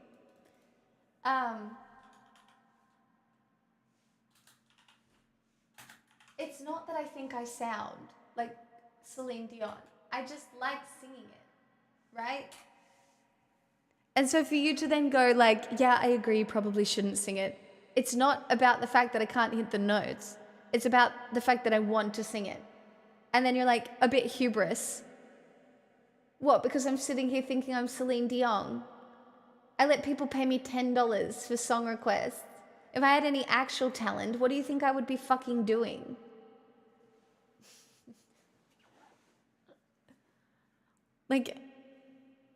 It's so outrageous. It's so fucking outrageous. It drives me insane. Like,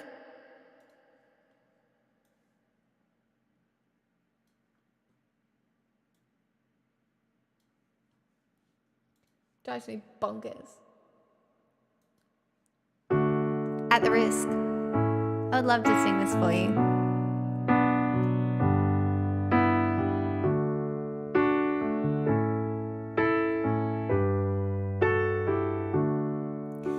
When I find myself in times of trouble, Mother Mary comes to me, speaking words of wisdom, let it be. And in my hour of darkness, she is standing right in front of me, speaking words of wisdom, let it be. Let it be. Let it be, let it be, let it be. Whisper words of wisdom, let it be. And when the broken-hearted people living in the world agree, there will be an answer, let it be.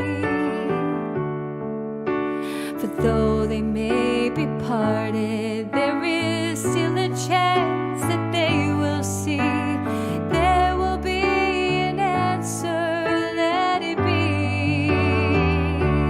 Let it be, let it be, oh, let it be, let it be.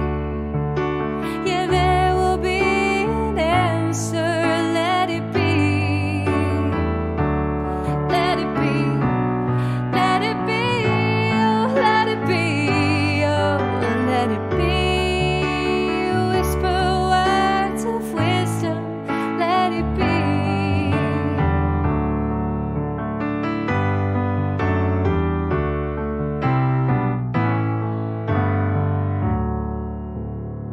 And when the night is cloudy, there is still a light that shines on me.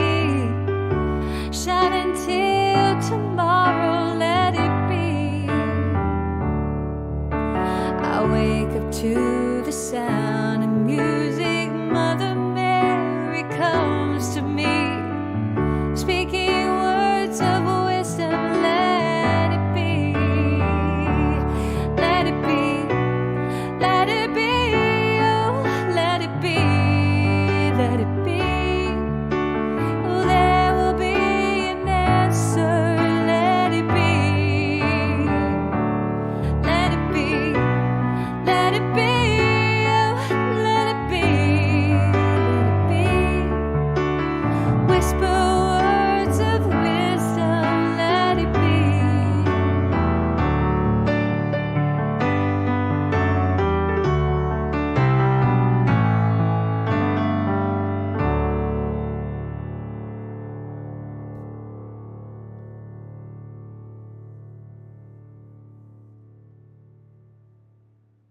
Oh. Johnny, that's very nice. Thank you for stroking my ego.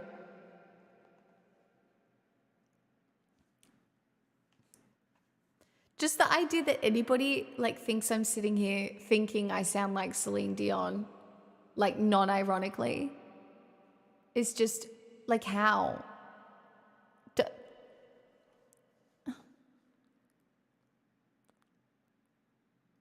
How? At the risk, thanks for the song request. I do enjoy it a lot. Thanks, Junior.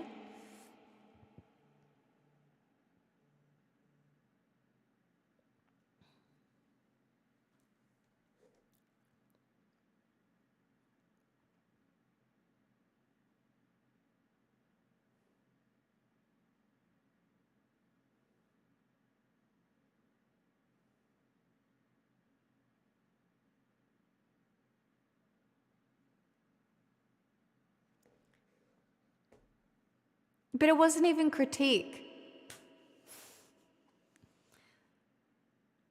Like, it wasn't even critique.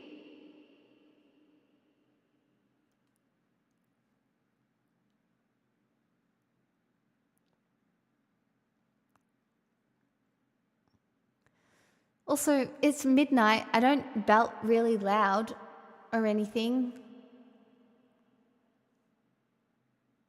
Crit isn't even welcome for most singing channels? Well, I wouldn't think so, because it really does affect your confidence. And look, yesterday was a bad day for me, okay? So, man, I would like one day where someone doesn't make me want to die.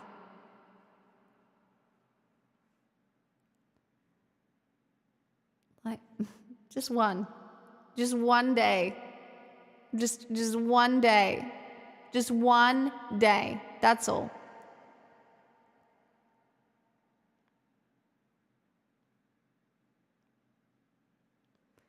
Like, people will be like, you can't sing. But I can sing this. Not perfectly, but I can sing it. So, basically the Beatles. Sucked in idiots.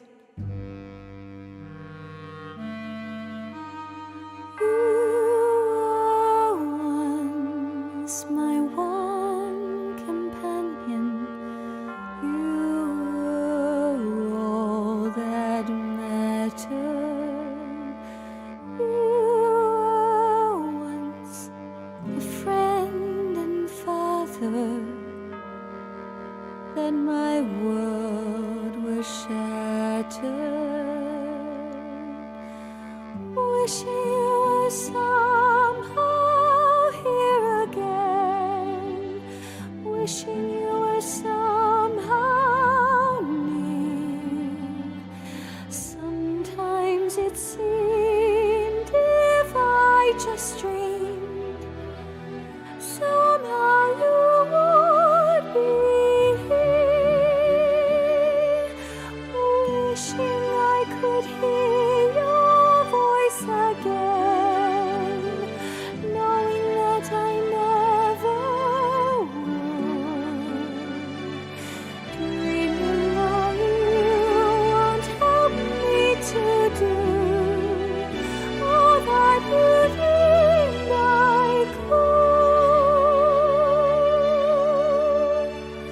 Passing bells and sculpted angels, cold and monumental, seem for you the wrong companions. You were warm and gentle.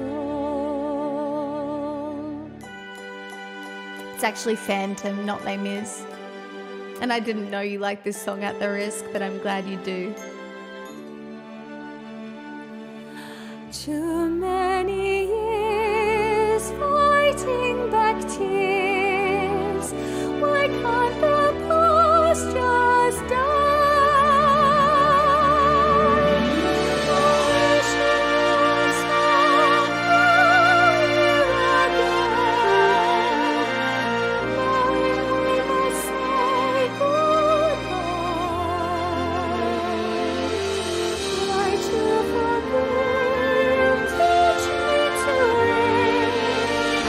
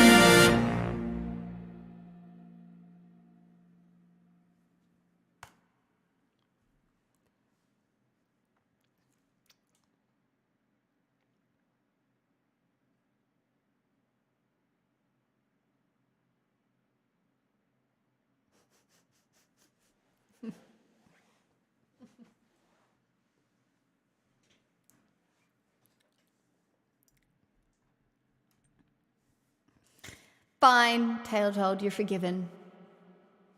You're still annoying.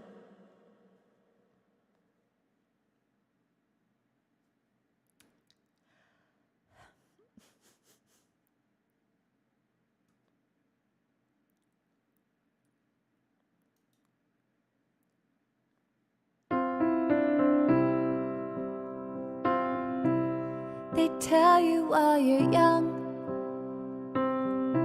girls go out and have your fun.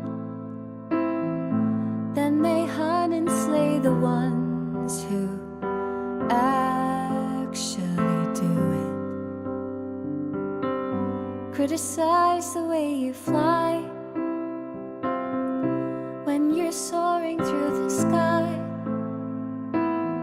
Shoot you down and then they sigh and say, she looks like she's been through it. Lord, what will become of me once I've lost my novelty?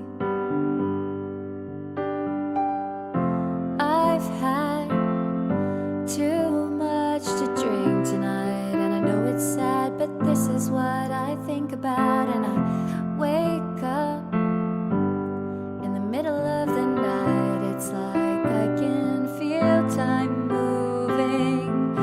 How can a person know everything at 18 but nothing at 22? Will you still want me when I'm nothing new? How long will it be cute?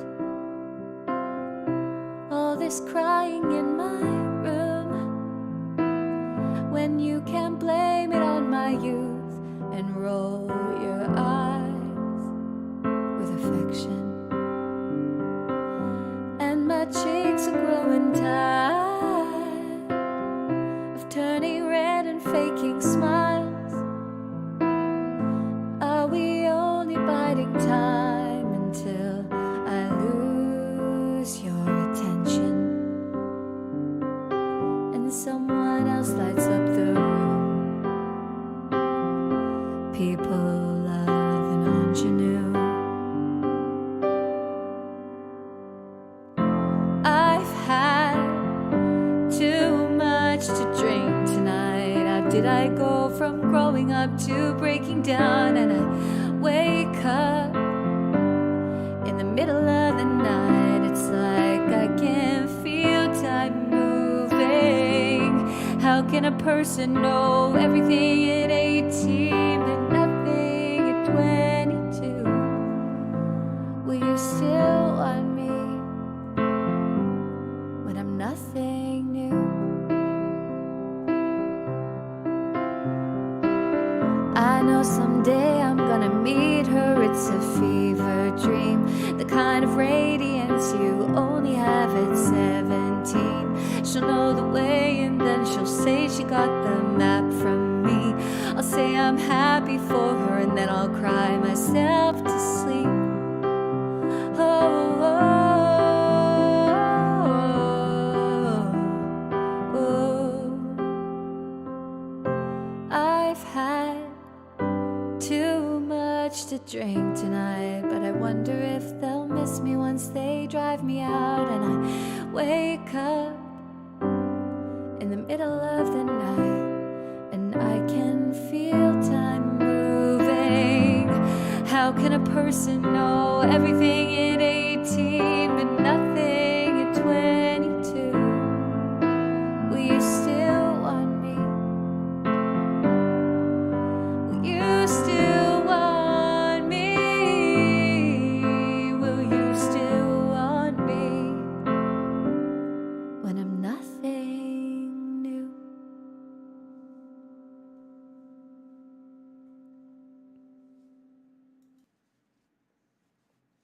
Probably not.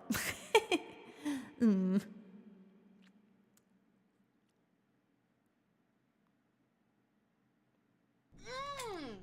Boy! What's that for? Anonymous? I know what you want. It's fine.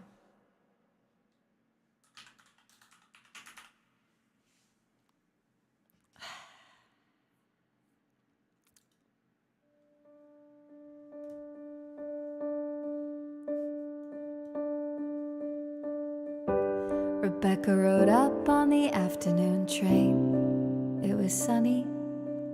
Her salt box house on the coast took her mind off St. Louis. Bill was the heir to the Standard Oil name and money, and the town said, how did a middle class divorcee do it? The wedding was charming, if a little gauche. There's only so far new money goes. They picked out a home and called it Holiday House. Their parties were tasteful, if a little loud. The doctor had told him to settle down. It must have been her fault his heart gave out. And they said, there goes the last great American dynasty. Who knows if I never showed up, what could have been? There goes the maddest woman this town has ever seen. She had a marvelous time ruining everything. Rebecca gave up on the Rhode Island set forever. Flew in all her bitch pack friends from the city. Filled the pool with champagne and swam with the big names and blew through the money on the boys and the ballet. And losing on card game bets with Dolly. And they said, there goes the last great American dynasty. Who knows if she never showed up, what could have been? There goes the most shameless woman this town has ever seen. She had a marvelous time ruining everything. They say she was seen on occasion pacing the rocks, staring out at the midnight sea. And in a feud with her neighbor, she stole his dog and died at a key lime green. 50 years is a long time. Holiday House sat quietly on that beach, free of women with madness and men in bad habits. And then it was bought by me.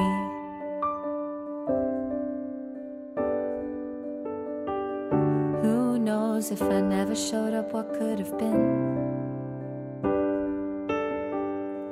There goes the loudest woman this town has ever seen. I had a marvelous time ruining everything. I had a marvelous time ruining everything. A marvelous time ruining everything. A marvelous time.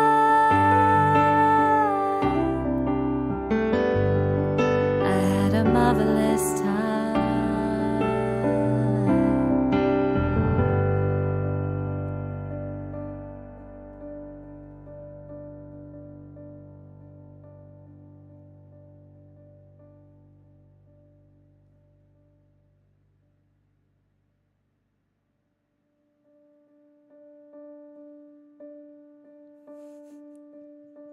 Divorced? I'd have to be married to get divorced. I can confirm, while I don't confirm much about my personal life, I can confirm I am not married, yes. Why am I awake? Nails falls on the floor, I sit on my tongue. I don't know his name, but I still taste the rum.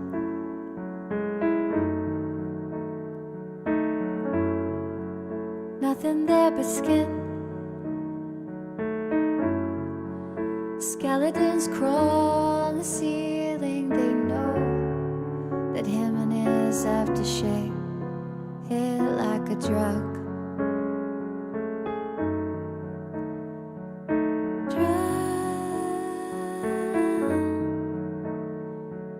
Don't answer me, I'm calling just to hear you scream. And you're fighting, but he feels like you're in between. I've said too much in and out of warning eyes, but I'm fighting, and he wonder who will erase me. Who will erase me?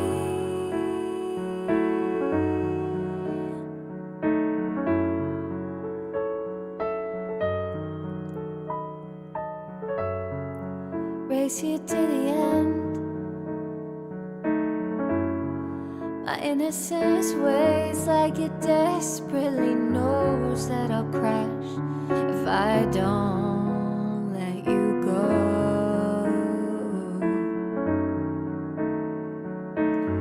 Don't answer me, I'm calling just to hear you scream. You're fighting, but he feels like you in between. I've said too much in and out of wanting us. You're fighting, and I wonder who will erase me. Who will erase me? Erase me. Who will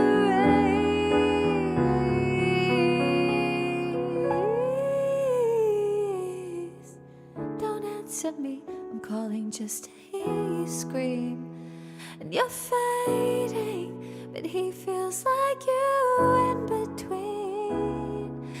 I've said too much in and out of wanting us. Now you're fading, and I wonder who will erase me. Who will erase me? Who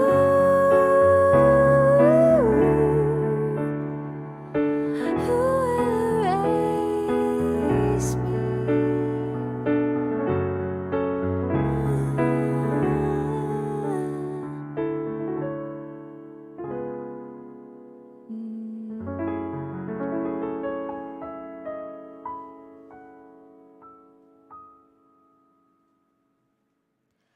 I don't know that one well enough. Oh no, I'm yawning. It's over. The end.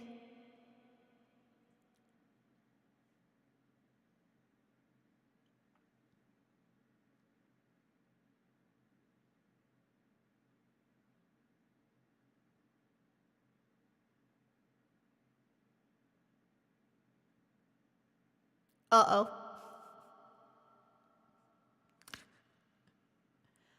Sexton, would you hate to the heartbreak one? The one that you like?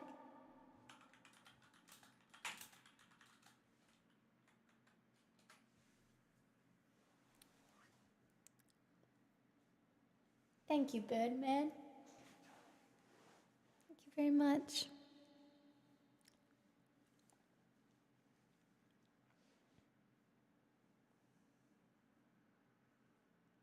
You won a game tonight not playing Pause 1? I feel like I need to schedule a Dota day in my calendar because I don't have any.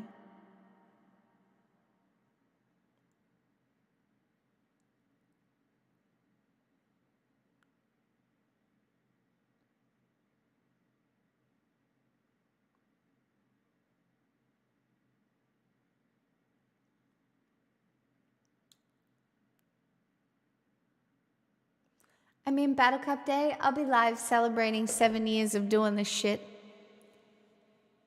you want it for free, Sexton? I'll just sing it for you for free unless you had something else in mind. I like this one.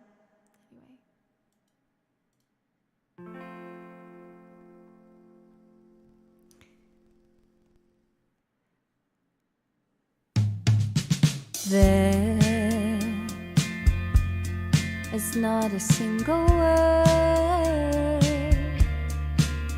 in the whole world that could describe the hurt. The dullest night just soaring back and forth and ripping through the softest skin there ever was. How were you to know? Oh, how were you to know? And I hate to see your heart break. I hate to see your eyes get darker as they close, but I've been there before. And I hate to see your heart break. I hate to see your eyes get darker as they close, but I've been there before. Love happens all the time to people who are kind and heroes who are blind, expecting perfect scripted movie scenes. Who wants an awkward silent mystery? How are you to know? How are you to know? And I hate to see your heart break. I hate to see your eyes get darker as they close, but I've been there before. And I hate to see your heart break. I hate to see your eyes get darker as they close, but I've been there before.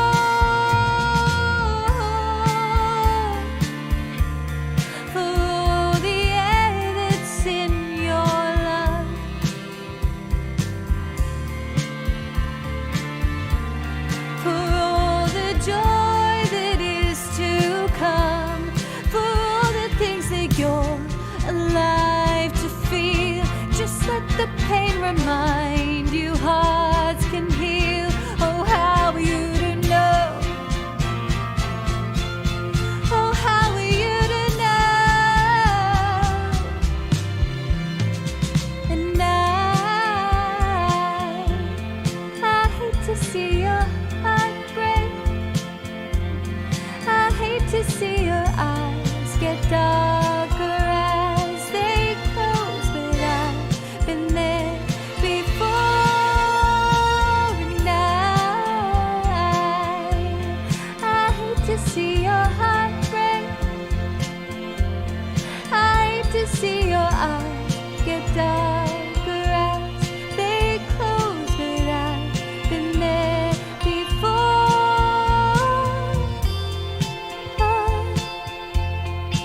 Oh, the outro, the best bit. Sexton, thanks for the $20. Did you have another request? I'll do one more if you want it.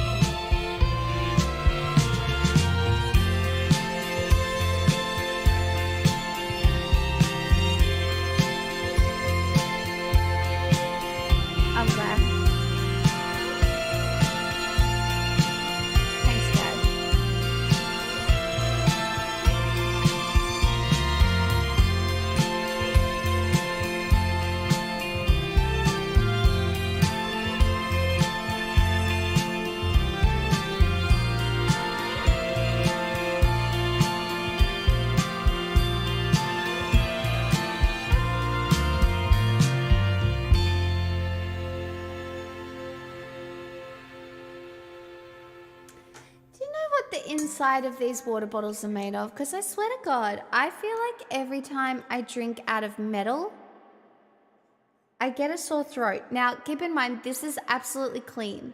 Like, I cleaned it very, very recently.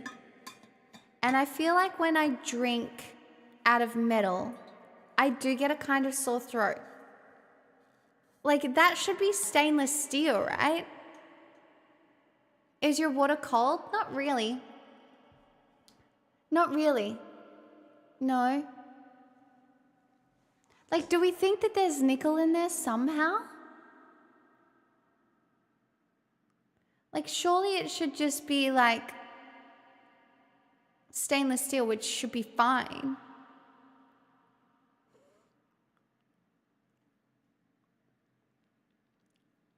I'm allergic to nickel, so. But it seems unlikely.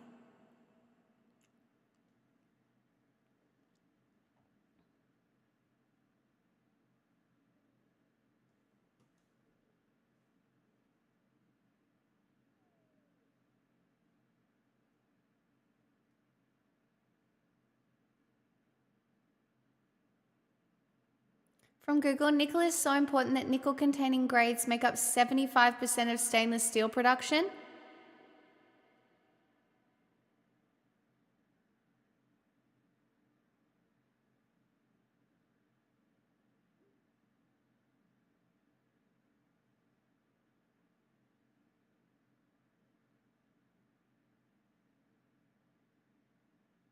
No, it has nickel in it.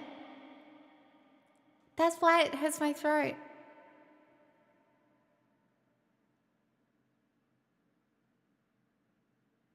I found out I was allergic to nickel. I had a lot of cheap jewelry in back in the day.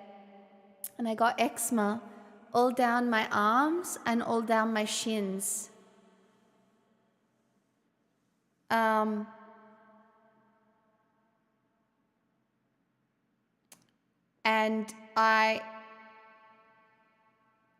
I took my jewelry out and my eczema cleared up within a few days.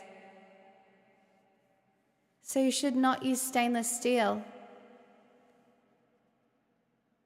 Huh. Well, fuck.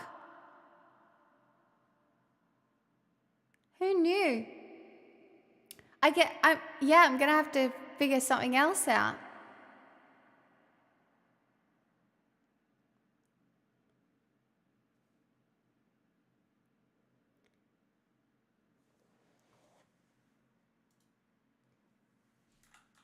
Glass water bottle with straw, bendable.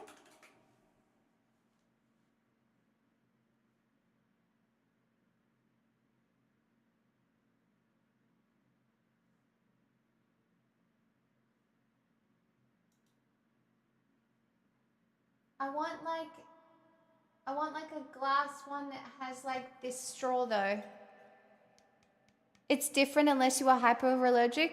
Well, I'm just saying, when I drink water out of here, I get a sore throat. I can only tell you what I'm experiencing. Like, I'm not making it up.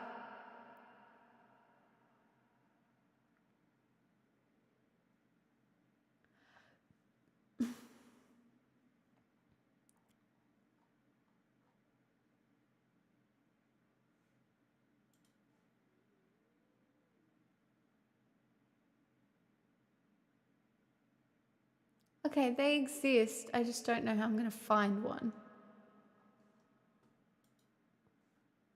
Like, it's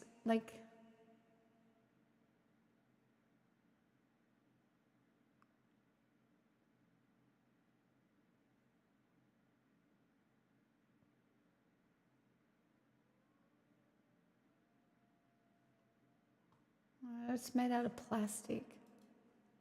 I really don't want plastic.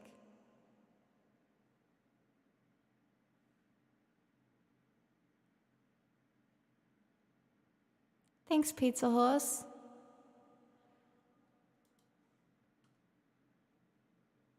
So I can just drink out of a glass. Like, it's not necessary. I just like having a water bottle. But I actually think that it's giving me a sore throat. Frank Green's ceramic drink bottles. The old Frank Green.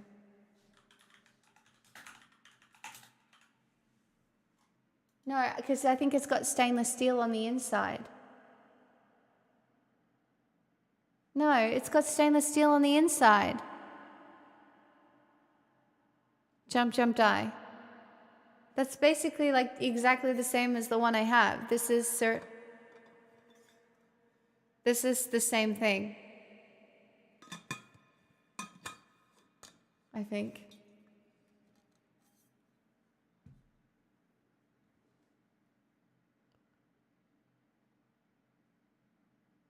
I'm echoing because I'm singing, Roger.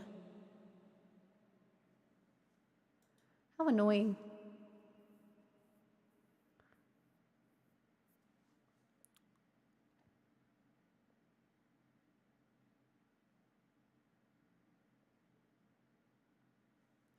All right, last song, and then I'm going to sleep.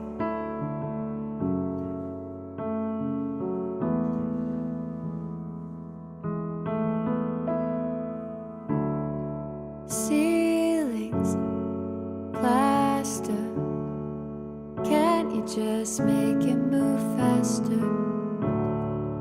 Lovely to be sitting here with you. You're kinda cute, but it's raining harder. My shoes are now full of water. Lovely to be rained on with you. It's kinda cute, but it's so short. Then you're driving me home, and I don't wanna leave, but I have to go.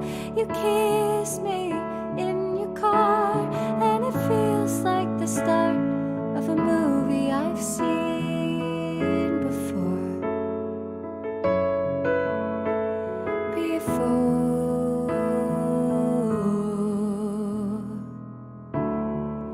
Bed sheets, no clothes. Touch me like nobody else does. Lovely to just lay here with you. You're kinda cute, and I would say all of this, but I don't wanna ruin the moment. Lovely to sit between comfort and chaos. But it's over, then you're driving me home, and it kinda comes out as I get up to go. You kiss me in your car, and it feels like the start of a movie I've seen before. But it's not real, and you don't exist, and I can't recall the last time I was kissed. It hits me in the car, and it feels like the end of a movie I've seen before.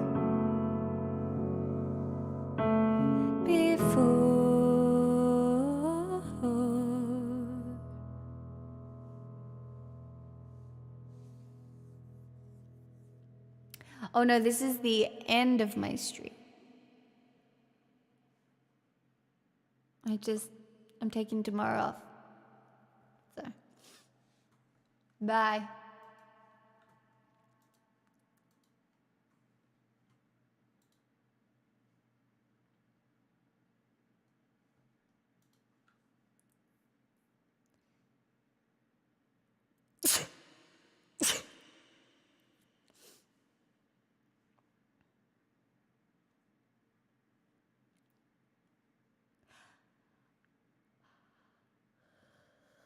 Ugh.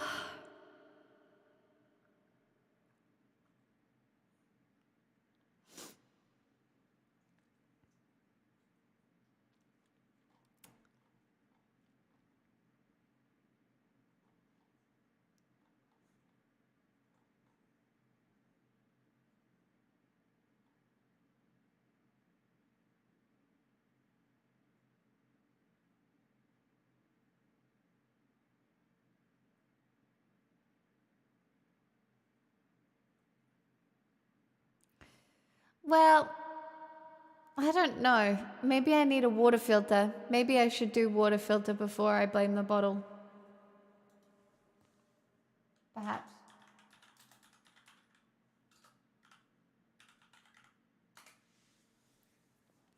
All right, everybody else, see you Saturday for my little celebration. No pressure or anything. It's just an excuse to do dumb shit and have cake. I'll make a little graphic tomorrow. So everybody knows what's going on. And I'll make a few friendship bracelets at the beginning of stream. Happy 7th. Pretty wild, hey? Well, look, at least tonight was better than last night, eh? The only way's up. That's such a lie.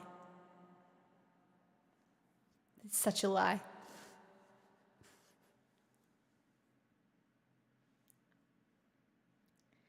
I made cake. Why did I randomly make cake on stream?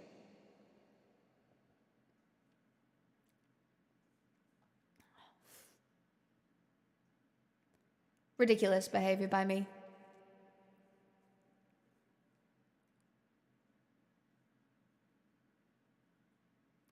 Why wouldn't you make cake on stream? It's probably a better question, I guess. Be good to yourselves, everyone. Bye-bye.